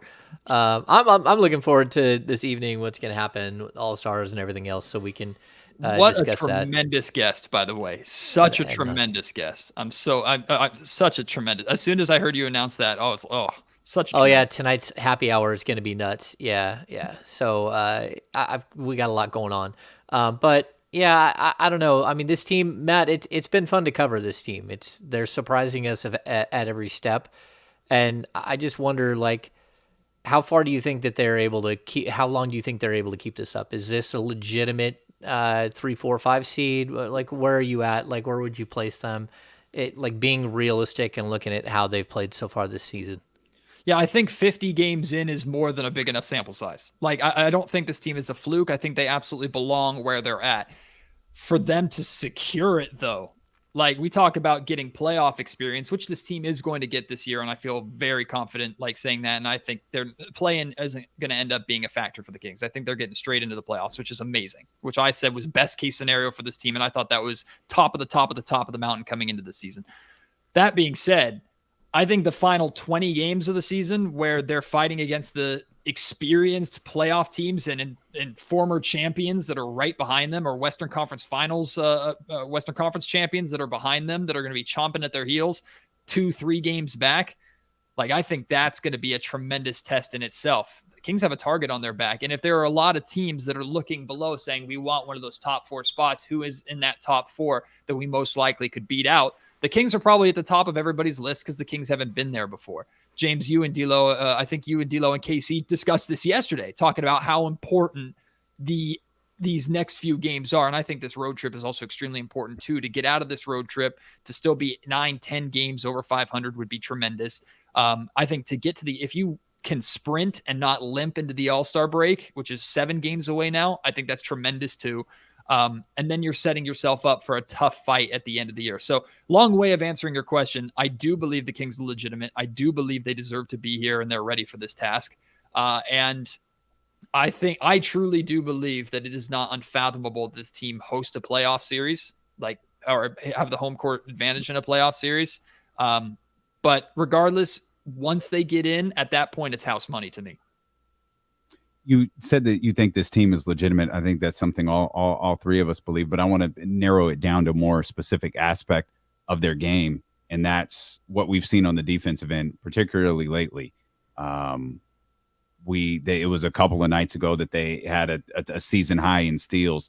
De'Aaron Fox has been using the word disruptive. I think Mike Brown uses the word disruptive when he talks about this defense. And James and I were kind of hammering down the difference between being a team that does disrupting things on the defensive end versus being the Boston Celtics or being the Milwaukee Bucks, who entire game plan is destroying your life on the defensive end. Do you think the Kings can carry over this increased intensity that they've had on that end, not just for the rest of this road trip, but you got a big series coming up, a big 2-game series against the Dallas Mavericks immediately after that. And this is an aspect of their game that if they want to be successful moving forward, it's going to have to stick around. You believe the Kings are legitimate, but how legitimate is that side of the ball? Oh, I think it's probably something that we can dissect with a microscope if we want to. And it's going to get to that point where, especially when we start getting not just a playoff time, but like I said, the final couple weeks of the season, defense, I think, is going to be the difference maker between the Kings staying where they're at and falling into that 5th, 6th spot, which is, again, as far as I think they're going to fall, because I think the offense is good enough for them to tread water, but I don't think the treading water is going to be good enough for some of these Kings or some of these teams that are going to be gunning for them. Now, the good news is, with a lot of these games, the Kings actually have tiebreakers in their favor, or it's tied. I think they split 2-2 with Memphis, right? They have the tiebreaker against the Los Angeles Lakers. Dallas is coming up here, and Dallas is another team that's going to be on their heels. If I'm missing any, James, because the Nuggets are 2-1 on the Kings, or they're at least 1-1 because of the 2 games in Sacramento. I don't remember if they've played in Denver. So tiebreakers aside, I think the defensive side of the ball could be where the Kings solidify or hold the line. And maybe that's enough incentive for Monty to pull off a Matisse Thybulle move if he thinks that's what's necessary, or go out and get someone who can just help bolster the defense enough for them to because I've always said this team is middle of the pack defensively. They're a really, really good basketball team. I think right now they're 20th or 21st or something like that. And it's not that big of a gap between 17th or 18th. So it's possible for them to do that. To ask them to do that consistently, though, while continuing to put together the offensive output that they've been putting together, I think it's a tough ask for this roster. So maybe that's, again, enough incentive for the Kings to make a trade deadline move. Yeah, Matt, it's interesting you talk about the teams and sort of the tiebreaker stuff. Realistically, they beat the Lakers, but outside of that, all of the other tiebreakers that they're going to have with teams they haven't played Dallas yet, they haven't played New Orleans yet. They're 1-1 against Denver with 1 game to go. They're 1-2 against Golden State with 1 game to go. They're 1-1 against the Clippers. So they still have a bunch of these tiebreakers. The one good thing is I will point out that they haven't lost a tiebreaker yet. Even the Timberwolves, they still have 2 games against the Timberwolves, and they're 1-1 against them. They're 1-0 against the Thunder with 2 games remaining. So strangely enough, they've only played the Suns 1 time, which is weird that you played the Suns 1 time, but you've already played a team like the Warriors 3 times. Lakers 4 times. Or the Lakers, yeah. The Lakers are done. 4. Yeah. So it's very strange. It's very strange how this is all playing out. But like those are things that you have to remain hyper focused on if you're this team. That the game against New Orleans this weekend, it's huge. You need that win. You need that win to get a little bit of an advantage over that team, especially if Zion comes back anytime soon, which we still don't know when that is, and we don't even know if he's going to be able to play in the All-Star game. So, there's a lot that still has to be decided here, but I think it is good that they're starting to knock off some of these teams that they're competing with for the playoffs. And speaking of scheduling, are you guys fans of the back-to-back games against the same team? They have the second time they're going to have back-to-back games against Houston. They just had back-to-back games against Minnesota. They're going to have back-to-back games coming up here against Dallas. I don't like it. I don't know. I don't like it. I think it's interesting. It's I don't hate it. It's strong playoff vibes. A quick chance to make some adjustments. The Houston is a literal back-to-back, right? Yeah. Or is it just okay? So no, it's on the second night of a back-to-back. They play New Orleans and Houston, then a day off, then Houston again. Sorry, got you're you. correct. The Dallas one is a legitimate back-to-back. That's a Friday, Saturday in Sac. Yeah. I don't mind it. What do you hate about it? I mean, it's more picky sports fan seeing the Kings play the same team twice because, sorry, haven't watched the playoffs, not used to that. So maybe I can start getting used to it and I should start enjoying it a little bit more. But also the first real taste that we got to it at home was the Rockets. And I was just like seeing the Rockets play twice in a row. I was not the biggest fan of that. I wish it was a little more exciting. I probably enjoy it a little bit more with Dallas. Let's put it that way. I think it's an interesting wrinkle to the. I get it for scheduling. Have the same team. Like if Houston's going to be in Sacramento, have them play twice and get out of there. If Sacramento's going to be in Houston, and have them play twice and get out of there. So I get it from a scheduling standpoint. It's just my old man get off my lawn issue of the day. And that adds up. Do you like any? You mentioned the trade. Do you like any trade targets that have been discussed, linked, rumored, or just guessed about as it pertains to Sacramento? I'm pretty underwhelmed about everything to do with this trade deadline because that's what I think the trade deadline is going to be for the Kings. Like if the Kings roll into what is it? It's the 9th. So if they roll into the 10th and this roster is the exact same, I'd see zero problem with that. Zero problem whatsoever. I trust Monty McNair completely. So if he decides that there's a player, like I think the only thing where I'm like, okay, it would be nice for the Kings to use the trade exception, that $4 million trade exception that we've talked a lot about. It would be nice for that just not to go to waste because $4 million can get you a player in the range that is what the Sacramento Kings are targeting. Like to me, the top 7 on this team is untouchable with the exception of like a blow my socks off trade, which just isn't going to happen or shouldn't happen for this team at this point. It just doesn't make sense. So if you're looking to get an 8th or 9th man that can come in or help, maybe at best 7th man that can come in and help, I think the biggest argument that I can make for making a move is try and find someone who can take a little bit of the load off Fox and Sabonis to help them get into the playoffs and not be completely burnt out. Because the reality is once we get into the playoffs, Fox and Sabonis are playing 40 plus minutes a night. Like that's the situation. So whether it's Mason Plumlee, whether it's like Josh Richardson, whoever it is, like if it's a guy that comes in and can hold down 10 to 12 minutes a night, Richardson's case, maybe like 15 minutes a night and do it well, great. If Monty thinks that guy's out there and the price is worth it, pull the trigger on that. But I don't think there's going to be any move that the Kings make that is going to be worth like going, oh my gosh, this is huge for the Kings. I could be wrong. And I the way that I discussed it with Brendan, Frankie, and Chris not too long ago was like, I don't think there's going to be a move out there that realistically the Kings make that is going to be the difference for the Kings in winning or losing a playoff series. That's the way I look at it. So I'm expecting to be underwhelmed a little bit, and I'm A-okay with that based off the fireworks we got last year. Sorry, James, go ahead. I think there are plenty of moves that the Kings could make that could change the outcome of a playoff series.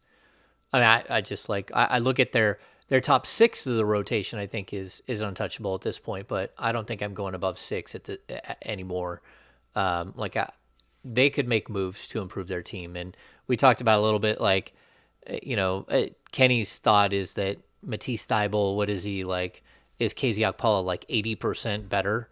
I mean, is Thybulle like 80% better than? No, is he 80% of what Thybulle is as far as like Okpala? And it's like, well, that matters at this point. Like the Kings are in a point where getting a player who's 20% better than another player, it does matter. And if they can find players that are 20% better than their 7, 8, 9, 10 guys, they should do it, because this is a rare opportunity for you to not only solidify yourself as a playoff team, but potentially give yourself a bump up in a first-round playoff matchup that, if you do well enough, could be at your home court. Well, I'll say this. It's fun that last year, James, Matt, we spent a ton of time talking about this team needs to swing for the fences. And they did. And it's clear they hit a home run.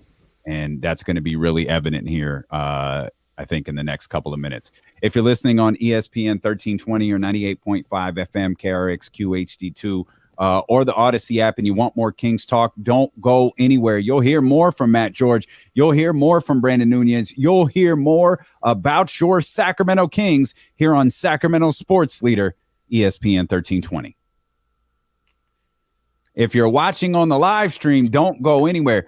Matt, James, you guys are welcome to stay. You're welcome to go. James, I know you got a lot to do tonight.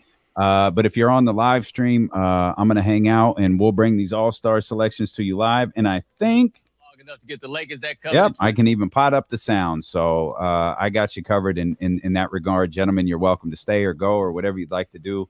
I appreciate you both. If you're watching the show, though, because there's over 500 in here, please hit the thumbs up.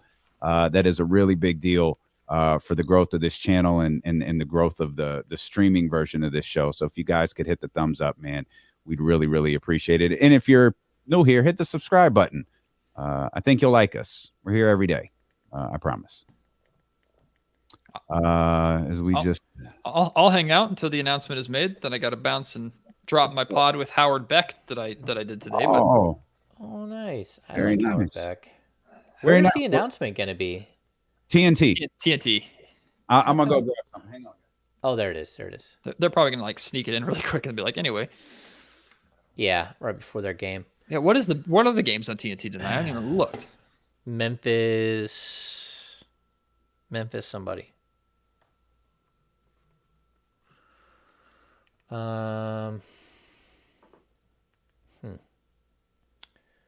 Memphis, Cleveland. Followed by Clippers, Bucks. Could both have some good implications for the Kings. Yeah, everybody hit the thumbs up button. Go Bucks and go Cavs.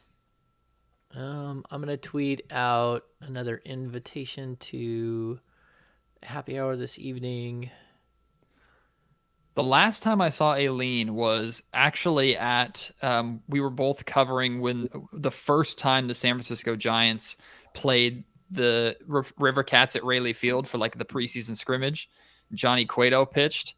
She was at that. That was the last time I saw her, which, again, this was the first year that the River Cats were the Giants affiliate. So it was a handful of years ago. So I hope she's well. Yeah, she's good.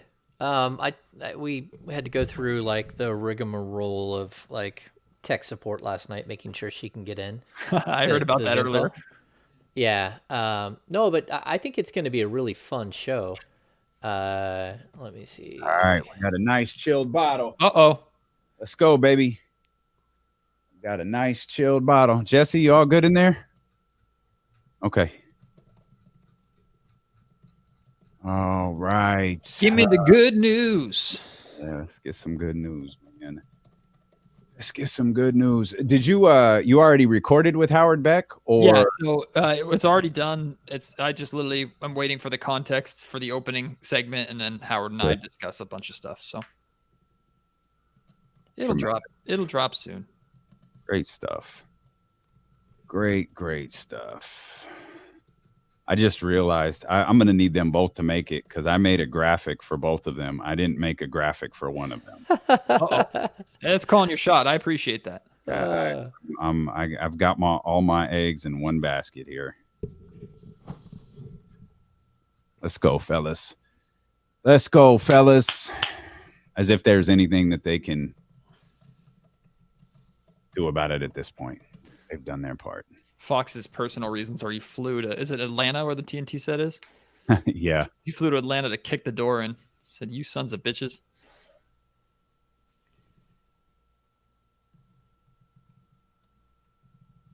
Where is?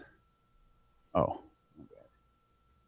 my bad. All right, we got Locked On Kings. Kings beat. Oh, we here, baby. ESPN 1320. We in here, baby. And there's good games on tonight. That's the other thing. I'm excited for some of these games. Pacers and Lakers about to get underway. Memphis and Cleveland coming up immediately after the All-Star announcements. There's some good stuff coming up tonight. Good stuff. All right, Bomani Jones, wrap it up, buddy. Wrap it up. Come on, man. I'm a big fan of Bomani Jones, but I had to unfollow him on Twitter pretty quickly because the amount that he tweets was like flooding my timeline. I wonder if he's gotten better at it. But when I initially followed him, because I became a fan of his watching Around the Horn. I used to watch Around the Horn every single day, and Bomani was one of the best on that show. Yeah, he's tremendous. He is absolutely tremendous. Here we go. Shaw Morant walking into the building. I think I'm on the right channel. Yeah, TNT, right? They're showing. I'm streaming, so they're showing Darius Garland on my screen right now. Oh yeah. Okay, me too. Oh, there's a suitcase coming down. Oh yeah, you're ahead of me. Oh snap! Yeah, you're ahead of me. I'm not watching it all. I'm listening to you. You guys are telling me. I'm the streaming, but we all know James already knows. Oh yeah, probably was staring at his phone for 45 minutes, and he's just keeping us in the dark. But we will. In this briefcase. There we go. So much, Nicole. Thank you. I don't think we can just run that straight through, but when they start handing out the envelopes, we'll pass them along. We'll go straight to the sound so that we don't have anything happen. Oh, there we go. Oh, Ernie's opened the envelope. He saw De'Aaron Fox at the top. That had to have been what happened. This is nervous energy. I am genuinely nervous. I'm kind of with this. I think we should light the beam. I think that is a completely fair idea. If the Kings have 2 All-Stars tonight, they should absolutely light the beam tonight in honor of those 2. They absolutely should do that. Light the beam, baby. Light the beam. Ernie's handing out the envelopes. Some of you might be watching, so we could have a slight delayed reaction. As I mentioned, I'm streaming, and that's where the sound comes from. And Joel Embiid. First name is Joel Embiid. Oh, yes. Okay. Indeed. No surprise there. No surprise there that Joel Embiid is a nominee. 6th All-Star selection for JoJo. Many people were arguing he should have been a starter. Yeah. Tough. I mean, but like over Giannis, or like who was the other Eastern Conference front court starter? It's a tough one. Indeed. I hope I got somebody. Nobody. You know what's crazy? We ain't even seen these people act like that, like we know in advance. In years past we did, but not anymore. Ooh, DeMar DeRozan. They're just doing. They're doing. Are they just doing the East? Yeah, East So first probably. Far. Announcement. Yeah. All right. East. What a jerk. Of course you're going to make us wait. Nobody cares if DeMar DeRozan made it. Come on, man. We ready for some Domas here. We ready for De'Aaron. Let's go. That's what we wait for. I'm not really listening, so I don't know how they're laying these things out, but right here. No problem. Here's Ernie. 1, 2, 3. Yeah, they're announcing East selections. I see it in the background. That's all they're doing. They're announcing East selections. Jaylen Brown. Jaylen Brown. Oh yes, yes. That's James, My bad. He knew before. I stole his thunder. James My bad. Oh, Jaylen. I'm a big Jaylen Brown fan. Yeah, he's been big for my fantasy basketball team. I think he's We would be okay if we didn't have Anthony Davis and Chris Middleton. I'm a big fan of most of those Boston Celtics, to be honest with you, be it Jaylen or Tatum, or I love Marcus Smart. Do they? No, detail. No. I tell you. From the Miami Heat, Bam Adebayo. Yes. Bam Adebayo. Yes. Okay. Bam Adebayo. Yeah, I like Bam. He's a good ball player. That's an interesting Miami Heat team. They've kind of been all over the place. Do you think Miami is they're 6 right now? Are they? You think that's a playoff team? Yeah, Miami? Oh, they're slow playing this, man. Yeah. Floor. Bam Adebayo. Maybe they should play him more. Just kidding. Give this to Charles. All right, Charles doing. I really just need y'all to This is speed getting through the interesting East here, here. It guys. is. Wow. Drew Holiday. Yes. From the Yes. Milwaukee Okay. Bucks. Yes. As a matter of fact. Wow. The Drew second Holiday. best record in the Eastern Conference. Drew Holiday, 19 points, 5 rebounds. I mean, it makes sense. You've got Giannis, you've got Drew Holiday, you've got Jaylen Brown, you've got Jason Tatum at the top of the conference. Oh, man. Drew Holiday plays for the Bucks. Oh, man. and- Got it. Oh, Fiorillo. Here's you know what's great. Sorry about that, Drew. Second All-Star selection, 14th season. Drew's a hell of a ball player. Yeah. Who do you He's guys like? Who do you guys like in the East? Do you like our Boston, Milwaukee? Yeah, I think they're all good. I think they're all better than the Western Conference right now. Yeah, I think Boston. I think the NBA champions in the East this year. Yeah, Boston, Milwaukee. Turn the volume up, too. Oh, From the New York Knicks, Julius Randle. Julius Randle. We alluded to James and I having something earlier that didn't pertain to Sacramento. That was the one that we found out was that Julius Randle made the All-Star team. yeah, and that 1, 2, 3, 4, 5, 6. This last pick. Oh my goodness, is Tyrese Halliburton. Third in double-doubles and has the most. Indeed it in the is. East. So, Julius Well deserved. Halliburton, is an all-star. Well deserved. I'm gonna give you absolutely. the last one League leader in What is it, the assists. last one? for the East. Wow. Yeah, this Go ahead. is, no, I'd like you to do it. Sure. Yes, without question. Without Good, question good for Ty. Good for Ty. for the East. From the Indiana Pacers, Tyrese Halliburton. Very Yeah. Yeah. well deserved for Tyrese. It's a good call right Halliburton, there. who leads the NBA Well in deserved. assists. Since he's been out, the Pacers have gone 1-9. He's got 24 games of at least 10 assists. Leads the league, as I said, 20 points, 4 rebounds, 10 assists, shooting. I'm gonna 48% guess. in the field. 40. I don't know if they take a commercial break right here, but the Eastern Conference All-Stars, Joel Embiid, Jaylen Brown, Julius Randle, Tyrese Halliburton, Bam Adebayo, DeMar DeRozan, and Drew Holiday. Whew. No It James is- Harden. It's pretty. You know, I don't like James Harden, but his numbers certainly aren't bad. Like his numbers aren't bad. But it's, I mean, the two guys involved in the biggest trade a year ago are going to make the All-Star team. And there's a strong likelihood, hopefully, that the 3 players most involved, including De'Aaron Fox, are going to make the All-Star team. No Pascal Siakam. No, there's No one Raptors. other. Yeah, no Raptors at all. But the other one is Jalen Brunson, who's had a big season. And Katie and Kyrie are both starting. Giannis is starting, Donovan is starting, and Tatum is starting, right? Okay. I don't think I have any beef with this team.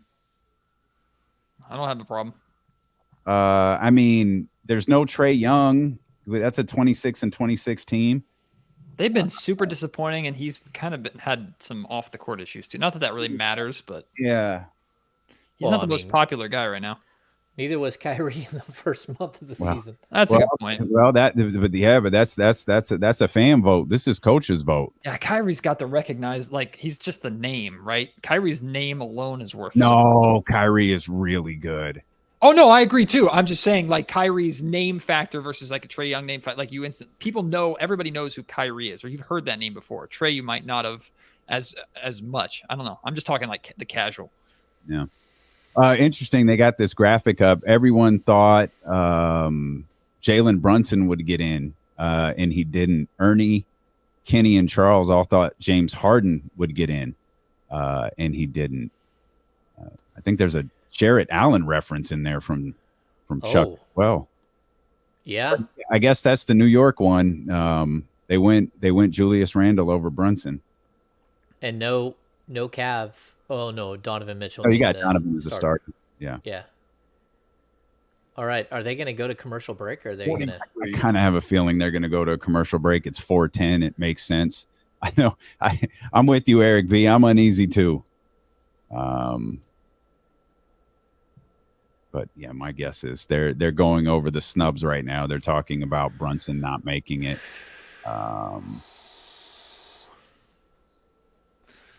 Come on, Fox number 1. Yep, and there's the commercial break. NBA on TV looking for tape on Drew Holiday. Oh, poor Drew. Oh, that's tremendous. Oh, did Drew Holiday dirty. Come on, man. All right, we got a commercial break. No Jimmy Butler, no James Harden seems wrong. Yeah, we could look at James's numbers here real quick. I got no problem with that. I don't want to see free throws. Yeah, he's not my favorite, but I don't think he's having a bad season. Oh, I'm a straight hater. I'm just a James Harden. And I'm fine with that. I am too. James is averaging, well, it's fine. Like he's he's averaging 21 points and 11 assists. The 11 assists caught me off guard a little bit. So 21 points and 11 assists. God, he's only averaging 21. And Tyrese Maxey is averaging 20. That's probably why Harden's only averaging 21. When's the last time in Harden's career he's averaged that low? It's got to be like his second or third year with the Thunder, right? I'm sure it's his years with the Thunder. I can tell you. That's crazy. I did not know that. He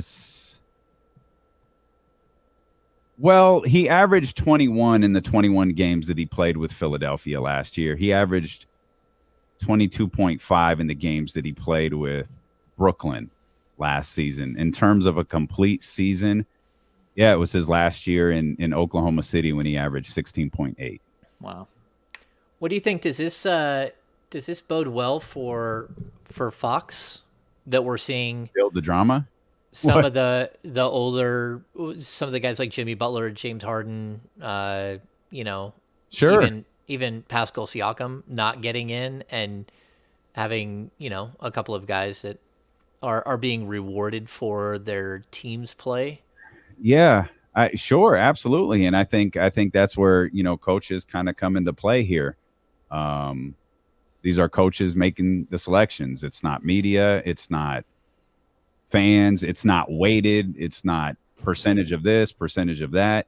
It's just what who the coaches think should be in. Oh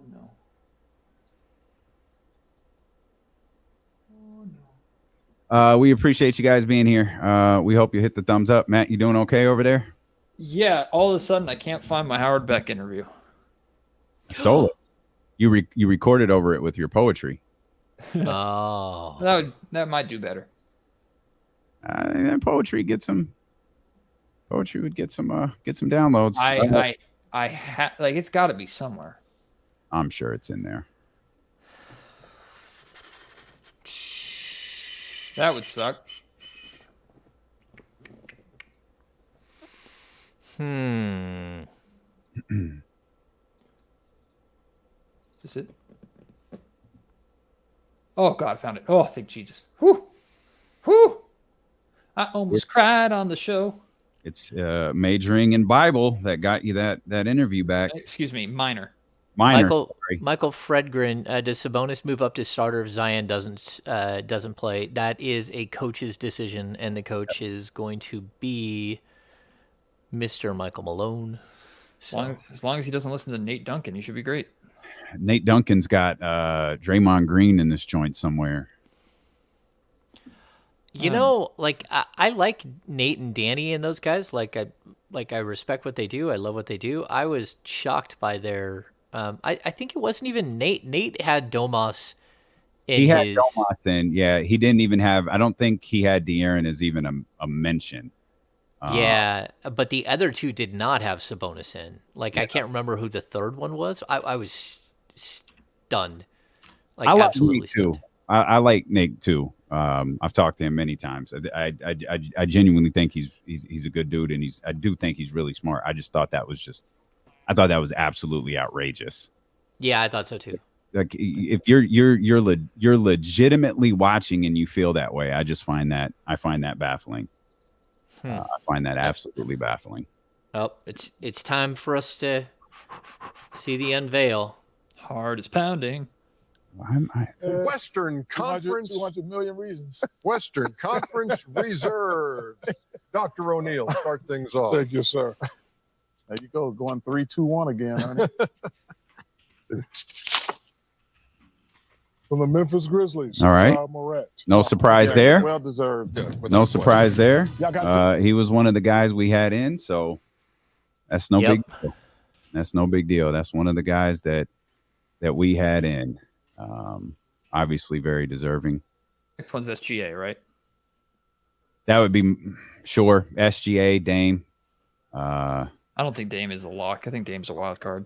Really? There's one. I always start going from 3 to 4 now. Yeah, we're all over the place. You always go 1-2. From the Sacramento Kings. Yes. Domantas Sabonis. Let's go, baby. Ain't the only one. Let's go. Hold on, man. Let's get these air horns in here. We don't know that. This was an easy one. There is no denying the year he's at a 19, 12, and 7, leads the league in rebounding. That's impressive. Number 1 in double doubles, number 3 in triple doubles with 6. Wow. And Good stuff. no, he's a monster. He's played in 48 of their 50 games. So Domantas Sabonis, an all-star for the third time in his third time, baby. Awesome. I'm hoping they have 2 this year. All right, Chuck. Well, we'll I see you, Chuck. You're hoping.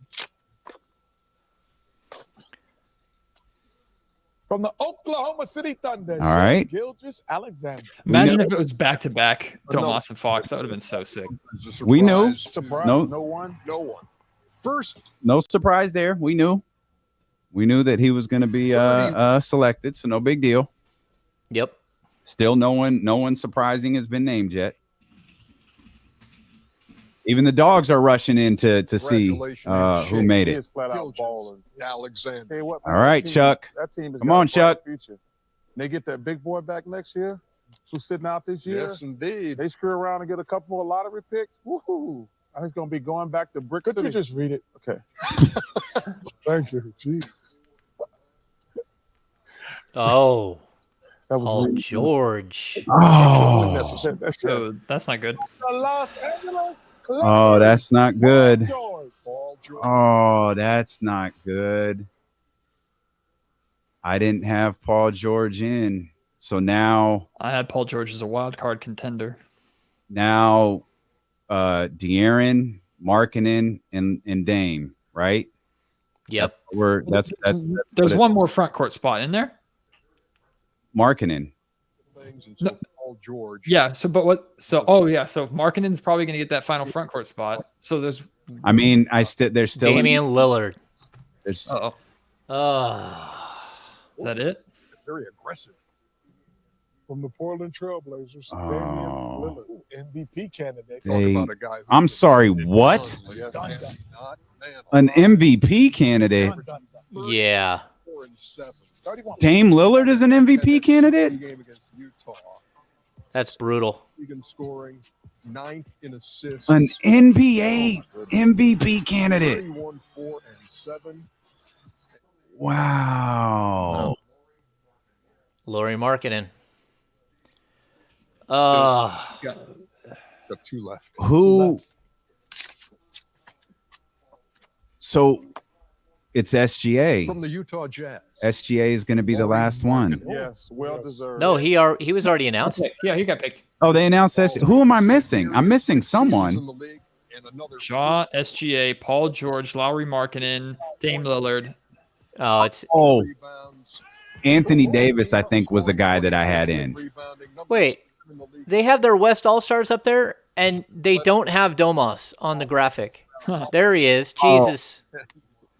Where is he? I don't have. They just put him up there. And the Jazz have already exceeded, the preseason. So it's either, I guess, like AD, 23-24 wins, and they've already exceeded that. Lauri Markkanen, a huge De'Aaron? reason why. Here's our last one. Come on. I'm a point guard, right? Yes. Come on, baby. Come on. Shocking what just happened. Yes. AD. From the Memphis Grizzlies, Jaren Jackson. Oh, fuck all the way off. You are out of your goddamn mind. First All-Star. Oh, kiss my ass. Jaren Jackson? What? Oh, please. Jaren Jackson made a freaking all-star team? Oh, my goodness. Just kiss the ass of the Memphis Grizzlies and call it a day. The Grizzlies are 2 games better than Sacramento, and you put Jaren freaking Jackson into the all-star team? That's a joke. That is trash. That is absolute trash. Like, if it was Anthony Davis, like, whatever, like, you deal with that. Jaren freaking Jackson, who I'm a big fan of, but is not an all-star. Yeah, not at all. I thought he would be in the mix for front court, but as like a super wild shot, like crazy shot. I never thought he had a chance at. Absolutely ridiculous. That was not anywhere on my radar. That and no Aaron Gordon, even though they're the number 1 seed, which you could easily make the case that Aaron Gordon's been a better player this year than Jaren Jackson Jr. Jaren Jackson is averaging 16 points and 6 rebounds.